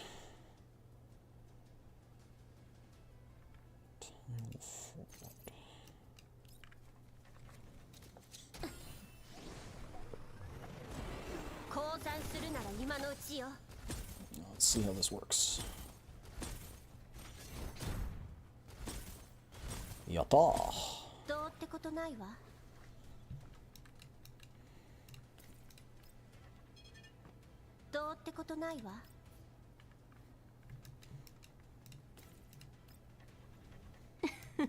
Oh wait, I didn't get all of them. It's fine. ここからが本番よ。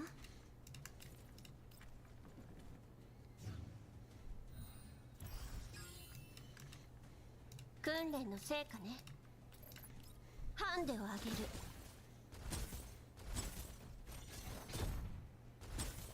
早く命令しなさい。I'm tired. We've been fighting for so long. Why are there still so many of them? Maybe I should take a nap first. Stay awake! On the bright side, no new forces have joined the battlefield for quite a while now. It might be over soon. Hey, don't jinx us, Macchiato. You've all done well. The objective is right ahead. Their numbers exceed our estimates several-fold. Looks like they've pulled in as many reinforcements as they could. It's not just numbers. Their weapons and equipment are at a professional corps level standard. The cost of maintaining a force like this must be staggering. That Mr. George doesn't seem to be the type to willingly bear such an expense. It looks like they're determined to hold this place at any cost. We've already been moving as fast as possible under his orders. If they can still mobilize reinforcements this quickly, then...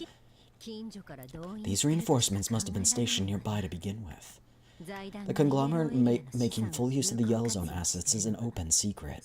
Some of their undisclosed experimental technologies are tested in the Yellow Zone, so they keep garrison forces in various locations. So, this place must be original. Might have been one. Ugh.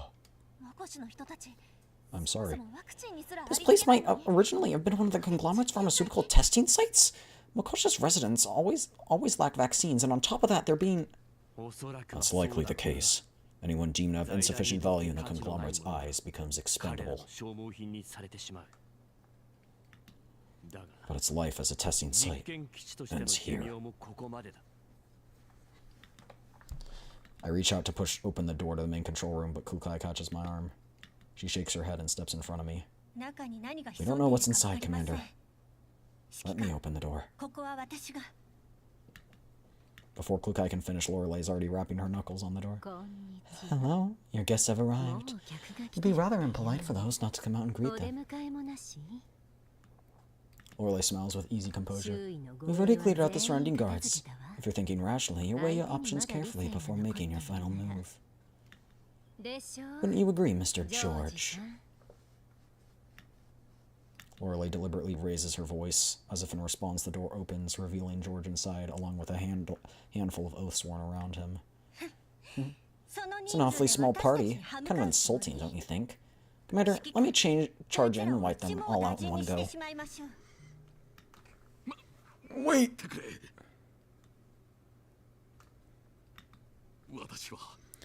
I didn't have the master control room. I don't have the master control key for the factory on me. Don't come any closer. If you raise a finger, I'll activate the self-destruct. No one will get this place. Give me 1 second, chat. Sorry, scabs bleeding.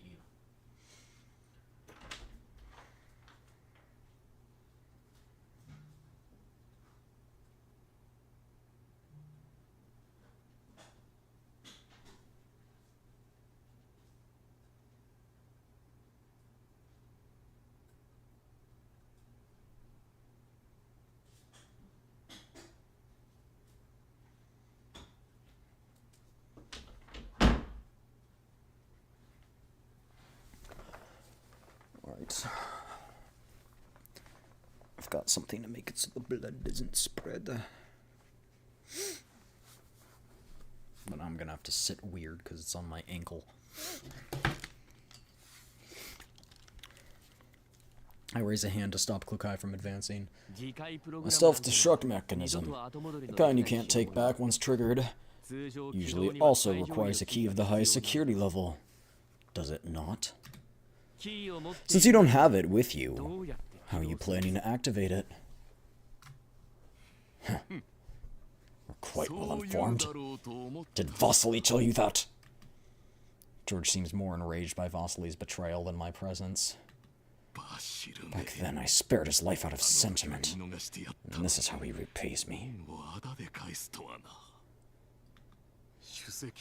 The chief engineer of Makosha's fallen, becoming a terrorist who destroys the city, a rabble-rouser disturbing public order, frequent guest of the underground prison, and now he's stooped to colluding with wanted criminals from the URNC, escaping and breaking others out of prison, and inciting rebellion.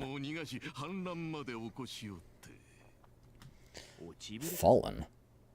George, from where I stand, the one who has fallen over the years is you. With your connections and Vasily's expertise, you could have built Makosha into a miracle that brings hope to the Yellow Zone. But you were too eager to seize immediate profit, sold everything off without hesitation. And what did the people here gain? Being thrown into prison cells to suffer when they contract Elid? It's the fate they were born with. When I was infected with Elid, I couldn't get a single usable dose of vaccine even as the first leader of this place.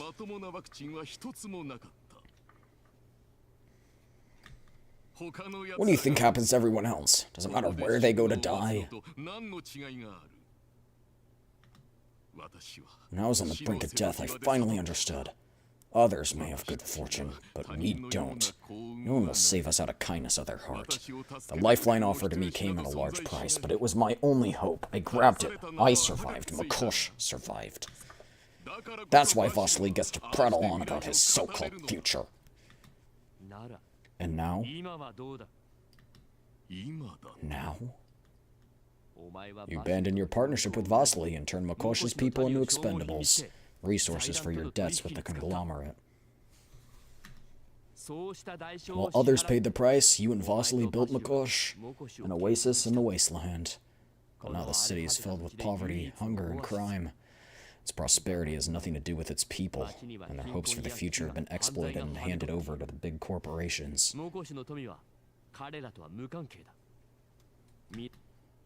George, it was you who extinguished the flame you once lit.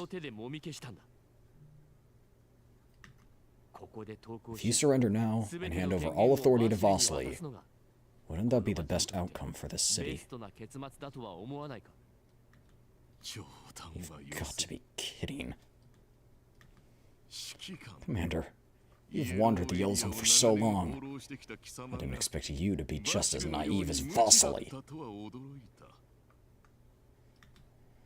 Do you think this place could survive without me negotiating with the conglomerates? The powerful figures? Even if Vasily overthrows me, this place will just return to its former poverty.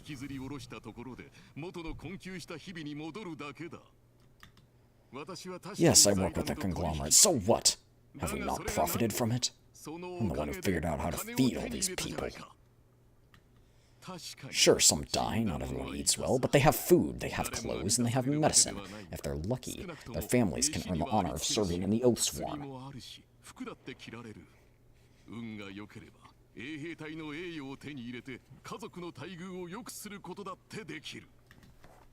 I gave them this. I made it happen. You didn't. The people of Makosh did. They built all of this because they believed in you and Vasily. And you betrayed them. If you truly cared about the people here, you would have sought other alternatives long ago. Unfortunately, you can no longer escape the conglomerate's grasp, can you?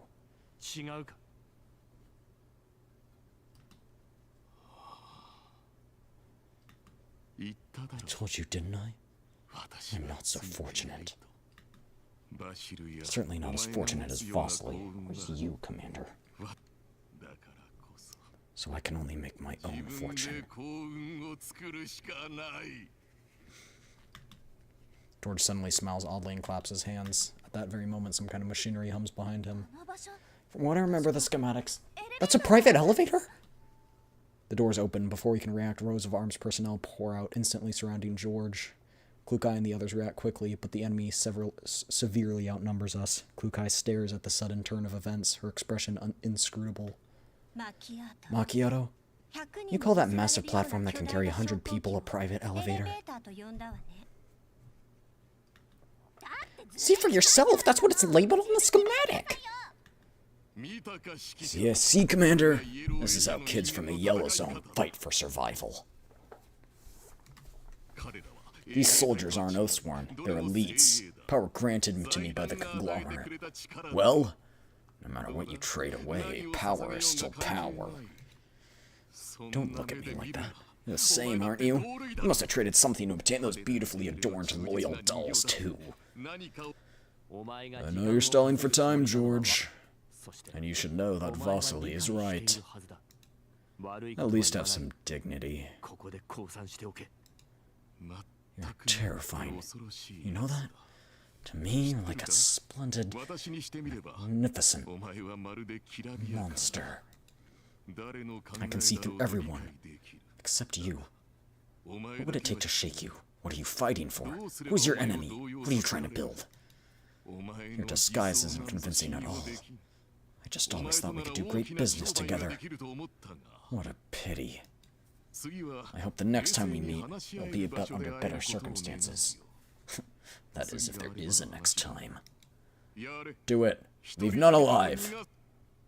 The fully armed soldiers block our view. George's cold voice echoes from behind them. The massive elevator soon closes, and he's gone, leaving us with yet another brutal fight.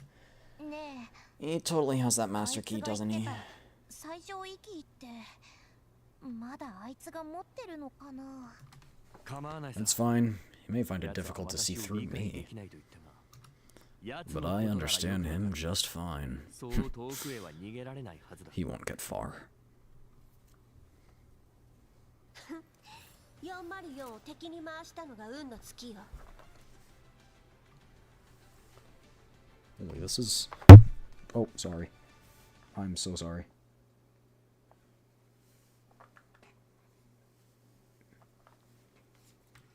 It's bleeding quite a bit. Nah, ain't nobody got time for that.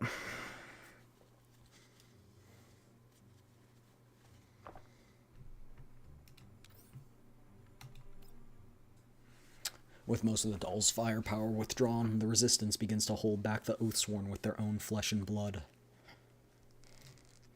The early fighting has gone relatively well. More defecting Oathsworn soldiers and awakened civilians join the line, while those still loyal to George fight with wavering morale.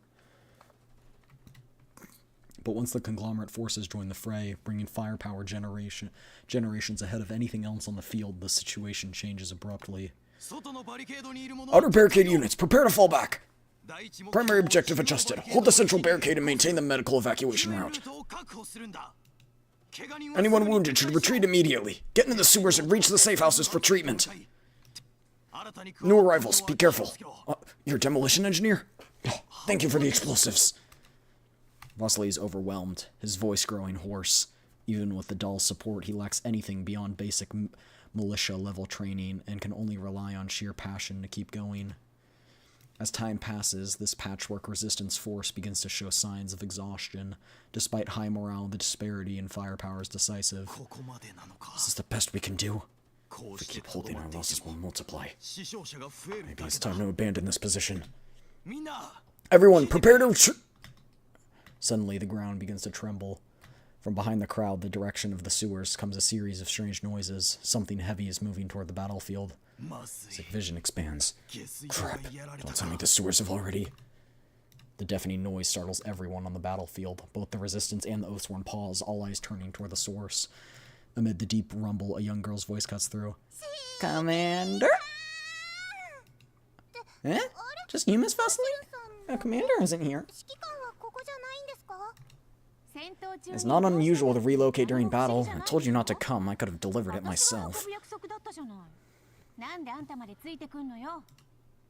A heavy automaton slowly emerges from the sewer. From its speakers comes the voices of Mailing and Krolik. The Omni Shell? Mailing, you actually fixed it? You should thank the engineers who built it back then. They risked their lives and brought its spare parts from other safe houses.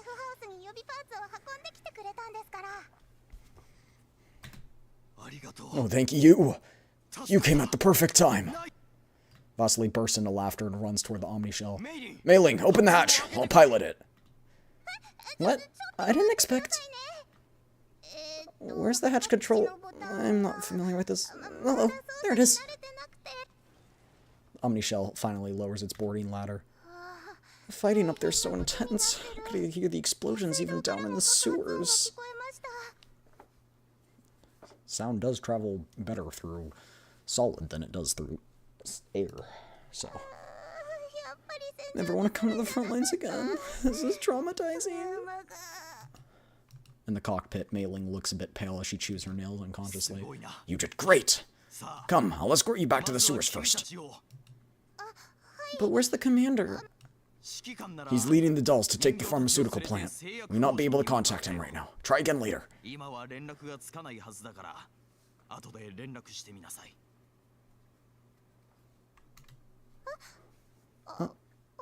Okay. A short while later, Mei Ling returns safely to the sewers. I didn't even get to tell the commander my decision. I hope he stays safe. He'll be fine. There's several doll squads with him right now. With a thunderous roar, the ground shakes again. The Omni-Shell turns and charges back into battle. Mei Ling stands still, closing her eyes in silent prayer. Suddenly, voices sound nearby, and a group of people appear before her. Huh. Did you come in from outside? Is Vasily up there? Yeah, no, wait. Who are you? Yeah.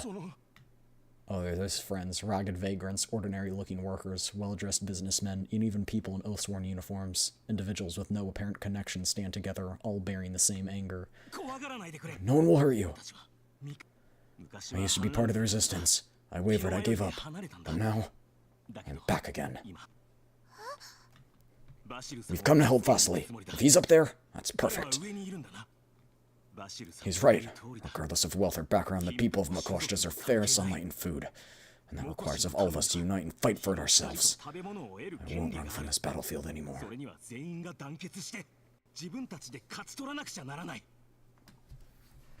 The group looks toward the sewer exit. From here, the terrifying sounds of battle can still be heard, but no one stops moving forward. I'm going to help Vasily to claim the sunlight that belongs to us. The same scene plays out elsewhere. Throughout the sewers, from shuttered homes, from office buildings in the commercial district, more and more people emerge. They still have that glitch on where it skips the last thing when it's not on auto. Shoot, we might finish earlier than expected. Southern residential clusters of the pharmaceutical plant, a borrowed Mongi security transport vehicle, and forged credentials allow M200 to slip past the checkpoint and enter the settlement. M200 walks along the street, listening to distant artillery and shouts, scanning her surroundings with caution. Nothing seems out of the ordinary. This area doesn't seem to have been touched by the fighting yet. I think I've already reached the residential area, but there isn't even a hotel around here. Miss Dandelion, are you listening? I am. I just don't know what to say. I'm not interested in this sort of detail. Small talk helps calm my nerves. Still, you seem nicer than I remembered, Miss Dandelion. Even though you're not interested, you didn't cut the connection. Is this out of concern for me? Thank you. Nice. Me? That's a bit unsettling. I'm just here to pass a message from the commander. If you get the chance, keep an eye out for any logos or objectives related to the Makosh pharmaceutical plant. The commander you're so concerned about is desperately searching for the plant's access key. Understood. If I find anything valuable, I'll relay it to you in real time. By the way, we haven't consolidated the information we've gathered, have we? Would you like me to go over it? Go ahead. At first, during a field mission, I noticed that some cargo transported by PMCs didn't match the declaration submitted to Nomfa at all. They were actually carrying illegal pharmaceuticals, and it seemed to have backing from people inside Nomfa itself.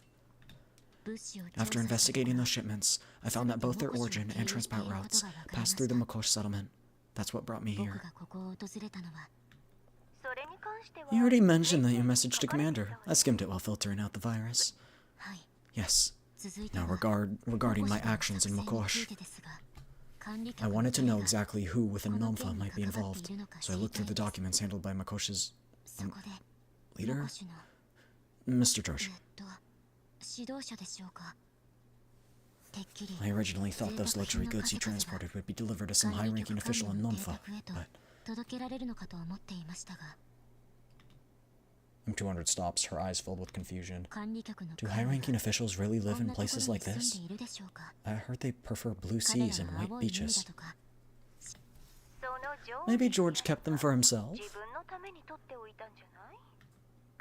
His office is quite luxurious, too. Perhaps that's just his personal taste.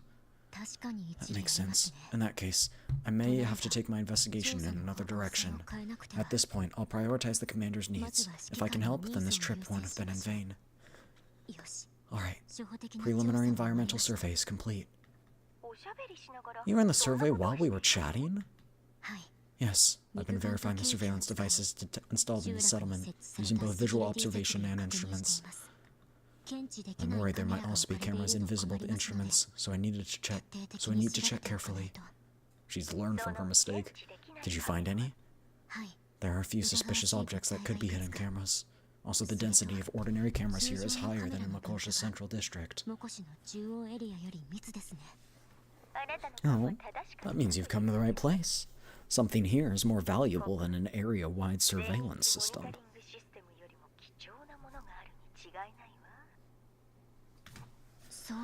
Let's hope so.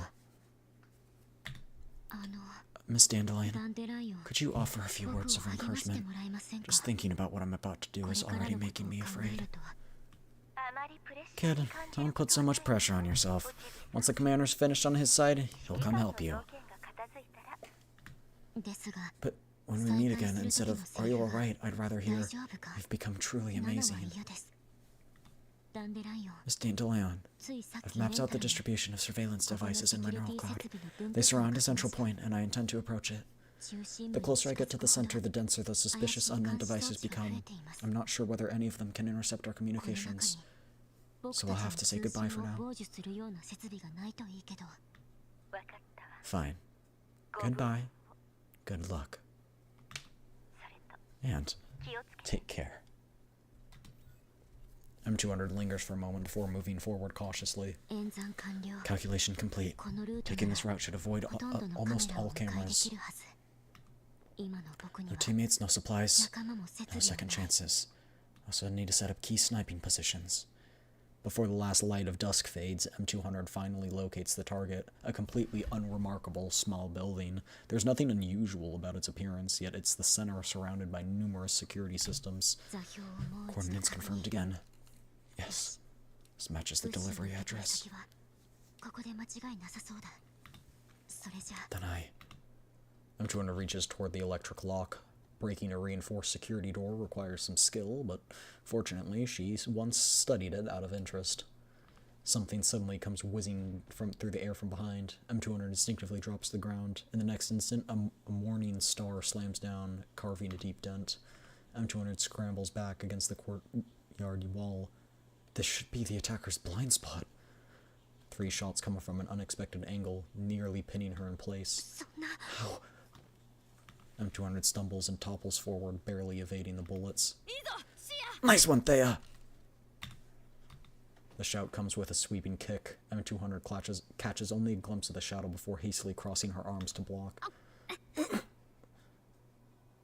It's quite pathetic that they need 2 3rd gens to take out M200.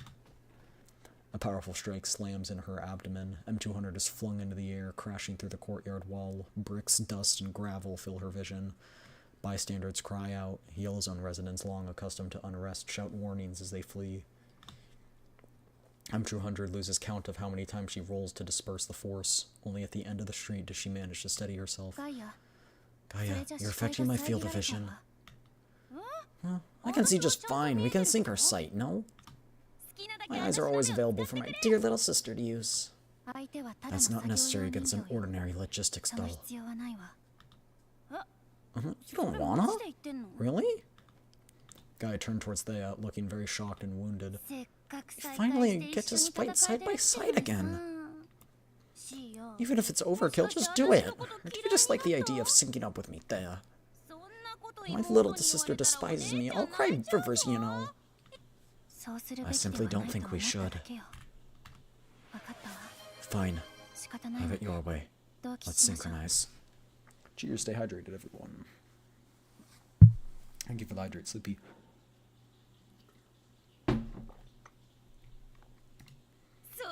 Say what? You think it's a bad idea we may have gotten rusty after so long? Then all the more reason we should practice. Thea shakes her head almost imperceptibly. A sense of unease lingers in her neural cloud, but she can't trace it to any memory. Perhaps she's just being paranoid. Oh. This is from when we killed her earlier.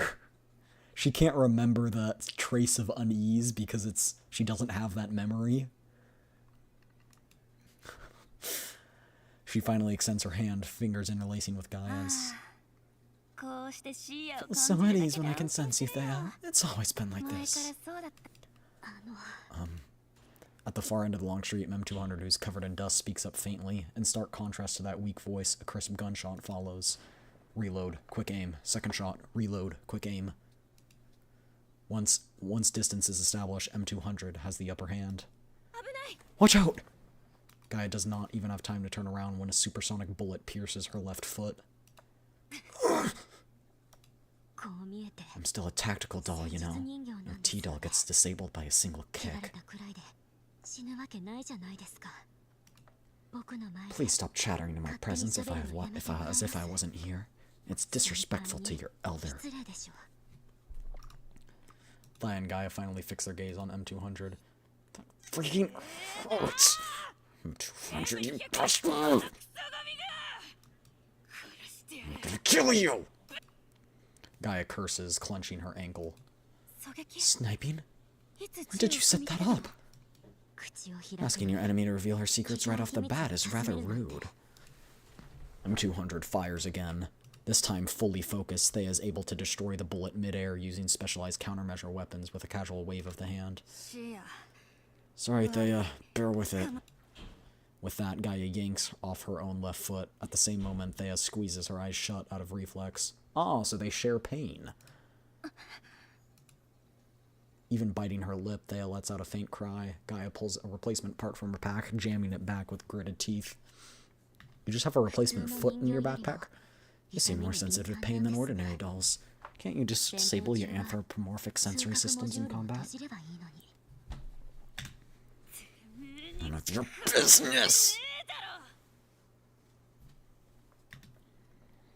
A special indicator flashes in Gaia's eyes. The new foot component has been recognized by her neural cloud. She looks toward M200, ready to charge again. Where'd she go? M200 and her rifle are already gone. A sniper always scouts multiple firing positions in advance. M200 is prepared, as long as she maintains distance. The unexpected frustration sets Gaia ablaze. Damn, I call you a rat and you actually really like one. Being sneaky is nothing to be proud of. Come out if you've got guts. Come out, let's fight face to face. Stay calm, don't fall for provocation. I am calm. Hey, you rat, get out of here! Gaia strides toward where M200 vanished. Behind her, Thea scans the surroundings.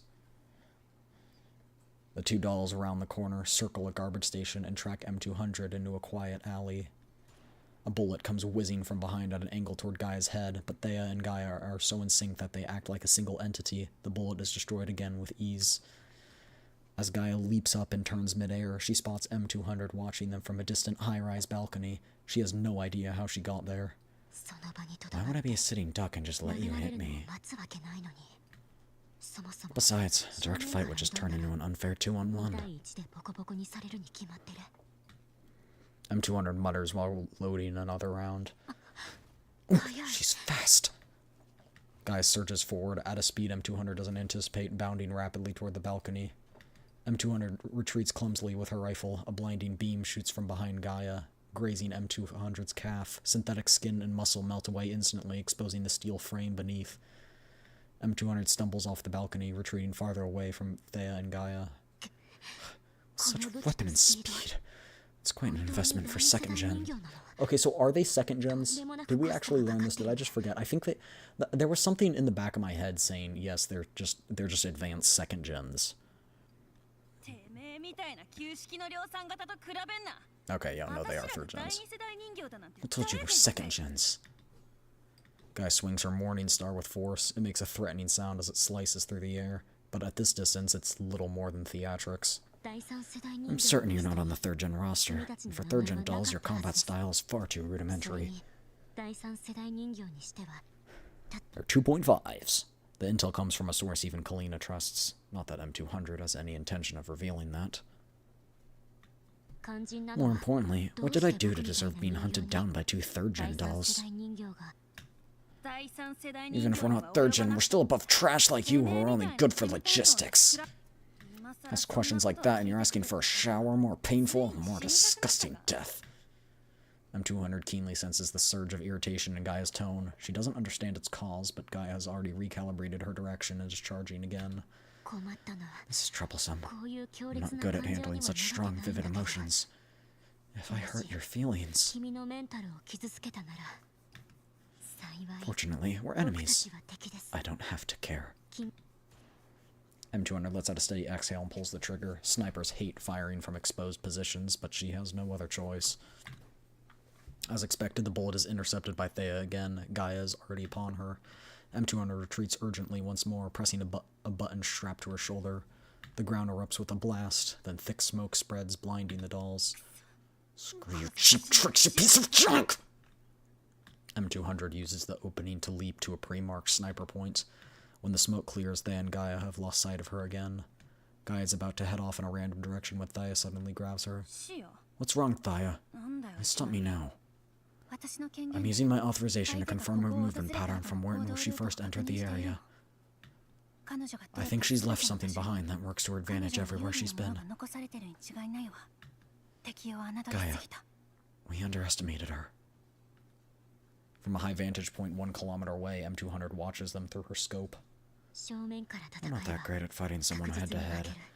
If I don't create additional advantages, how could I defeat my enemies? I'm throwing in everything I've got. Every grenade, explosive, smoke bomb, flashbang I scavenged, and the weapons I borrowed from that warehouse. All placed at key points. There's still someone I've yet to meet. So I won't lose.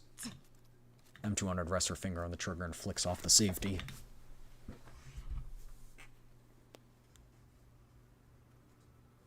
That's a funny little trick, her detail. What a pain!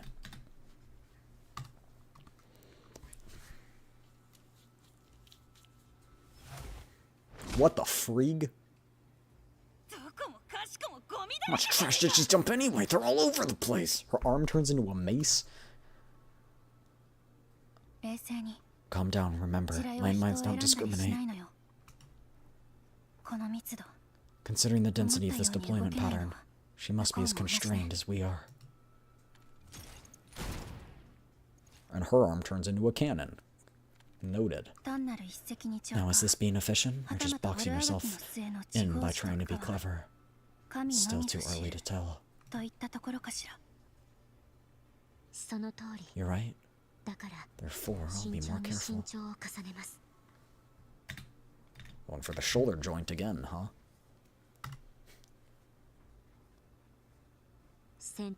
After all, I'm better at being careful than I am at fighting.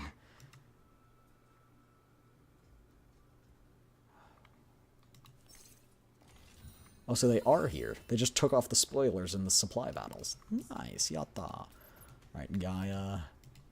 They, hippity hoppity. You are dead now.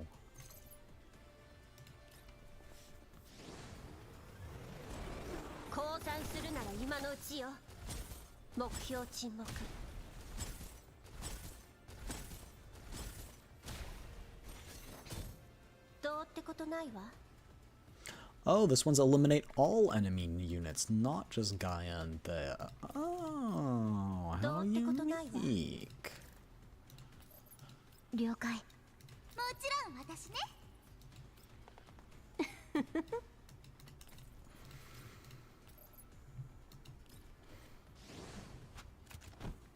まだ降参しちゃダメ。了解。Bippity boppity, return to hell, for you are now death's property. Hoppity hippity, your breathing is now a conscious activity.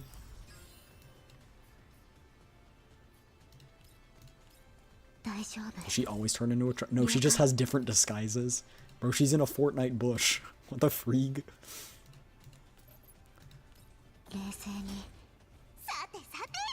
This is great.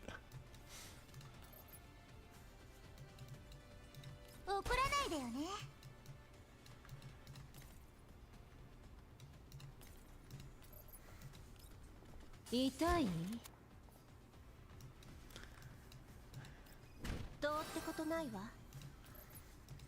どいて。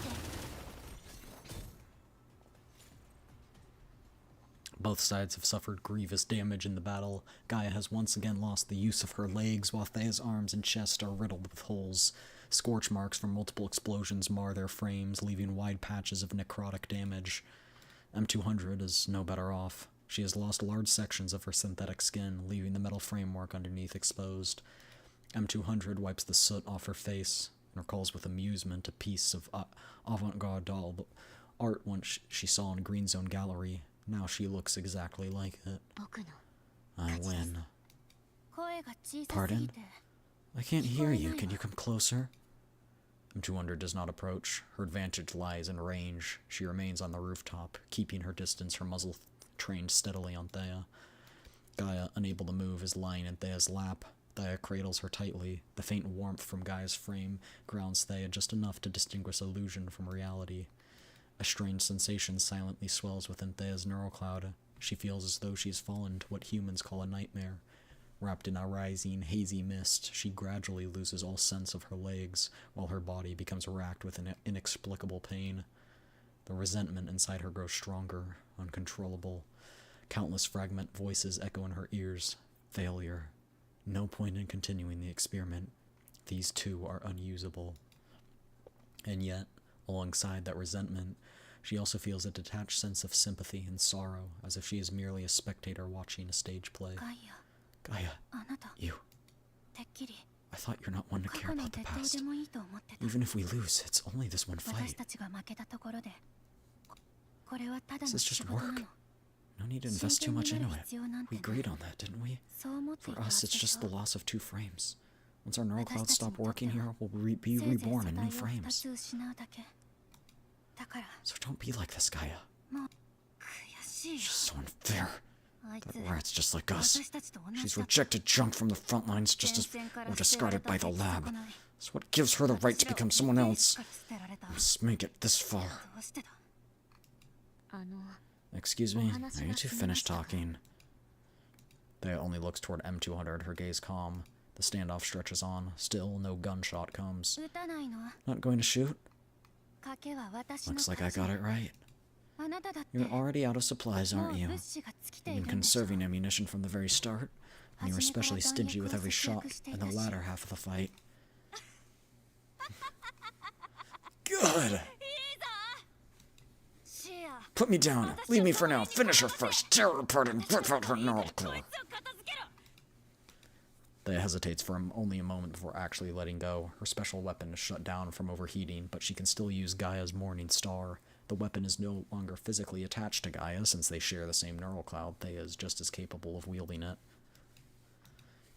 It has been years since she last held it. Fortunately, as she is synchronizing with Gaia, the moment her hand touches the grip, both her neural cloud and her frame recognize it almost automatically.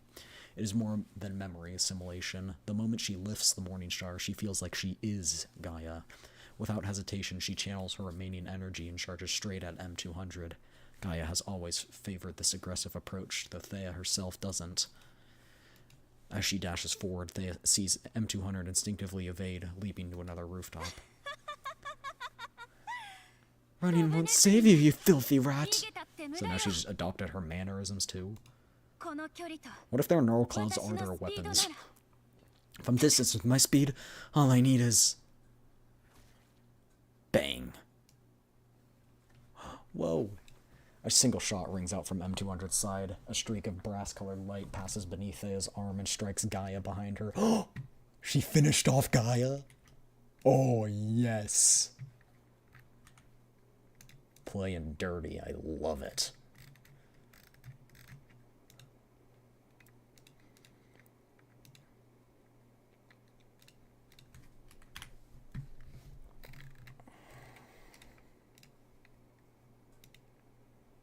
And the pain will transfer.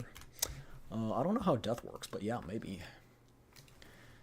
It hits the neural core. In that instant, Thea feels an overwhelming wave of pain crashing down like a tidal surge. It does, yeah. The extreme sensory shock halts Thea's movement completely. Gaia's pain, frustration, and lingering triumph twist together into a vortex, dragging Thea's neural cloud into it, along with the image Thea herself just registered moments ago. M200, suspended in midair after her leap, somehow has a bullet clamped between her teeth. She parts her lips slightly, and the brass round drops precisely into the injection port. She chambers it, and then Thea seems to hear glass shatter. Images of Gaia, herself, and M200 fracture into countless particles and explode within her neural cloud. Crack, crack. Pain and pride. Everything that proves an individual's existence dissolves into nothing. With a dull thud, a doll's frame collapses to the ground. Rounds of my imprinted weapon are hard to come by. If I run out during a mission, I'd be done for. But I've hardly ever used it since I hid it there. Last time was a long time ago. Really? So she has a specialized weapon? The M200, though, is such a good weapon. I personally... I like the M200. I feel like it's just... It's just a really good weapon.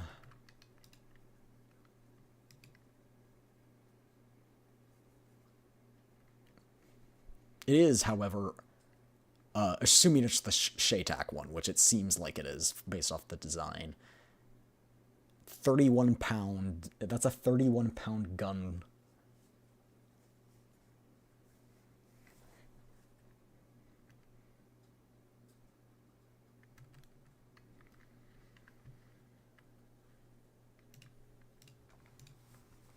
"10 years ago, the liberation of dolls should have meant she walked away from Griffin alone, yet M200 reached out and took a round from a magazine that no longer belonged to her. In those 10 years, no matter how dire the situation, she never once considered using that bullet, because it came from that place, from Griffin, from the commander, her last resupply. Back then, it was just an unimportant peripheral unit. You probably never knew. Only I know. Only I know. How much I wanted to stand before him, like those elite units, to be seen, to be commanded, to be used, to be praised." M200's limbs tremble. It takes her a while to steady herself again. This dandelion was right. Dolls don't need umbrellas. But my umbrella is for humans. That's what I thought she was going to say. Like, when she first said that, I was going to be like, she's going to be like, not for dolls, it's for humans. Like, oh my gosh.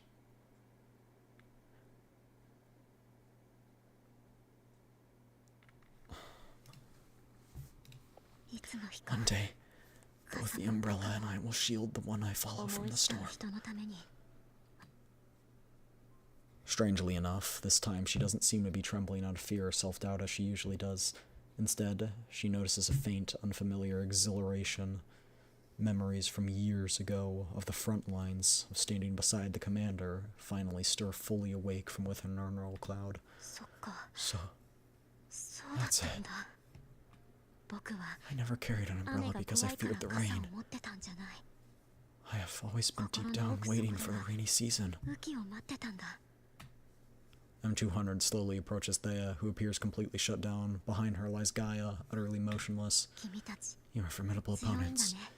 I probably couldn't have beaten you back in my Griffin days. But before I left, Dr. Persica told me. She said I was ready. All the bitterness, loneliness, and frustration of those 10 years of waiting. And I'm finally ready. The seeds planted for the commander will finally sprout. No. We will all change for the commander. Now, I'm finally good enough. M200 has no bullets left. Her neural cloud cannot interface with Thea's special weapon, so she walks over to Gaia and searches her, retrieving a handgun and several magazines. Good work. And good night. After the gunshot, M200 finally turns back toward her original objective. I was gonna wait to read that line, but I didn't realize that was gonna be the last one. Project Hail Mary. She has earned my respect. Oh. Ew. Stepped on my headphone cord and ripped it out. With enough bodies, fill a space, even a large room begins to feel cramped. After a prolonged battle, we finally brought all the enemies down. The once spacious main control room is now so crowded there's hardly any place to stand. Objective complete. Well done. Commander, this seems to be the console for rewriting the access key. Lorelei steps toward the central console. After examining its levers, buttons, and grips, she activates the system. Just like George said, it requires a key. That's troublesome. Any chance we can break in via EW? We can try. No good. Our EW can't breach the firewall. If only Dandelion, Leva, or Helen were here.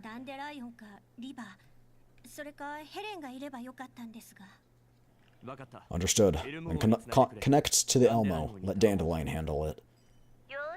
Now you think of me, Commander. Dandelion, I need you to crack the control center's access key. We can't control the production line equipment right now. There are still workers upstairs. We can't broadcast a shutdown order either.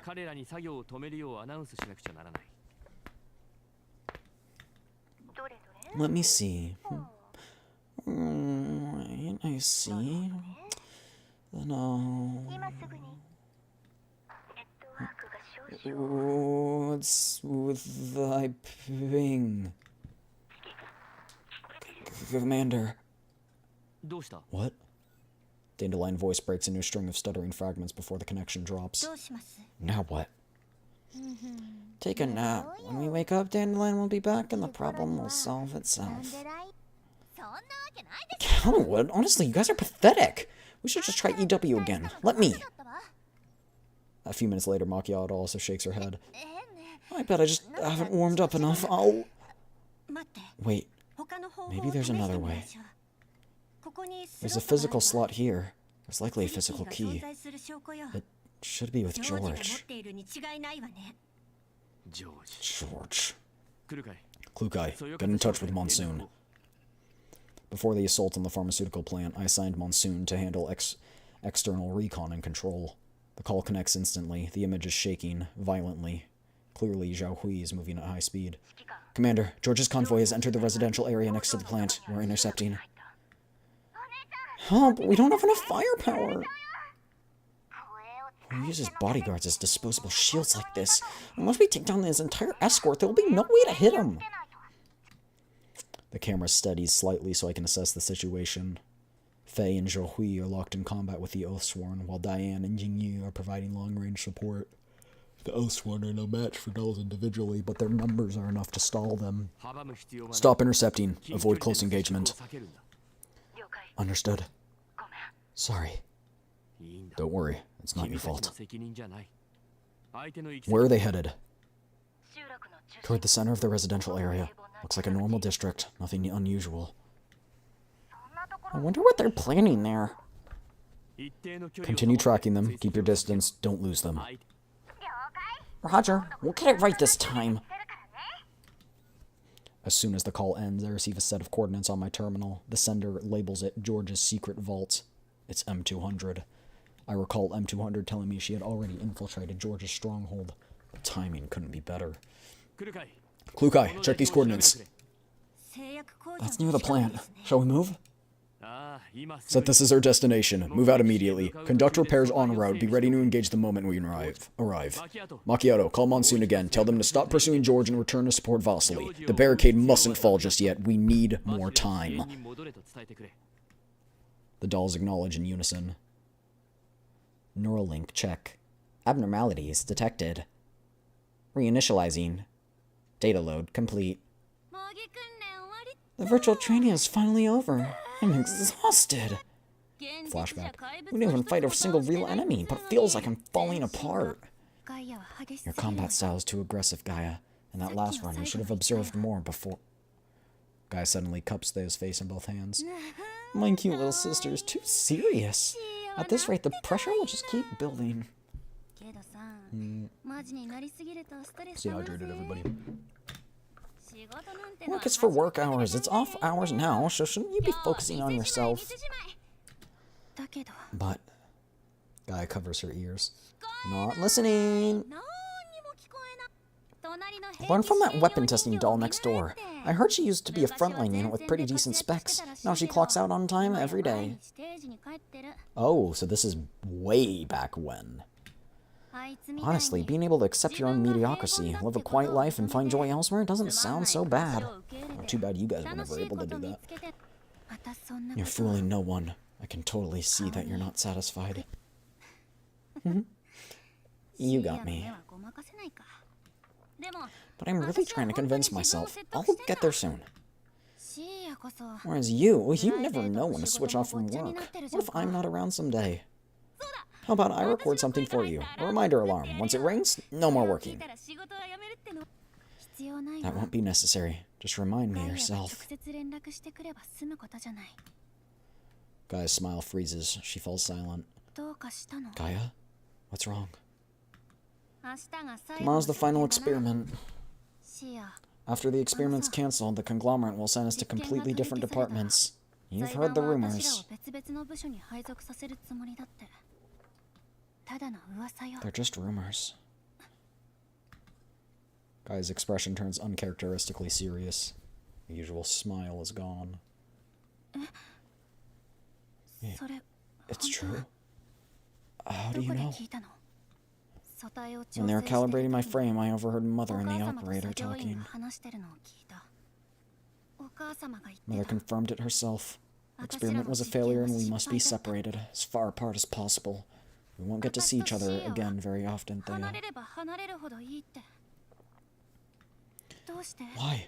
We didn't do anything wrong. Our combat data is within normal parameters. Better than most other dolls of our batch, no? That's the thing. Normal, not exceeding. I don't know. We belong to the conglomerate. We can't decide our future. I'm going to request an audience with Mother. Gaia, will you? Did you ask? Of course I'm going with you. Let's start drafting the application now. It's so dark. Where am I? Hello? Anyone there? Thea? Are you here? No. I am Thea. Damn it. How do I get out of here? This is strange. My body hurts. My legs were broken. Or not?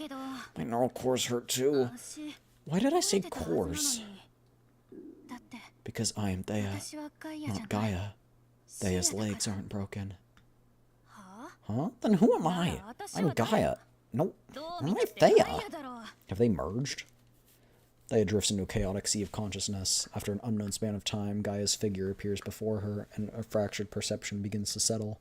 I remember now. The experiment. Why it failed. Maybe Gaia died and Thea split her power into two separate things, and now they're merging again. Even though they were successful precedents before, why did it become an unsolvable problem when it came to third-gen dolls?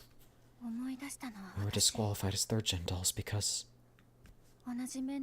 if the same neural cloud runs simultaneously across two frames, the contradictions in perception gradually destabilize it, eventually leading to neural cascade. It's an unsolvable technical problem. So they have one neural cloud. Mother was disappointed. She had hoped that once we became a single doll across multiple bodies, she'd grant us third-gen status. But we ended up developing separate identities as sisters. Hey, Taya's just too cute. As cute as me. And being alone is lonely. It's not over yet, Thea. What do you mean? Even if Mother's experiment failed, there's still a way. You just have to consume me. My sense of self disappears. You won't suffer anymore. My strength, my skills, they'll all become yours. You'll become stronger. That's exactly what I thought. So that's it. The moments of my suffering, the mistakes I made, they'll all become your experience. And then, you'll live on. Gaia opens her arms and embraces Thea tightly. Thea cannot move. All she can do is listen to Gaia's whisper by her ear. No, don't. Gaia, you said it yourself. Experiments work. They don't matter that much. We're off duty. We'll just wait for rescue, then wake up in a few new frames. No. Gaia's embrace feels almost tangible. Thea struggles instinctively. But the overwhelming pain leaves her powerless. She suddenly realizes that until now, the part belonging to Gaia has been bearing almost all the pain. Now Gaia's presence is fading. What are you doing? Stop! I still feel indignant. I refuse to be a failure. I won't be outdone by that stupid weapon tester next door. Well, you already were done. Thea, please. Let us succeed. I want to prove it. To them. To Mother. Even if I am a failure, my little sister won't be. My sweet Thea is the best. No, no, no.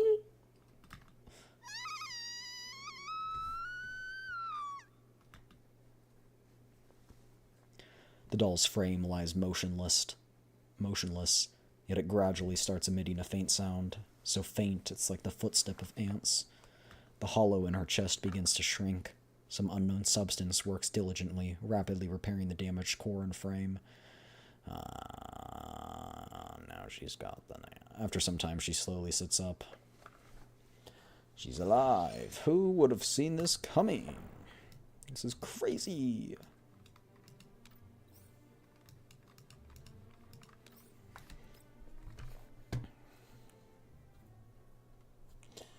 Luxurious hand-woven rugs, handcrafted porcelain from centuries past, heavy and intricately carved furniture.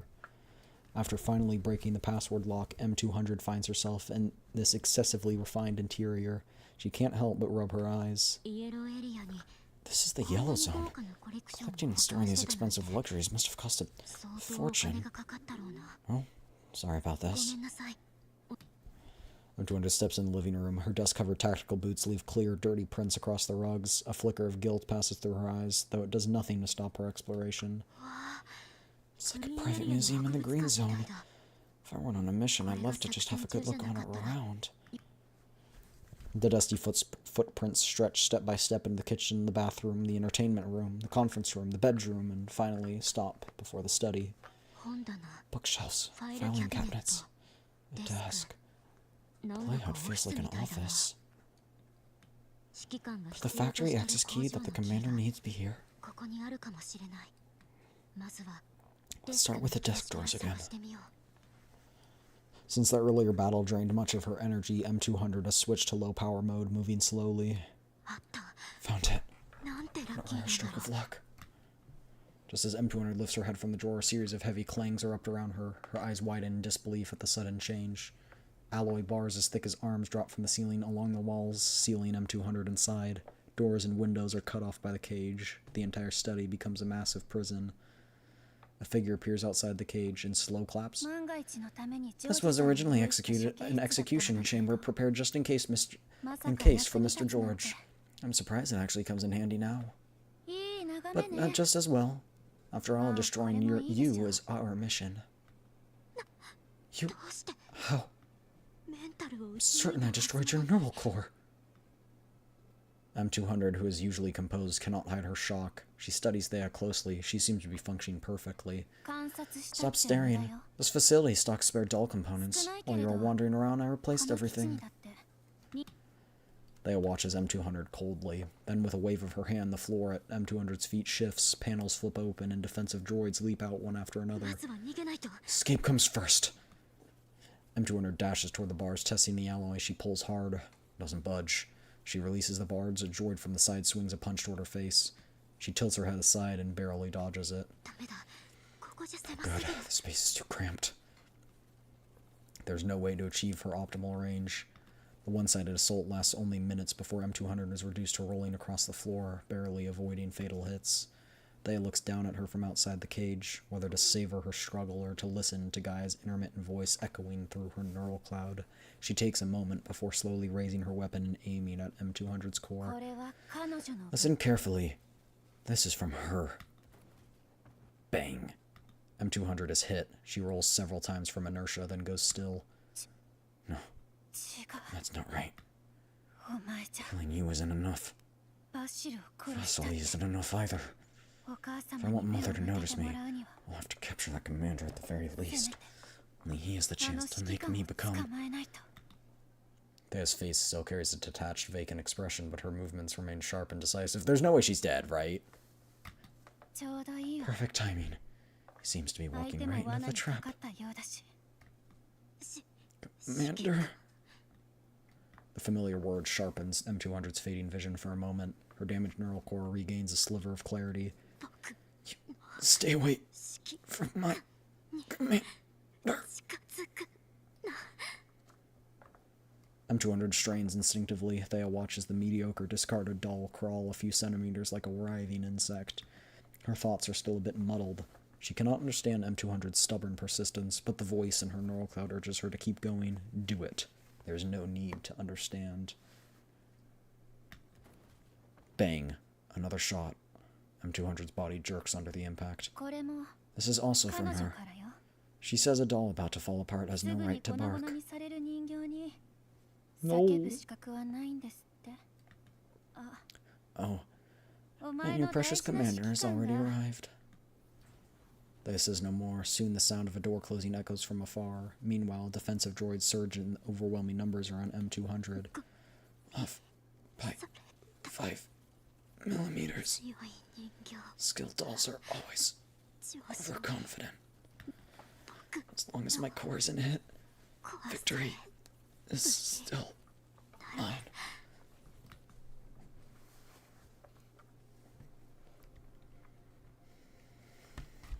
Must be some weak-ass doll or weak-ass droids if they can't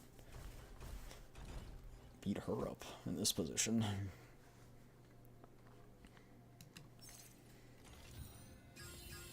My guess is that there would be a like one of those collectible thingies here.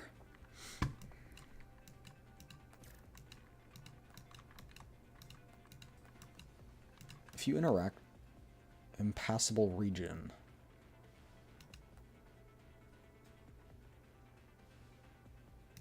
Huh. Oh wait, no. Okay, no, that's just all of them. I was like, is that it?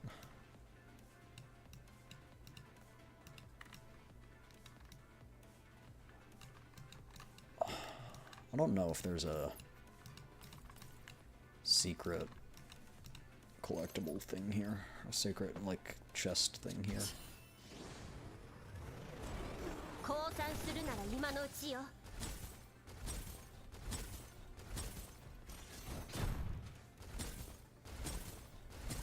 どうってことないわ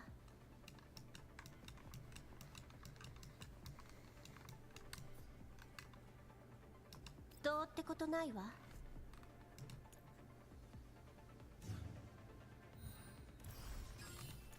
ハンデをあげる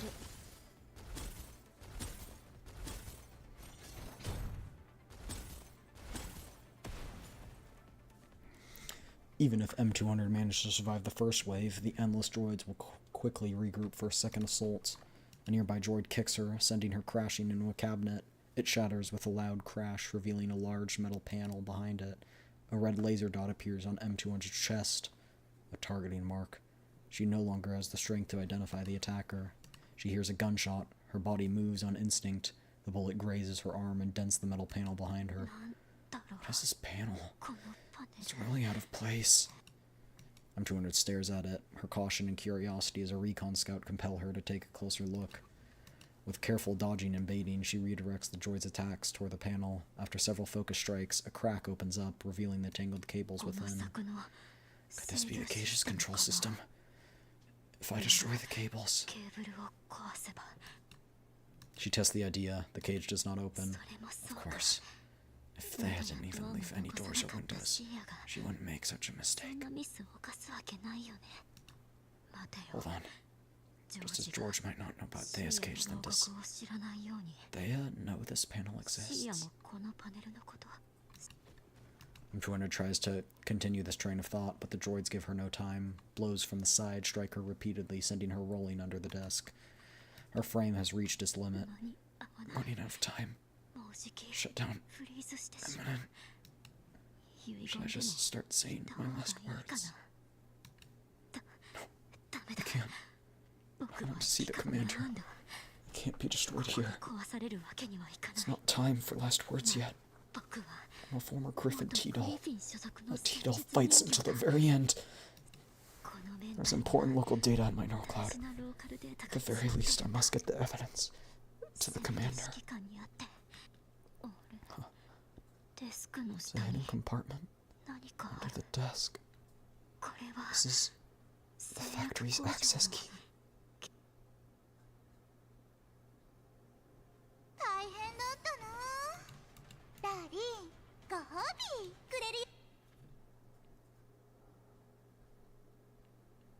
In a short span of time, the people of Makosh have erected hundreds of barriers across the streets, fragmenting the sky into scattered sections and trapping the Oathsworn. More and more reinforcements arrive to support Vasily. Through the camera feed of the Omni Shell, he surveys the battlefield and sees engineers, workers, merchants, and even some Oathsworn among the new rebels. More and more Oathsworn defect. Two sides advance at nearly equal pace. Still in enemy ranks remain under supervision. Yet some risk everything to dash across the crossfire and surrender. With the addition of Oathsworn forces, our firepower grows. Though still inferior to the conglomerate's mercenaries, we now hold the advantage in numbers. The scales of victory gradually tip toward the resistance. The barricades begin to extend beyond the chaotic residential zones. Thunk, thunk. The streets thunder again under the heavy steps of the Omni Shell. This time it truly stands as Makosh's guardian. Omni Shell, clear the way for us.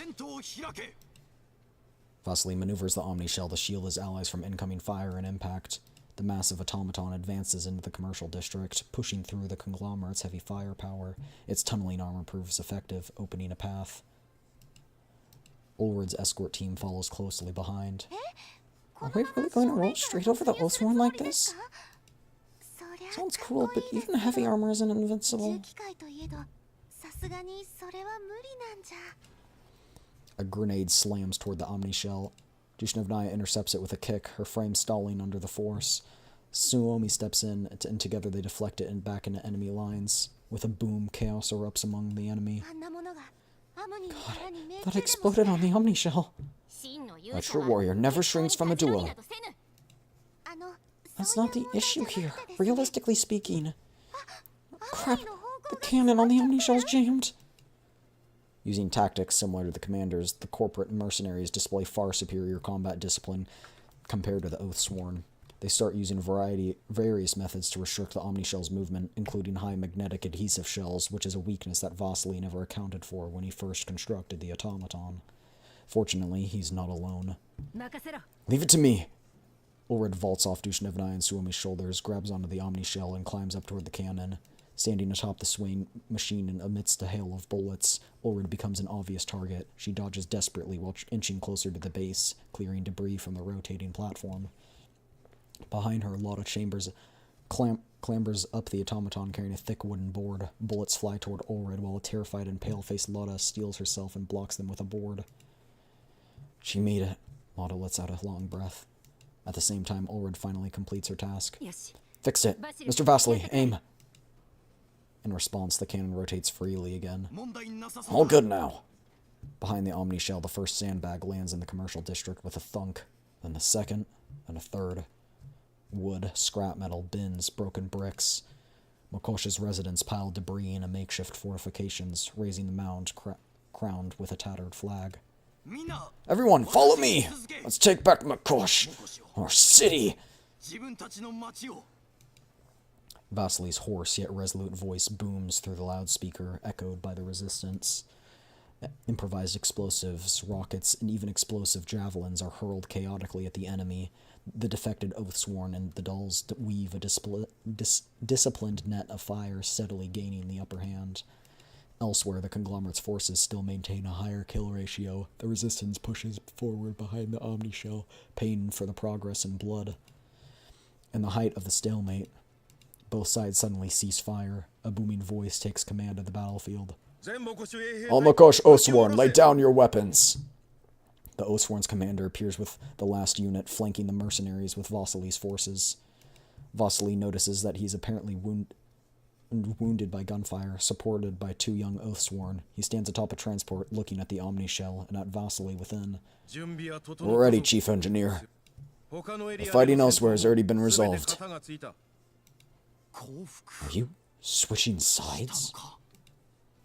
Across Makosh, similar scenes unfold, Oathsworn joining the resistance, even subduing the mercenaries. As expected, Wolfgar foresaw this before the battle began. His arrival completely crushes what little will to fight remained among the Oathsworn. No matter how the conglomerate's officers shout, no Oathsworn are willing to raise their guns against Vasily's side anymore. I am also from Makosh. Most of us are. We are willing to accept your command, Mr. Vasily. The Oathsworn should not spill Makosh blood today. Thank you. Please clear a path. Let's... Do not surrender. All traitors will be killed. Ignoring the collapsing situation, the conglomerate's officer suddenly gives the order. Even under Oathsworn guns, most mercenaries pull the trigger. Their heavy armor allows them to dominate close-range combat despite being outnumbered. Those who defect are enemies. Kill! Follow the Chief Engineer. Follow Mr. Vasily. Makosh belongs to the people of Makosh. It will not fall to the conglomerate. The Oathsworn protect Makosh, not George. Anyone willing to fight for Makosh is our ally. Behind the Omni Shell. I feel like he's gonna die. I'm getting this feeling that he's gonna die. The brief clash ends quickly, but with even heavier losses. The Oathsworn suffer heavy losses, and the mercenaries lose many lightly armored units, yet they quickly reposition into a defensive line, holding firm.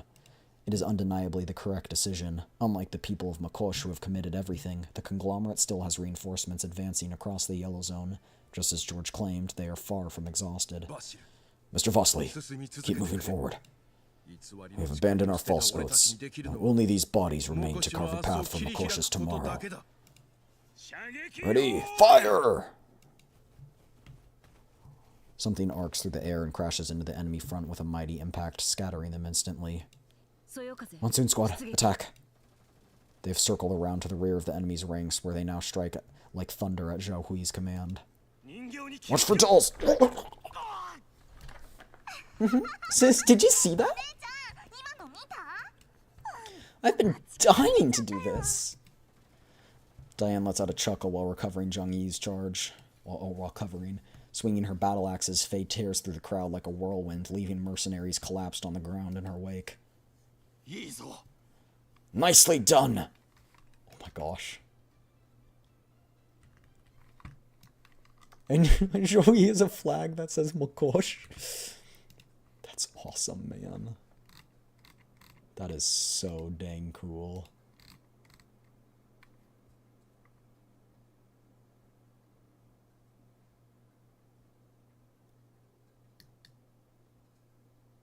Holy. Hold on, sorry, I'm taking...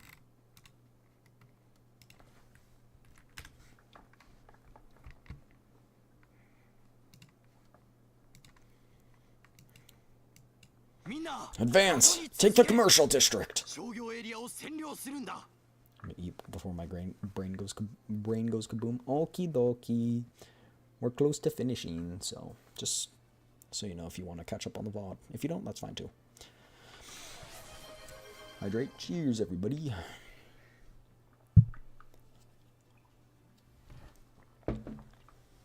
The Omni Shell presses onward once again, and the Resistance fighters cheer behind it. A roar of battle echoes from the central district. My heartbeat can't help but quicken at the thunderous sound. Following M200's tip-off, we are near George's base, secret base, which is where he decided to hole up after withdrawing from the pharmaceutical plant. We've reached the target area. Oh, the checkpoint is empty. This is clearly unusual, but it's also our chance. 検問所をくぐり目標 Move 地 through 点へ quickly and approach the target coordinates. As we enter the residential settlement, I attempt to contact Dandelion. ダンデライオン Dandelion, are you there? Can... Here... I feel like that thing she tried to hack, like... did something. What? The signal's terrible. Can you reach M200? We're going after George and I'll need her help. I tried earlier, but I couldn't get through. Is... better? I can't her either. She may have shut down her network module or entered an area with signal interference. When was your last contact? Before she sent you those coordinates. How do you know? That's not important. I have a bad feeling about this. She may have done all that work for nothing. Dandelion? No response. After a few seconds, the call disconnects automatically. Now even I'm starting to feel uneasy. All units, we need to pick up the pace. Nobody says anything as we advance. Only our rapid footsteps can be heard. It's just up ahead. It's impossible to overlook the conspicuous bullet holes on the wall. There are also slashes and burn marks everywhere. Ruined walls line the streets. Explosions have scattered debris and embedded shrapnel all over. Even through my protective suit, I can almost smell the char. Commander, that looks like M200's rifle. I'll check. Macchiato picks up a firearm not far away. She shakes her head a moment later. Confirmed. It's M200's. No ammo. She likely encountered those two dolls here. On top of apprehending George, add locating M200 to our mission objective. We'll rescue her if at all possible. Understood. All squads, prepare to storm the building. Stop. At the end of the street, a lone figure stands before the building. The dust swirling in the wind obscures the figure's form and features. Thea. Where's M200? Don't tell me she's... Macchiato grits her teeth and swallows her anguish. Something seems different about Thea. That frontmost dolls have already stepped into Thea's attack range. Even against their coordinated assault, Thea's face remains impassive. She simply swings the Morning Star in her hand. Heavy impacts ring out in succession. The dolls' offensive stalls, forcing them to leap back and halt. So fast! And heavy. Clap, clap, clap. In the tense silence of the standoff, exasperated applause suddenly echoes from the rooftop of the target building. Excellent, excellent! That's it. Show these low-grade mass-produced units what you can do! George's loud, piercing voice follows immediately, amplified by some device. I always believed things between us wouldn't come to this. After all, you're not from Makosh. George looks toward me, a forced, enthusiastic smile plastered onto his face, almost like when we first met. Don't be so idealistic, Commander. Think it through. Without me, without the conglomerate support, are you really so certain Makosh will have a better future? I'm not certain, but at least it'll be in their hands. Stop casting yourself as a savior. Choose the wrong side at a moment of impulse and you might just become the executioner speeding things along. Don't think you can stall with your rhetoric, George. You're out of options. Out of options? I think that's you. Commander, whether you believe it or not, there'll be plenty of problems waiting for Vasily and Makosh. And for you as well. Things never end well for naive idealists like the two of you. Bang, bang. Two shots ring out. Macchiato and Klukai each fire a round. Thea's movements are even faster than before. She steps directly in the bull's trajectories and knocks them aside. We're done talking then. Fine. If you won't stand down, I'll just do everything I can. George claps again. At a signal, the ground begins to shake. A continuous thunderous rumble rises from below, like some roar of an ancient beast brewing. An earthquake? Doesn't seem like it. There's hollow space. Sounds like machinery moving. Within seconds, the noise grows deafening, overwhelming all voices.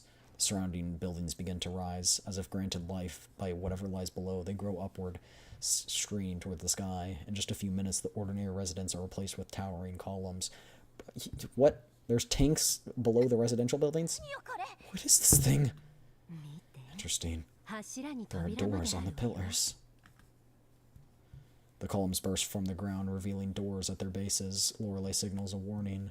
Following her gesture, I see the doors slowly lifting, exposing pitch-black interiors. I originally planned on bringing these beauties back to the pharmaceutical plant, but it seems our targets have delivered themselves. Lights flare on inside the openings. Spotlights converge into beams, illuminating the massive machines parked within. Esteemed guests, please enjoy the conglomerate's most advanced breaching and assault platform. George places a hand over his chest and performs an exaggerated bow. I spare no expense here. Commander, enjoy. To die at the hands of such premium equipment is an honor. George steps back as a heavy transport aircraft lowers its ramp to receive him. Thea, do your best. And our honored guests will be watching from this perfect vantage point and enjoying the show. As if you're not going anywhere. Makiota's sniper shot is as flawless as ever, but the conglomerate's transport is equipped with an expensive shield generator. Even its usual weak points are fully protected. She takes aim again, then abruptly swings the barrel toward the nearer, more urgent threat. Thea's gaze locks directly onto me as she steps forward, causing every doll at my side to tense. Klukai spreads her arms, standing in front of me. The way she stares at Thea reminds me of a black panther, back arched and fur bristling. Lorelei's smile fades as well, her expression turning serious. Mother, you must be watching from somewhere, right? Please look at us. This is her. Our wish. We can feel a power unlike anything before. Is this what you originally intended to grant us? As if in response, several Chimera Centurions roll out of their bays. Within seconds, the assault breacher vehicles are pointed toward us, yet for some reason, George seems dissatisfied, repeatedly tapping at his terminal. Activate, activate, activate! What's going on? George, who has been watching the Chimera Centurions closely, suddenly realizes something. Commander, some of them seem to have slipped out of his control. It could be a malfunction? Controlling this many high-precision units at once is too much for one person. When he brought them in, he must have installed an AI core to handle detailed commands. That core must be nearby, and something's gone wrong.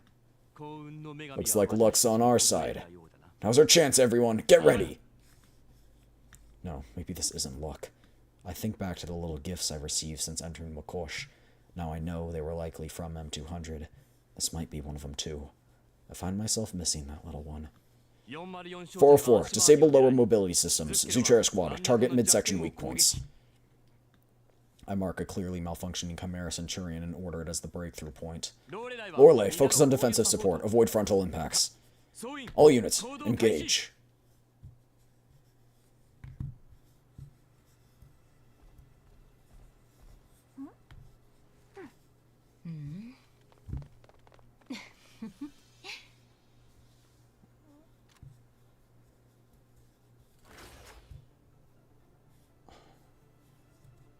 Thought we were fighting Thea.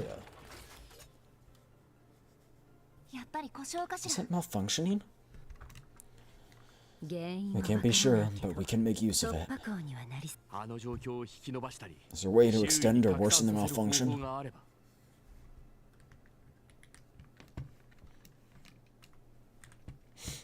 Looking.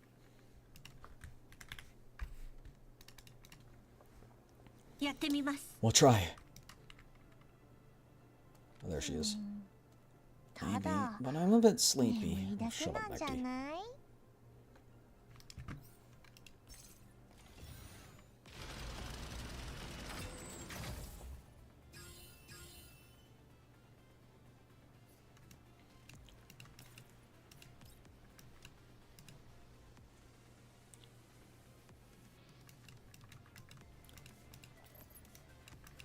Holy.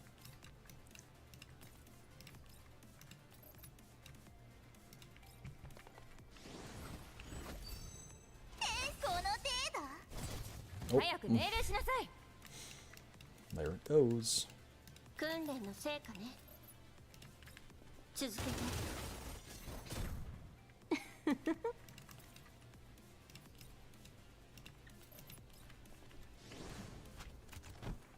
まだ降参しちゃダメ。早く命令しなさい。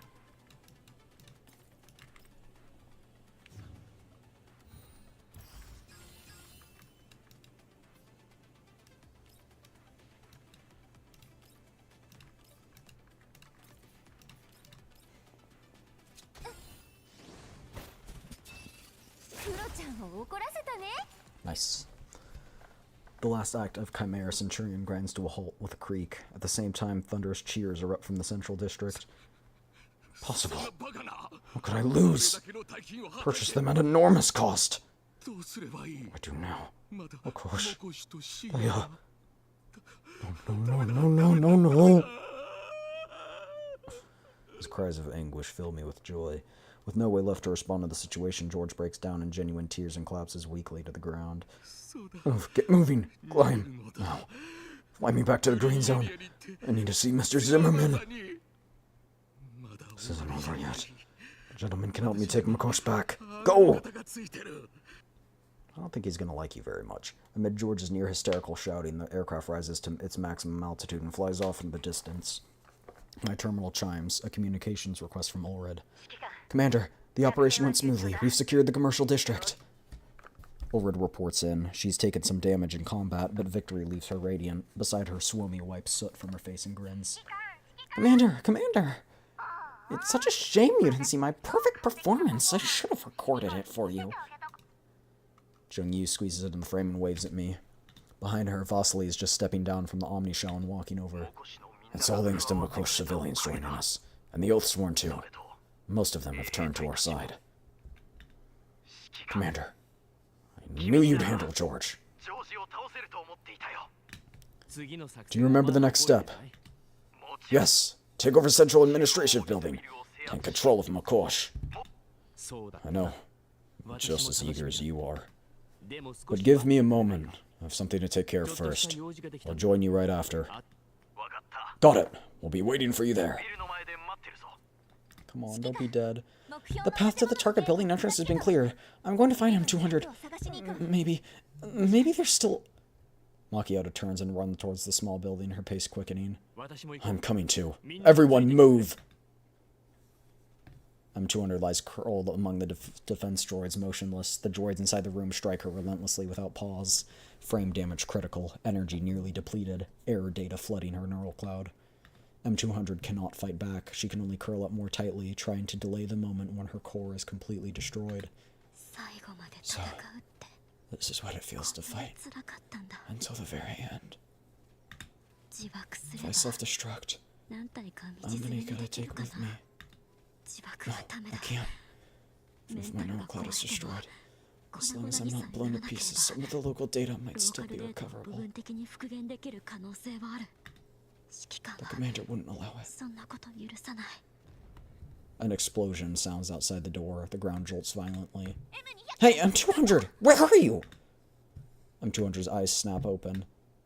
M200 located. Second floor study. What kind of design is this? Little study's turned into a cage. Bring explosives.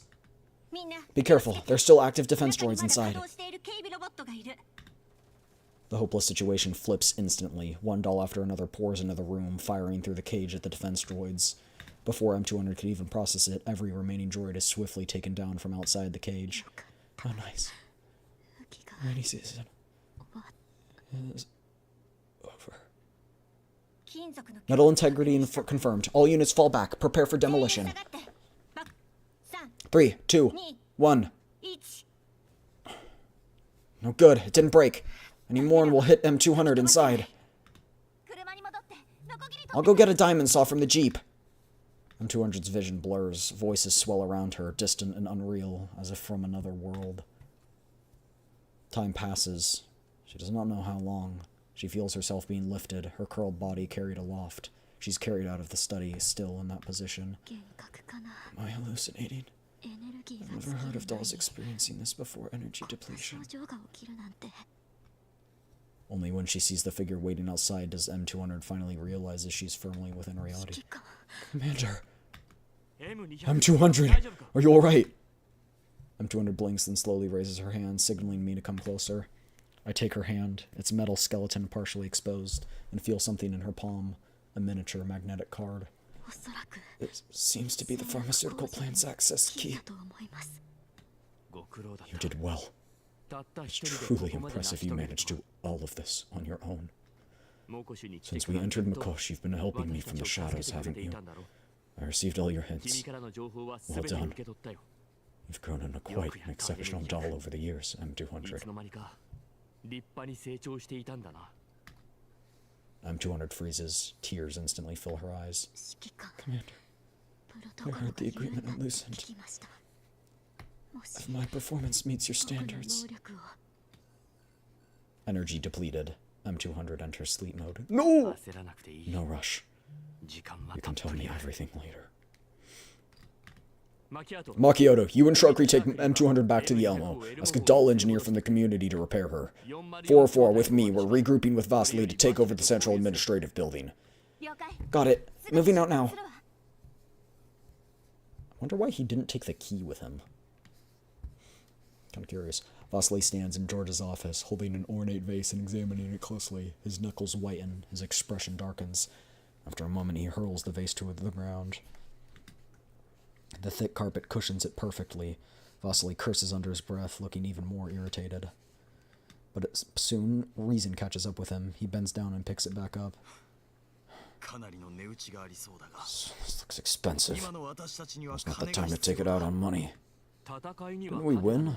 Why are you still so angry? Before coming in, I was curious. What kind of treasure can matter more than Mikosh's people? Now I've seen it. Nothing special at all. You've known George a long time? This feels like half my life. He wasn't always like this. Hard to believe that glass, plastic, scraps of paper, and rags would drag him down like this. Looking at these things, knowing they're stained with the blood of Mikosh's people, just fills me with rage. What corrupted him wasn't just these things, it was power. At that moment, Dr. White steps in from outside. His aged fingers brush lightly over the displayed artifacts as he lets out a poignant sigh. Well said, Commander. And the corrosion of power spares no one. We stand here today because we defeated George, but that doesn't mean corruption will stop. Teacher, you mean? There's an old saying in my country, maintaining something is harder than building it. Your hardship has only just begun. Don't take it lightly. It's Vasily's first time dealing with this. Won't you guide him? I'm here to assist with construction, planning infrastructure, allocating manpower and materials. Those things I can advise on. But cabinet affairs, I can only offer suggestions and expectations. What about you, Commander? Without you, none of this would have happened. What do you expect from Mikosh? You were right earlier. The city's victory belongs to its people. And for me, doing business with an independent city is far better than dealing with a puppet regime controlled by conglomerate. Independence. That too is an expectation.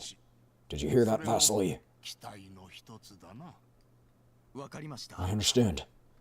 Honestly, I was wondering how much to pay you. In truth, even if you demanded control, we'd have no right to refuse. I know. I heard that George called you a monster during your standoff. Such poor manners. Yes.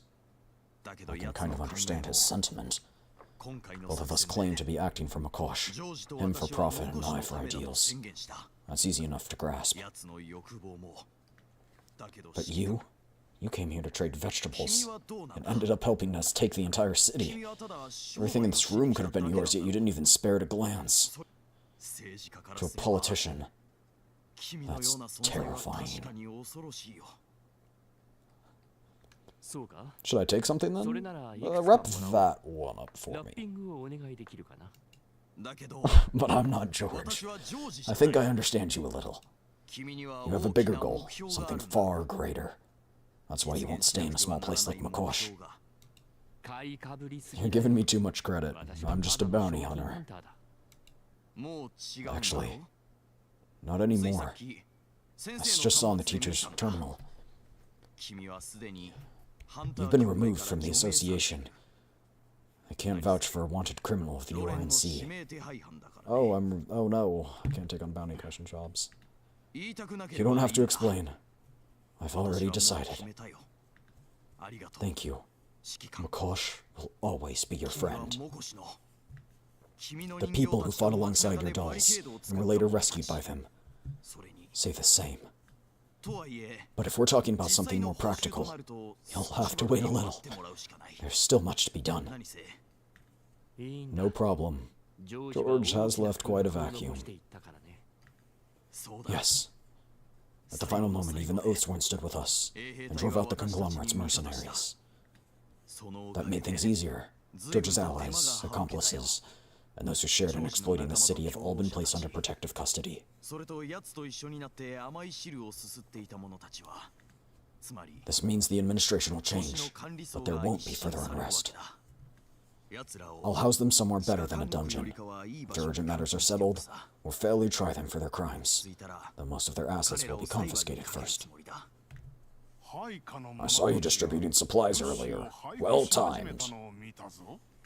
Just putting on a brave face. Our supplies are limited. The conglomerate didn't leave us much. Still, thanks to George and his lackeys, the funds they left behind will keep us going for a while.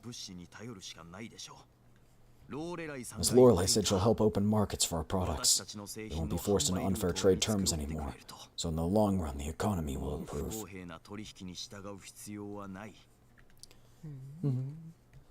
Abandoning a giant backer like the conglomerate will certainly impact Makosh's economy.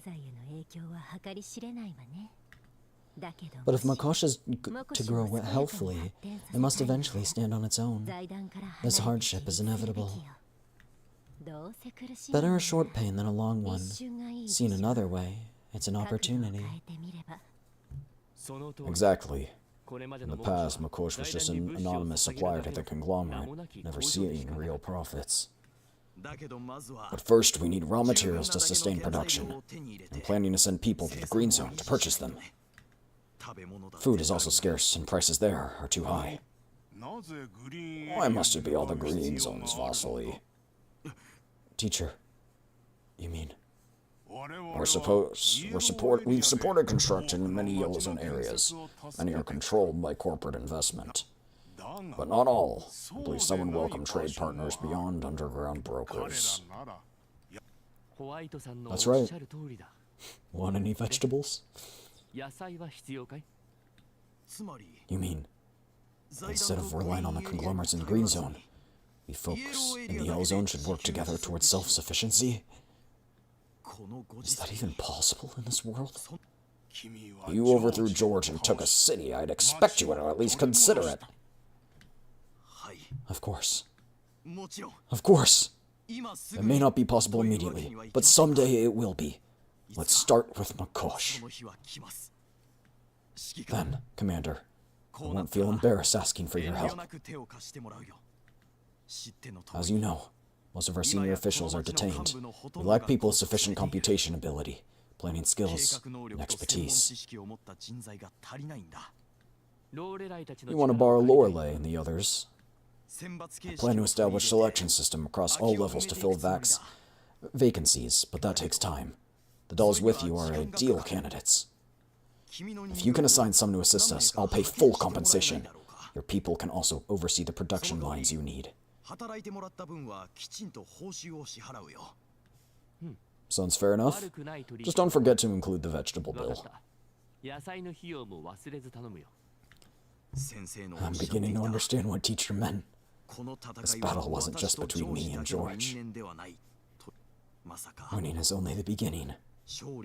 Oh, does that mean Lorelei and the people are gonna leave us? You once said you wanted Makosh's people to master skills, and the children could become engineers and doctors, not just workers. Now they've secured a future. You and the commander made a solid plan. There's one last concern. The conglomerate won't let this go, will it? That's exactly what I wanted to ask. Could you provide us with some military support? We need our own armed forces. I've already begun drafting a full authorization and contract for a local defense system. This is the Yellow Zone.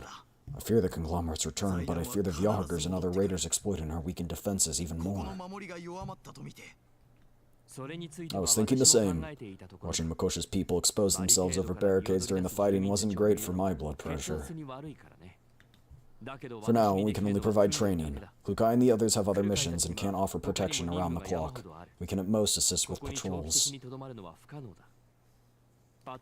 That's better than nothing. We'll have to start from the basics. Mr. Vasily, may I ask, what do you plan to do with George's collection? I believe I saw an original work by a famous painter earlier. It was thought to be destroyed, but it's actually here. For all his faults, George had taste. The collection was bought with money taken from Makosha's people, so it should be returned to them. Ideally, we sell everything for vaccines and food. Converting the pharmaceutical plant will take time. Take a while to source new materials and skills. In the meantime, we need finished vaccines to tide us over, especially for Elid patients. I want to save as many as possible, so that at least some of them can go home. Of course, if we can't get vaccines as payment, collapse pieces will also do. Understood. I know some collectors. I can spread the word if you intend to sell. And I heard you discussing the conglomerate earlier? Yes. Most of Makosha's assets are corporate investments. Even if they've already been siphoning the profits for years, legally speaking. The conglomerate's powerful, but it has enemies. Thanks to the commander's victory, their forces in nearby Yellow Zones have been weakened. They'll need time to stabilize, so they won't act immediately. Perhaps it's time to reach out to the people out there. Right, Dr. White? She's correct. Diplomacy is vital, Vasily. Makosha needs presence, not just in the Yellow Zone's trade networks. Find reliable allies, and the conglomerate will think twice about moving against us. My head hurts. Commander, where are you going? Lorelei hooks her arm around mine and pulls me out of George's office. Good question. I'd like to know too. I'm just reclaiming my commander and enjoying my reward.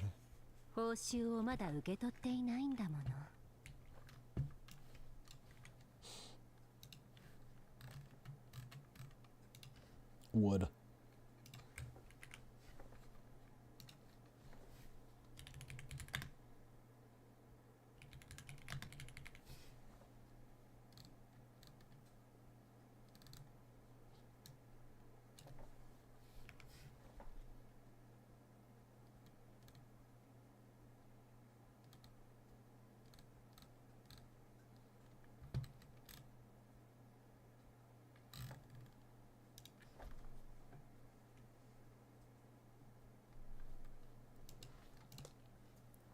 Wood. Wait, I'm not finished yet. Can't take a hint, can you? I just want to ask, what will you do with that doll? She likely holds sensitive data about Makosha. Shouldn't she be handed over to you? Of course, she may also have information I seek, so I'd like to jointly interrogate her if possible. I'd like to help, but Makosha has little expertise with dolls. I don't even know if we can imprison one properly. We don't have equipment to analyze her neural cloud either. Guess I'll need to order another one of those containment chambers. I'll need your technical support. We'll share any intelligence extracted. In that case, we'll keep Thea in custody and stay in charge of her containment. Is that acceptable, Lorelei? Lorelei simply leans against me and nods, too lazy to speak. Oh my gosh, that's so adorable.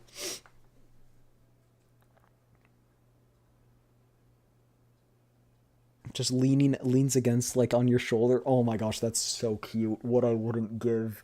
What I wouldn't give. Oh my gosh. On that note, just thinking ahead, could we send people to you to study doll technology? If we're to work with people like Miss Lorelei, we should at least be prepared. We'll share as much doll technology as we can. In exchange, we'd like access to Makosha's heavy industry. We've got some old facilities that need maintenance. Looks like we have even more collaborative projects to discuss. There's still much to do. Oh, Commander, one more thing. What is it? George may not remember it anymore. But he once said he wanted everyone in Makosh to have enough food and medicine, to not be bullied, not be looked down on. He failed. But look at myself. You know what?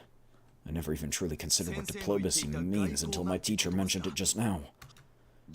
I think I understand George a little better. Actually, no. I'm struggling to understand why he's so obsessed with all this. Honestly, I'd rather go back to that prison drawing designs while smelling my own piss. At least I know I couldn't screw that up. You're afraid you'll become like him. I won't become him. That I'm sure of. But that doesn't mean I'll always make the right decisions. I have my own weaknesses. I know that better than anyone. To know others is wisdom. To know oneself is clarity. The fact you can say this, that's what sets you apart from George.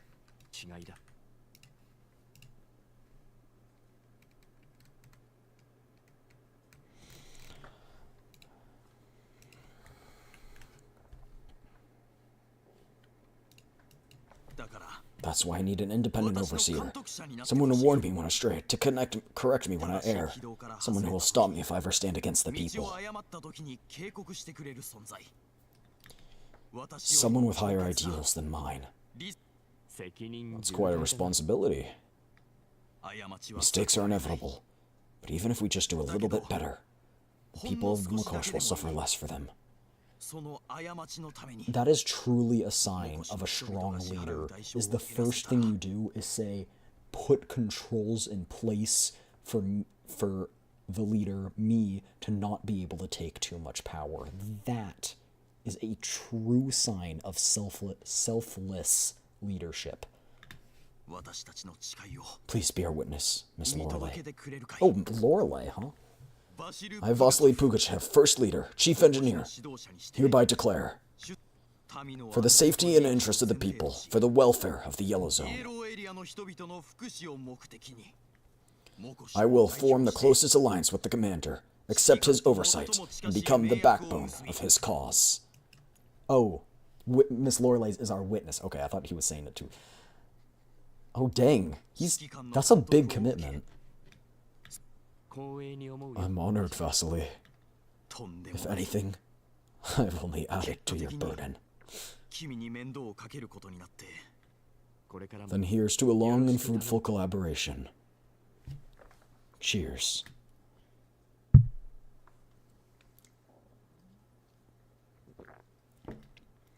Huh. Let's shake on that. Vasily extends his hand. I take it. In this palace that once symbolized dictatorship, a new pact is forged. Afterward, Vasily directs his supporters to collect and transport the spoils.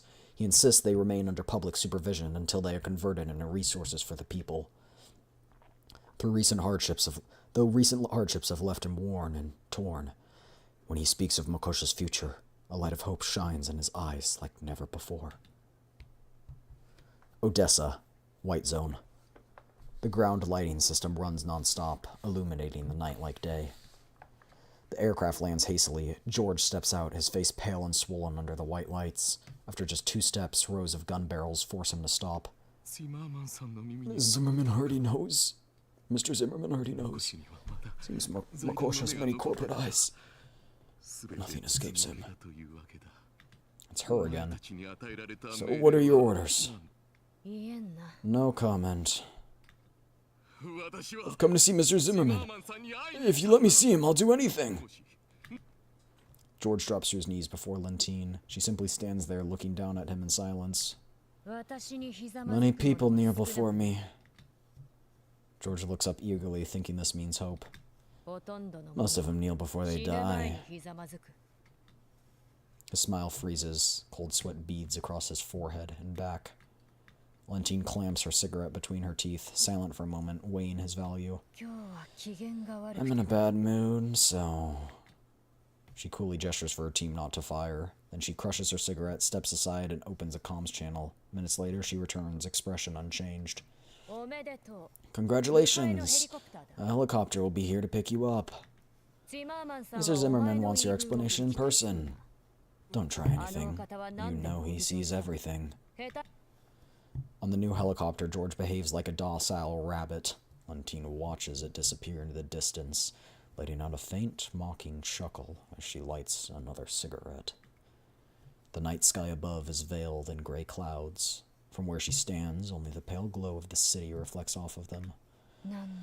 Sees everything. The snicker of amusement is carried away by the wind. 404を敵に回したのが運の尽きよ。 Beautiful. Absolutely freaking beautiful. Okay. I am going to go to the bathroom while this ad break runs. We'll do this last one, and then you tell me what you want, chat. Do you want to resume? Do you want to try and just break through a little bit of the event? Do you want to leave the entire event to have its own stream, the other event that is? Do you want to do a bit of the Somme Noir today? Which is like the side story with all the characters and it's like a party type thing. Do you want to do that today? Do you want to save that? Do you want to end stream here? Do you want to swap to Pal World for a bit? What do you want? Okay? So please leave your thoughts. I will be right back. Okay? Be right back. BRB.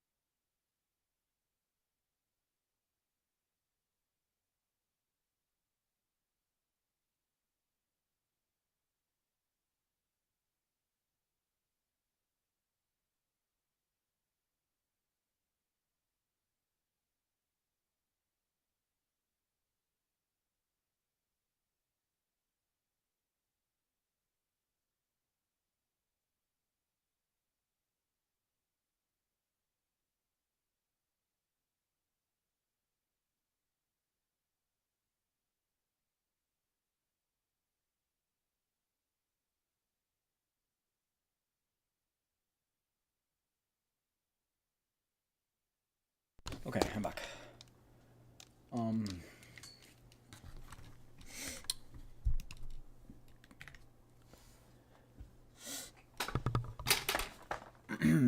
Do any of you have opinions on what you would like to do? If so, please put them in the chat. I'd love to hear. Commander, there you are. I've been looking for you. There's something to say. As Mei Ling approaches, I notice that her eyes and nose are red, and her voice is thick with a nasal tone. Knowing that she's been crying, I stand up immediately. What's wrong? It's about the discussion we didn't manage to finish last time. I do not. I'll vibe to anything. Ugh. No. You're too easily pleased, Peaches.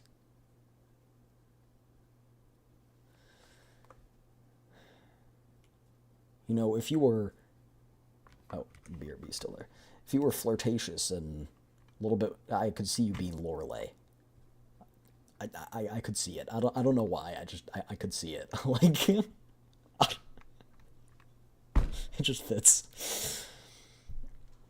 So no opinion if we even, like, end here, if we continue GFL, or... Nothing? No opinions of chat whatsoever?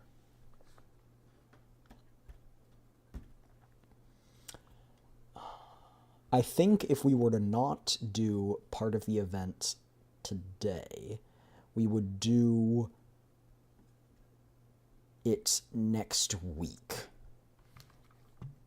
Because we not only have next week, but the 3rd and the 4th of August as well to play it. I will be gone the night of the 31st, the 1st, and I'll be back the 2nd, and then I leave the 5th in the morning and will return on the 12th. And on the 12th, I will have gotten back from an all-nighter flight, but you better bet your sweet bippy that we are playing the Snezhnaya update on release. You better bet.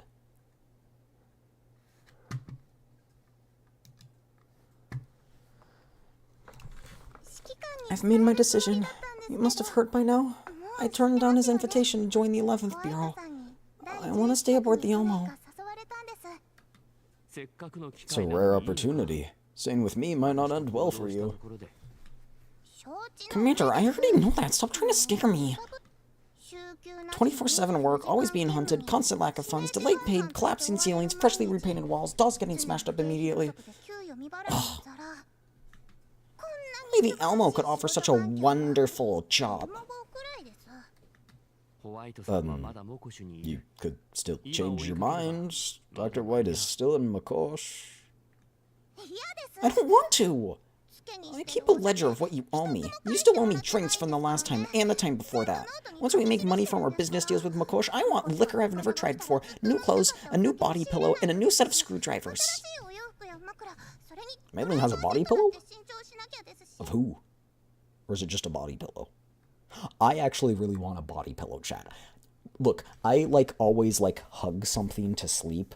I always do. And having something that's just that long would be so nice. Like, I wouldn't even put an anime girl cover on it or anything. I just want a long pillow like that. Just sounds so nice. Like, I just want a huge pillow. Oh, and the long-awaited Elmo Tetris tournament. Whoa. We're name-dropping Tetris? We're playing Tetris?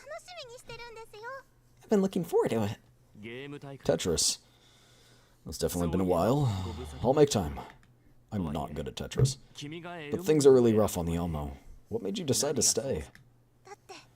It's precisely because the Elmo is going through so much hardship that I must stay. You lack resources, and you're now a wanted fugitive.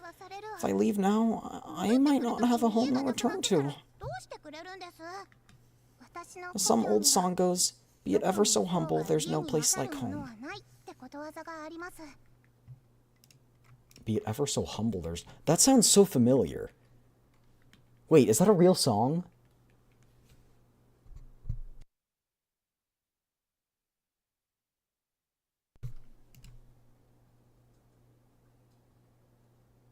Oh. It's Home Sweet Home.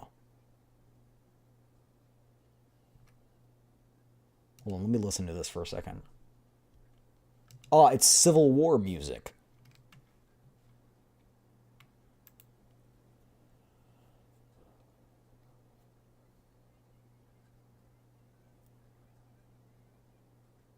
Okay. I need to listen to this for a second. Hold on.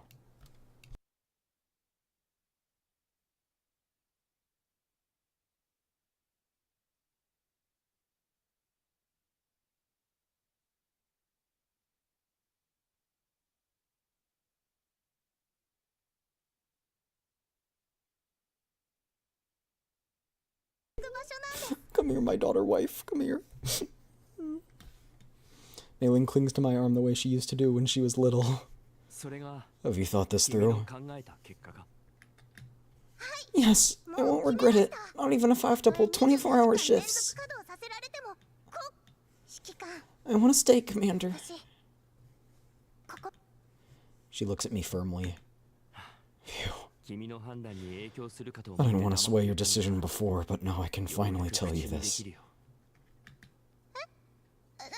Tell me what? Mei-Ling, I'm extremely glad you've decided to stay and help me. Thank you. Your hard work does not go unnoticed. If it hadn't been for you, I wouldn't have been able to overcome all these problems on top of handling my own mission. All these years, you've shared so much of my burden. You're also very important to me, just like family. Mei-Ling's eyes widen and her cheeks flush red. Important? How important exactly? Pardon? Nothing. I'm just doing what little I can. Yeah, people sometimes get upset for calling Mei-Ling a daughter wife, but like, come on. Like this is like peak daughter wife. Besides, like, I feel like the two prime examples of daughter wife I've ever encountered in gacha games are Mei-Ling and Imeth. Like there's nothing more close to being accurate than these two examples. Like,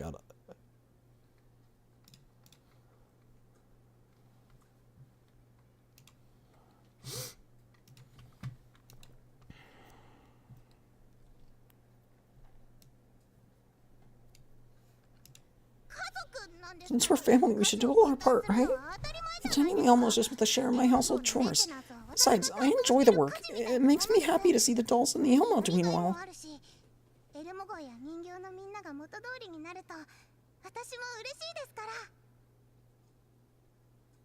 Oh, I also wanted to say though, Peaches, you specifically too, but all of chat as well.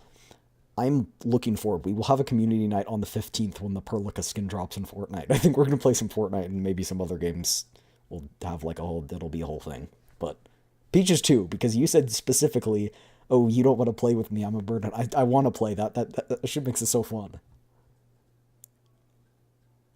I like to play with you guys. So if you guys are suck at the game, I don't care. Join the lobby anyway. It wouldn't be open lobbies if I didn't want to play with y'all. So just wanted to put that out there. If you guys are ever like wanting to play games or whatever with me, I'm so down. Just let me know in chat or whatever, you know? Then I'll be counting on you, Mei-Ling. Okay. If my parents know, I think they'd support my decision too. Why bring this up all of a sudden? Did something happen? It's been a very long time since Mei-Ling mentioned her deceased parents and friends. Talking about the past always fills her with dread. I observe Mei-Ling's expression carefully. Much to my surprise, other than the redness in her eyes, she doesn't seem as distressed as she used to be. Dr. White gave me a gift before we left Makosh yesterday. It's something my parents prepared for me a long while ago. It made its way to him, and he's been in its safekeeping all along. I only mustered the courage to open it just now. I finally saw them and heard their voices, Commander. They were lovely, just as I've always imagined. My heart. My heart. May I ask what they said? A girl has her own secrets. Even I have things I want to keep internally to myself, you know? I can't tell you everything. But I can let you know some of it, I suppose. They told me to pursue my dreams with courage, and that I was their long-awaited child. My heart. Tears well up in her eyes again, but they are not tears of sorrow. She looks at me with a smile. Commander, I'm all grown up and I'm pursuing my dreams. Mom and Dad would be pleased to see me like this. Right? I pat her on the head. Yes, you're a good girl that anyone would be proud of. I'm sure your parents would be very glad to see how you've turned out. Commander.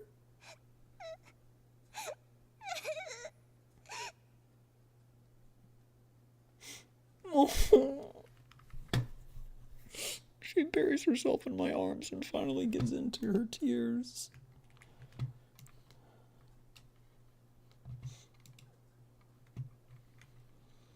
Oh.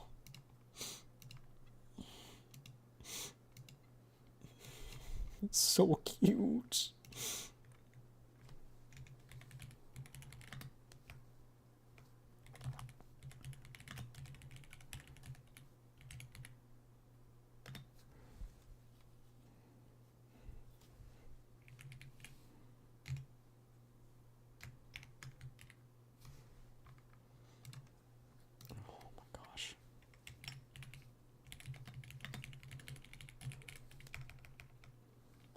This is so cute.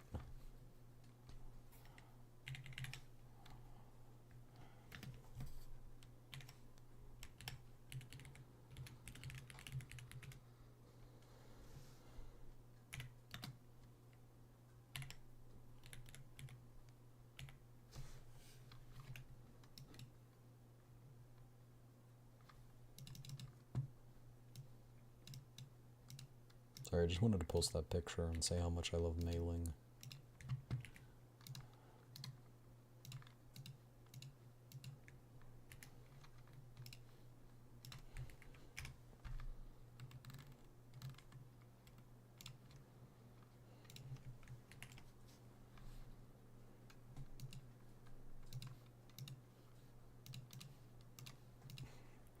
She buries herself in my arms and finally gives in to her tears. Even if you keep piling on the praise, you still owe me wine and rice wine. Oh.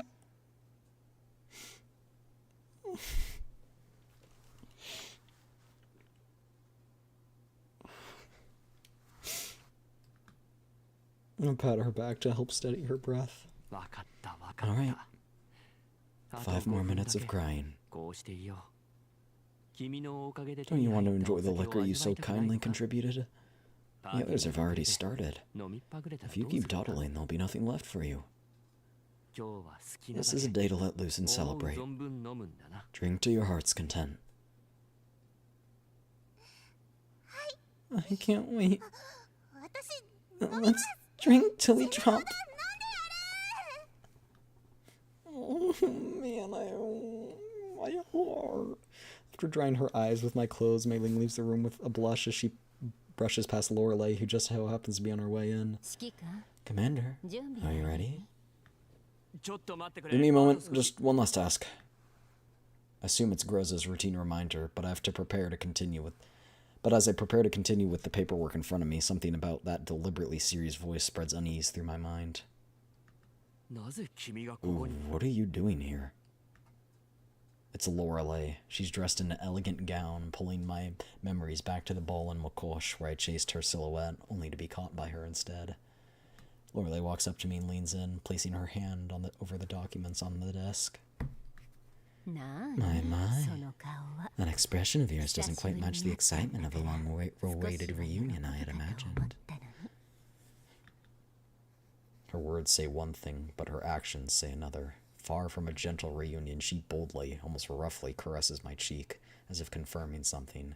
Then she lifts my chin with a finger, finally satisfied. I like the look in your eyes when you're nervous. My memory, you're still with Statesec. Seen you aboard the Yomo. I'm not sure whether that's good news or bad.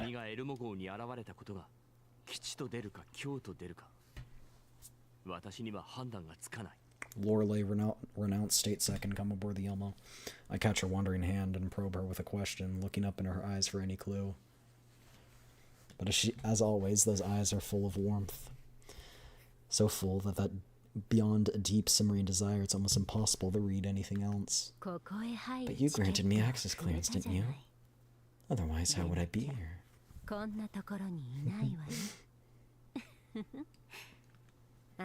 Don't worry. I think this counts as good news. Have you forgotten? I told you before I'd let you explore the depths of my Nor Cloud here on the Elmo. Pause. Pause. Pause.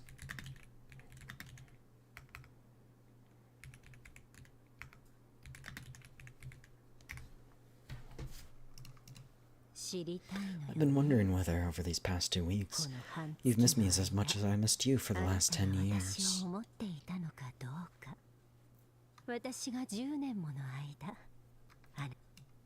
She takes my hand and traces my fingers, as if searching for the ring-shaped mark she once carved there.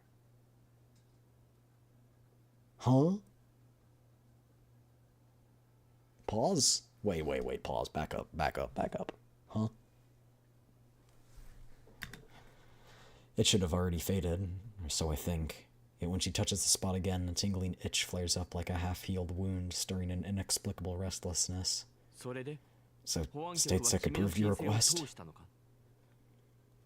I stand up. The rush of blood in my head helps me regain a bit of clarity. You could say that. Although I acted on my own before and did a few unnecessary things for you, we did reap the fruits of victory. So, they want you to continue what you're doing. And I'll be your liaison, providing whatever support you need. That must have taken quite some effort. Thank you. But there's also some bad news.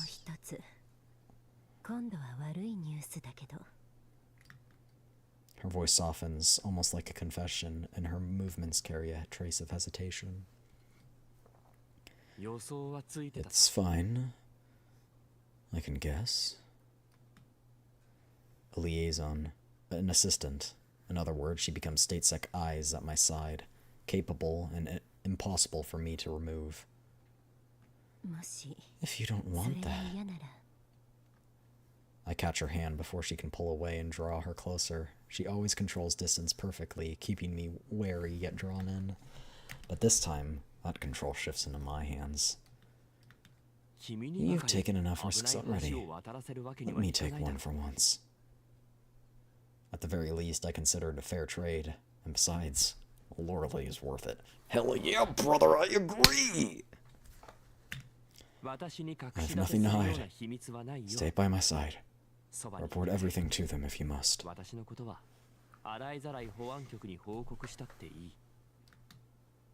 Lorelei smiles, radiant and brilliant, like a jewel that perfectly matches her gown.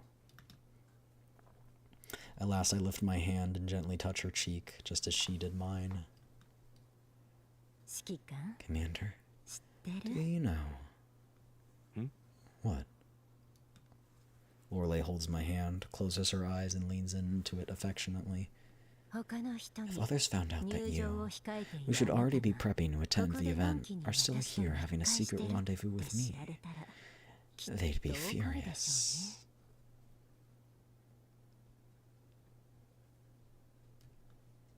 Wait, what do you mean?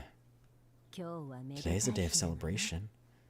Everyone must prepare to feast, and Meiling even brought out her precious liquor collection. If you don't go soon, even I'll find it a shame. After all, I prepared a dance just for you.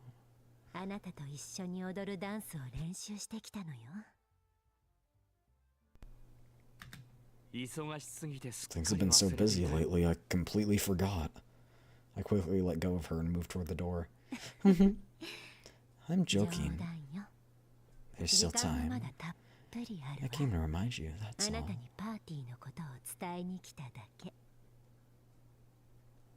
She shows me the time. Indeed, there's plenty left.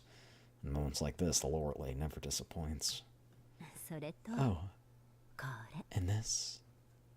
Kiss, kiss, kiss. She hands me a neatly pressed dress suit. A gentle, fruity fragrance blended with warm cedar drifts up my nose as I take it. Let me help you change first. I'll give you some time afterward to tidy up. Oh, yeah, I'll leave it to you then. Her slender figure brushes my shoulders, my collar down to my waist.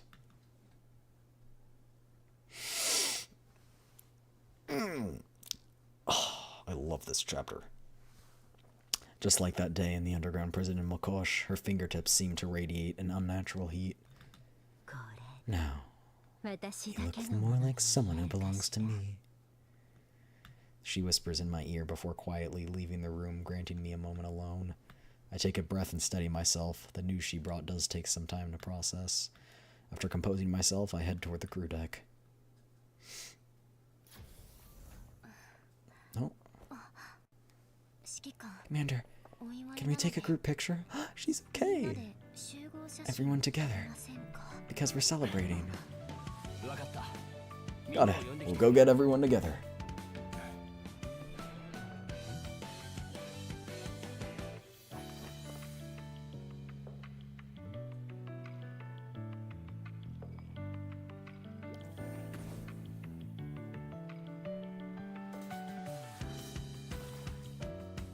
This is so cute!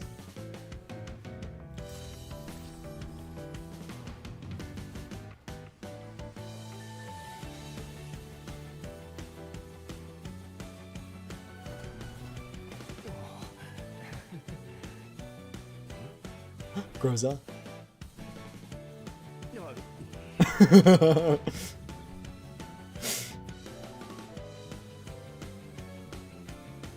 Oh my gosh! Time for the countdown. Oh my gosh, Lorelei really is our canon wife. Oh, I'm sorry. So cute!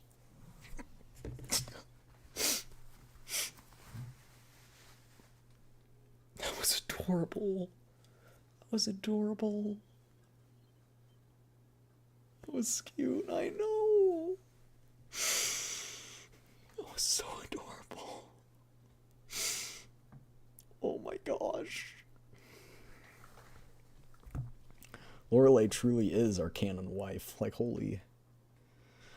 Might need to spend $5 on a covenant ring for Lorelei.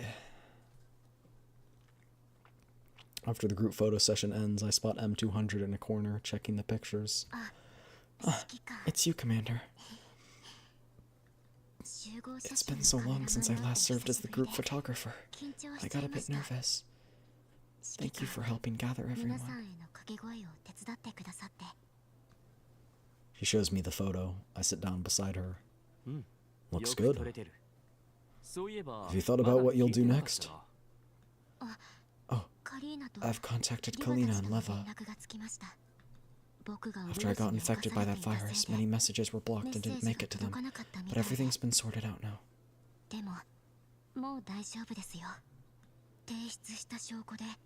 The evidence I submit is enough to prove my innocence. Kalina will send the request out of my locked account reinstalled and my criminal record wiped clean. And then M200 takes a deep breath and turns to me, summoning her courage. I've made up my mind.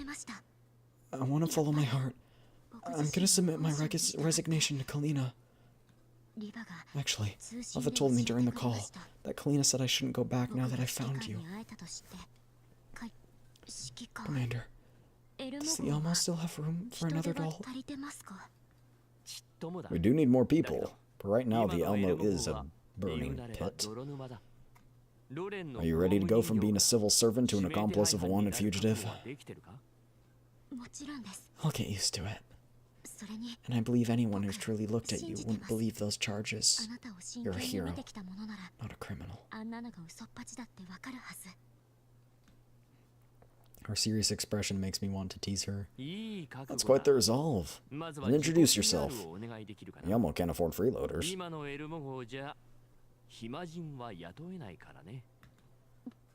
I may be unremarkable, but being unremarkable is conductive to gathering more information. I'll make myself useful. Conducive. Oh. Conducive, not conductive. I can handle all jobs. My long-range accuracy is decent. I can make drinks, do magic tricks, give massages, prune plants. She tries desperately to sell herself. She seems to genuinely believe that I'm testing her. That if she doesn't give a satisfactory answer, I'll kick her out. And I'm good at sorting and cleaning out waste, too. She's on the verge of tears. Alright, I'm just teasing you. Even if you weren't that capable, it wouldn't matter. You seem to have the wrong idea about yourself. The versatile and multi-talented M200 is far from unremarkable. You're an outstanding tactical doll. Is this where we give her a name? Welcome aboard the Elmo, M200. Really? I can stay? Commander, could you please pinch me?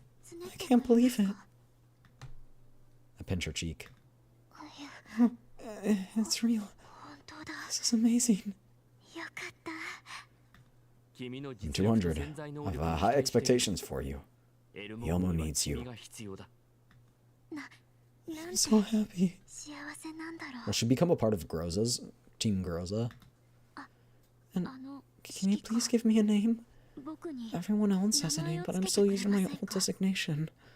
I already have one in mind. Thank you for giving me the honor of naming you. Cheyenne. It's a name from a country that's known as the land of the free. America! Hell yeah, America! Heck yeah! Super Bowl, Ford F-150.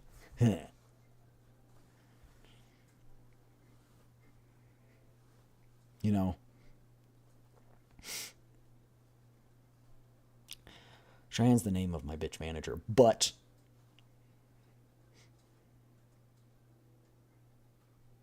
it can't ruin this. It can't ruin it. It can't. It's impossible. I think it really suits your adaptable style and your uninhibited versatility on the battlefield. Versatility. Cheyenne the Free. I like it. And it's settled. Cheyenne, welcome aboard.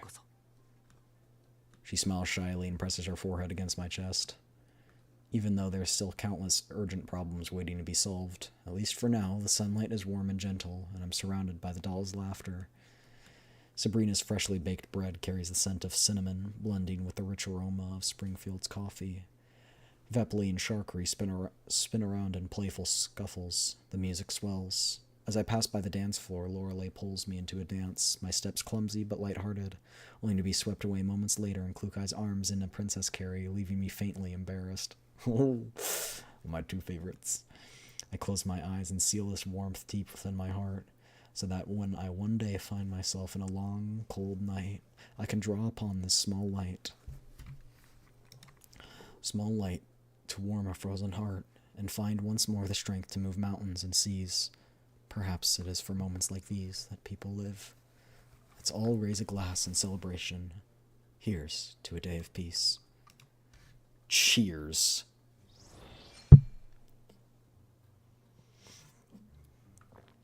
Freaking peak. Peak. Peak. Peak.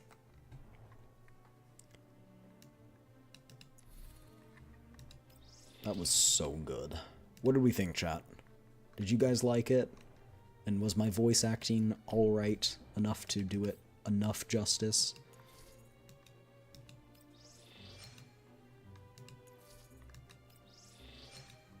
This is actually a really cool skin.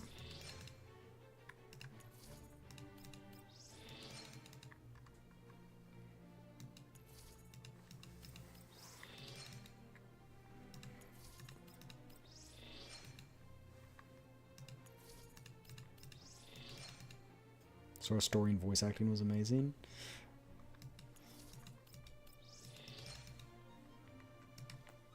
I'm taking that with a grain of salt because I don't know that my voice acting was amazing, but I tried my best.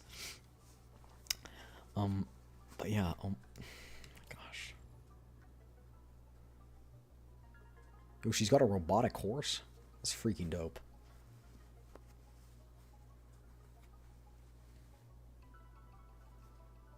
That seems pretty cool. I don't have many pulls, but we can do some pulls for Cheyenne.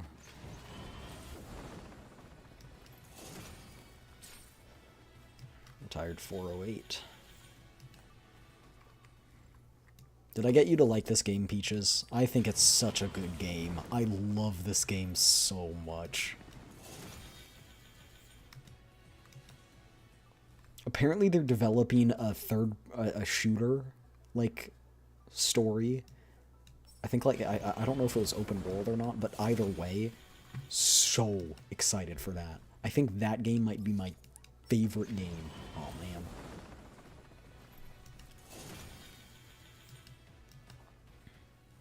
Well, that's it for that. But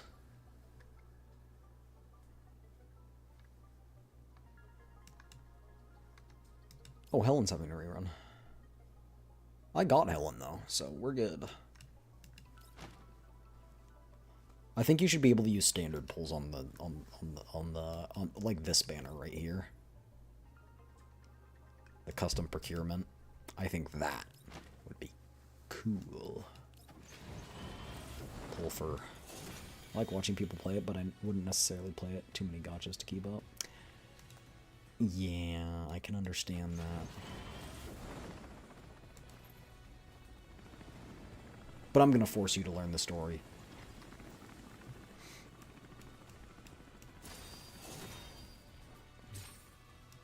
See if we get Tololo here. Tried it once but wasn't super hooked. The gameplay isn't super hooking, but the story is just so incredibly good. I love it. But then again, also, if you're...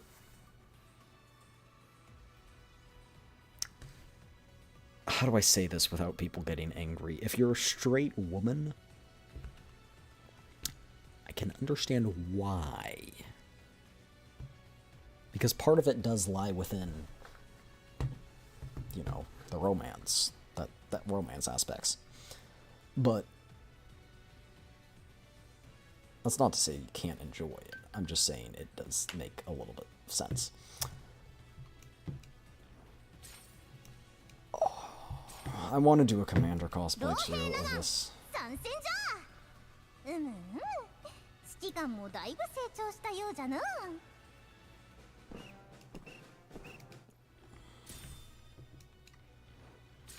引力により Tololo. 星の軌跡は変えられ、 That's Tololo 私たちは V6. 引き合わされました。 Depends on people's preferences. I think so.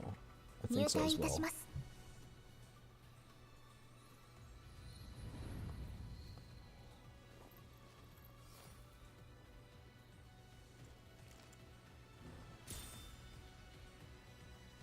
Yatta.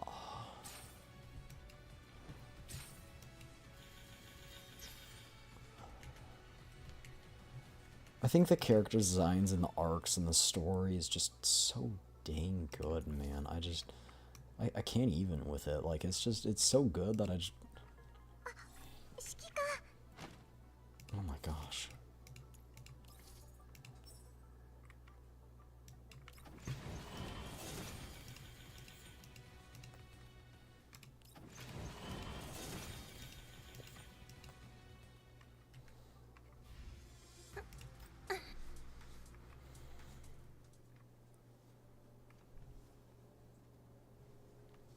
That is not actually where I wanted to go, but this is fine because dailies end in 13 minutes and I don't think I've done them.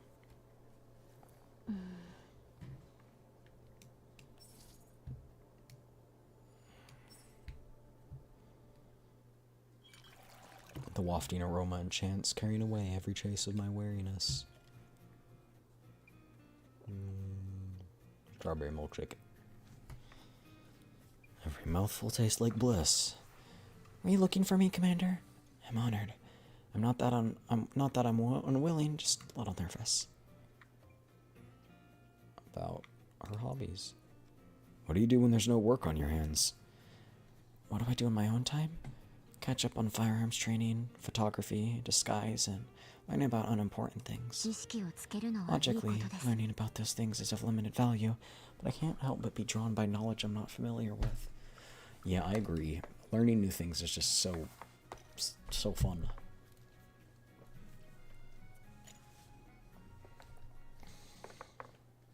We drank the stem of the strawberry. How could we?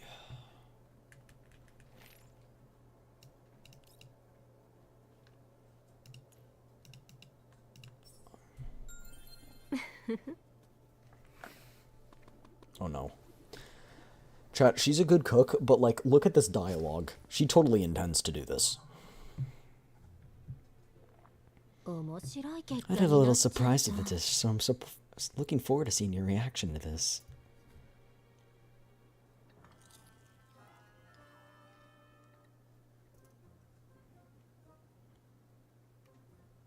A mysterious flavor. Somehow it feels familiar. Do you like it, Commander? It tastes really weird. What did you put into this? You'll find out soon enough. That. Freaking that.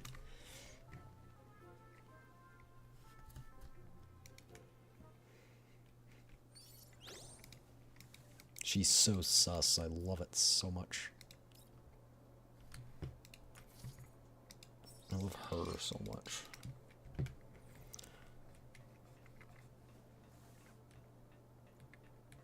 Surely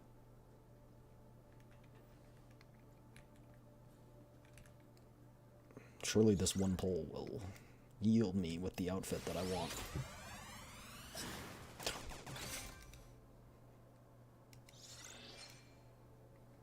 What is this?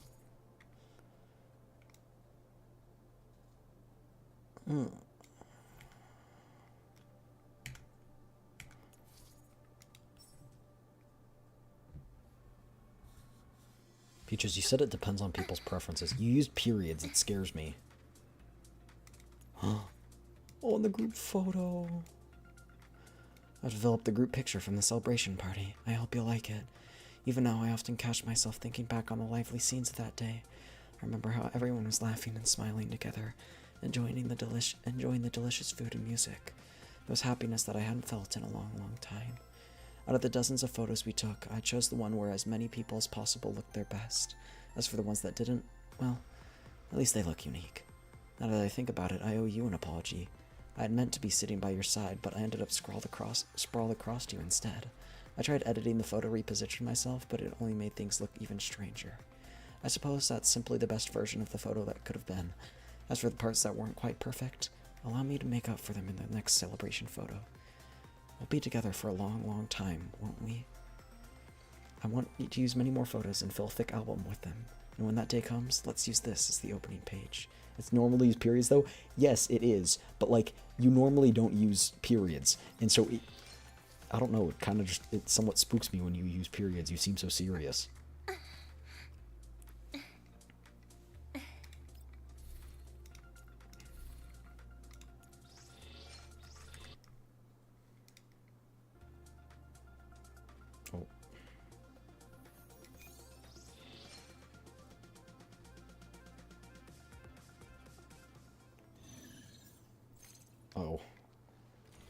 Yeah, I've been losing these because there's a team comp that's apparently meta that I haven't been using.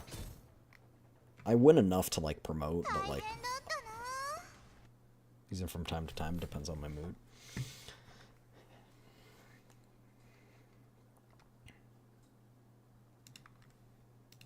What are your opinions on Lorelei, Peaches?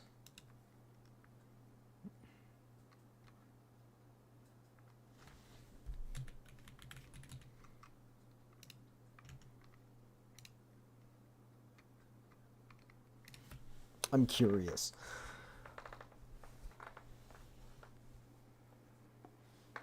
Oh, that stretch run is good. I didn't think we needed to hear my honest opinion. Too flirty and fan servicey. Well, too bad. She's hot.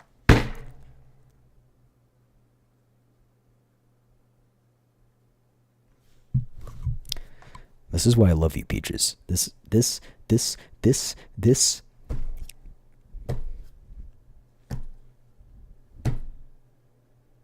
Can't see it, but you can hear it. I'm pointing at my screen right now. You better be careful with the words you say. You're only going to make me like you more. You can't leave now. You can't leave now. You can't leave. I've seen one cosplay of Lorelei, and it was so freaking cute. I want to see more. Chat, cosplay Lorelei. I want to see it. But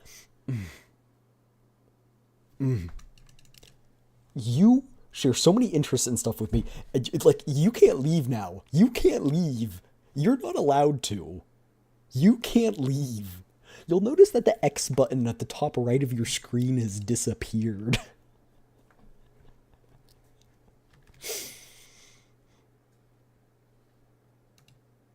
I can't leave. I gotta go to bed. Nope. Nope.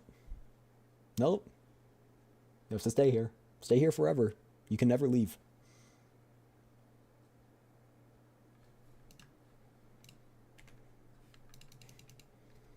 I think we're gonna end here, though. I think we're gonna yap. I'm gonna yap for a bit. Like, I think I'm gonna yap for like 10 minutes, and then I think I'm gonna go to bed. Chat, I only have 3 more shifts before I am a vixen unemployed Tsukiyomi.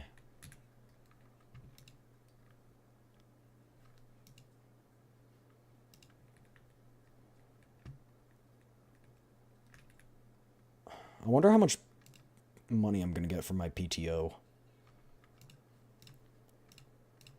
I never used my PTO. What?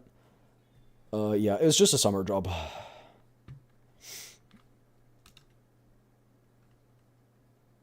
The manager I liked asked for a hug when I gave them my resignation letter. I was like, heck yeah. Oh, you could so find, you could so find where I worked if you worked hard enough. But shout out to Sydney. Freaking love Sydney. She's so sweet. So sweet. Because I'm going back to college, but my college is in a different state, so I can't work there anymore. And because, I'm leaving for a bit in the beginning of August, I was like, I'll just quit now, and then I'll have the rest of August, which is like a week and a half, 2 weeks after my vacation, to just chill. And that'll be for you all. We will stream lots and play lots. Danganronpa, I hope to finish by next week. Like, when I leave next weekend. Then after that, we have a few different games, and I am not allowing you to just say whatever. That's not allowed. We can do Persona 3 Reload. We can do Blueprints. I think I have Fallout 3. One of the Fallout games. Yes, I've never played a Persona game. It would be literally my first Persona game.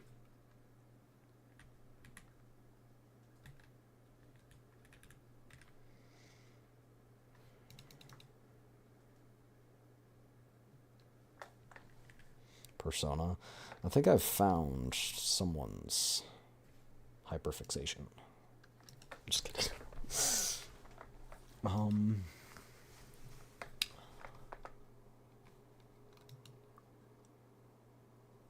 Sorry, I'm trying to think. Aw. Love Persona, it's so good. Is Persona... I've heard good things about specifically Persona 3. Is that correct? I got it because it was on discount for, I think, like, very cheap. Do I need to play the previous Persona games to know what's happening? Do I need to watch a video? How does that work, chat? Oh, we also have to finish Power World too.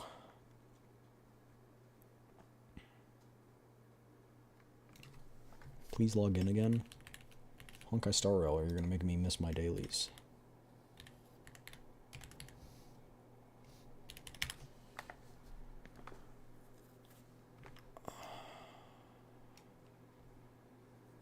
Chat, I was thinking of buying Sirene's ring, because they have merch for Sirene's ring. I was thinking of buying it, like, the Covenant ring. I kind of wanted that. If Girls Frontline 2 made, like, a Covenant ring, like, with the dolls that you have in game, buy it in a heartbeat. Watched my brother play it, and he enjoyed it.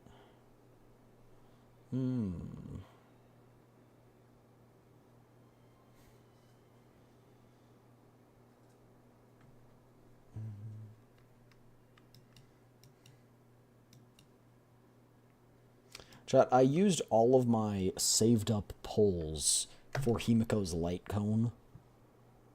Like, all of them. Like, you know the ones how you can convert that resource into pulls? I used all of those. It was like 50 pulls, didn't get it. So that's like 60 pulls, I didn't get the light cone.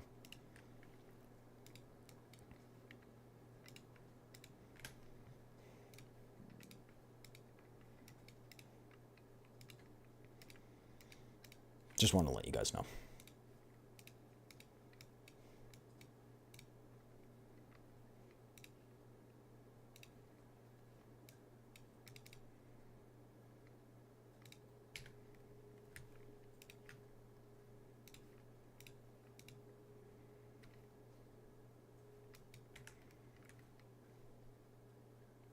I'm saving for Fate, which is later today for us. I have never actually... Oh, it's in 8 hours? So it's at 10 o'clock, shoot. I guess I need to play that, huh? I'm gonna dedicate a day that I don't have work to that, though. I think what we'll do is we'll play Pal World tomorrow. Oh, no. Sternova tomorrow. We're playing Sternova tomorrow because that got an update, and I haven't played it. I actually released today or yesterday or however you want it. Following day, we'll either play more Sternova or Pal World. I want to dedicate like its own stream, like a decently length stream to the Fate collab because I feel like its story will be decently sized. Using my one pull on Himiko's weapon. Oh no, it's a blue light cone. How could you?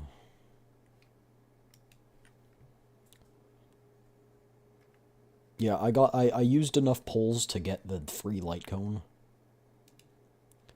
I don't know which one I'm going to get.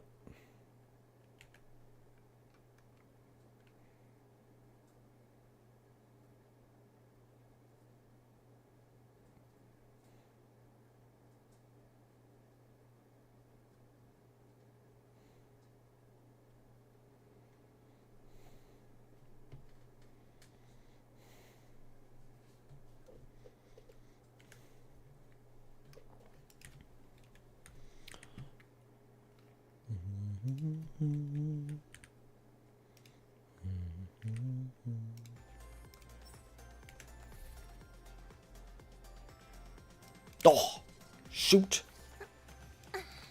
Oh no, chat. Oh no. Oh no. Oh no. おかえりなさい。 Oh no. forgot to water my flower. No, it's dead. Ah. Oh, my flower. I'm such a bad flower manager.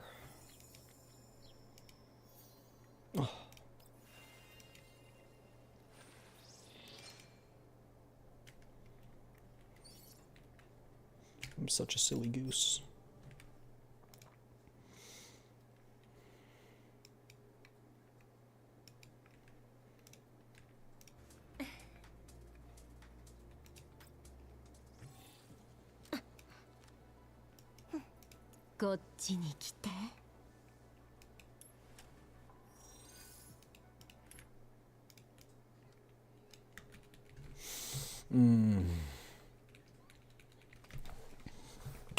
Yeah, I've never really got into the Fate series. I've heard it's a good series.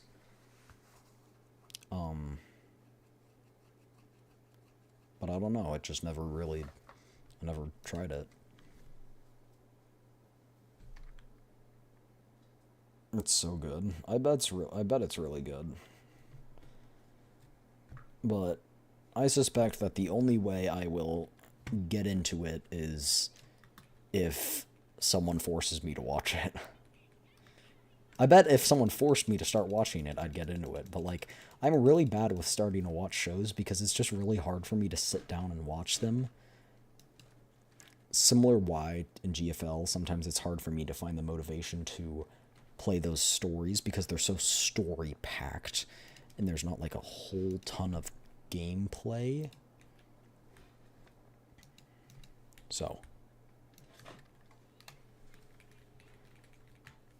there's lots of gameplay in the game, just like in those events specifically, they're story events. Anyway, but yeah, if a friend or whoever is like, oh, you're sitting down with me and we're watching it together. None of my friends watch anime though, so I doubt that will happen.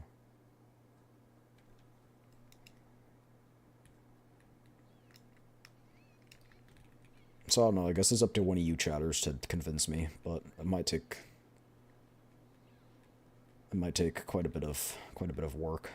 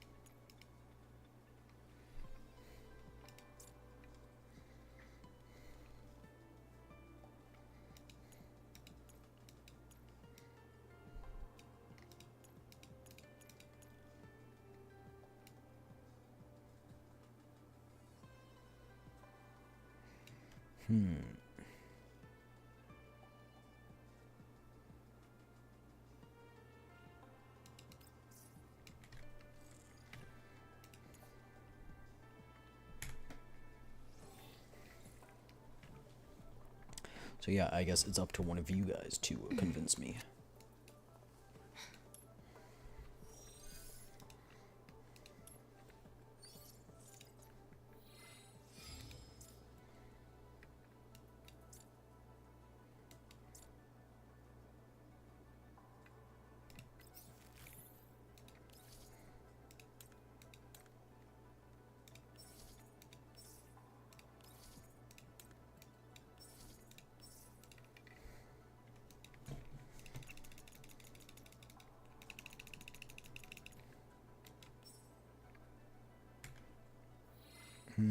Let me snooze that ad break. Because I think we are going to end here for today. That was such a good story, man. That was so good. It's just absolute peak cinema. Peak cinema. But yeah, I hope you guys enjoyed. As always, if you've been... Thank you for the stream. I can finally leave.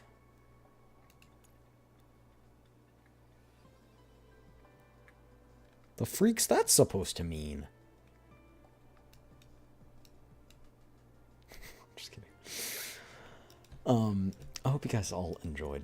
As always, if you've been watching for all this time, get up, stretch, get your blood flowing, go get something to drink, remember to stay hydrated, get good sleepies, and get good nums. And if you stayed up for me, head to bed, because you deserve it. Alright, I will see you guys tomorrow. Yeah, I'm wounded, Peaches. That hurt me. I thought we had something. I thought we had something, man. I guess it was all just fake. But yeah, I'll see you guys next time. Alright? You told me I couldn't leave? No, you just can't leave. Like, you can't stop watching me. Like, you know, you have to be in the community forever. Like, you never get to leave. Anyway. I'll see you guys next time. Bye, everyone. See you guys tomorrow. Yeah, you'll stay because you love me so much. 11:30, I think. If everything goes according to plan, it might be 11:45, might be 11:15. Don't know. We'll see.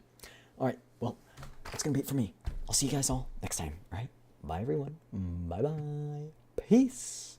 I'm out of here. Toodaloo.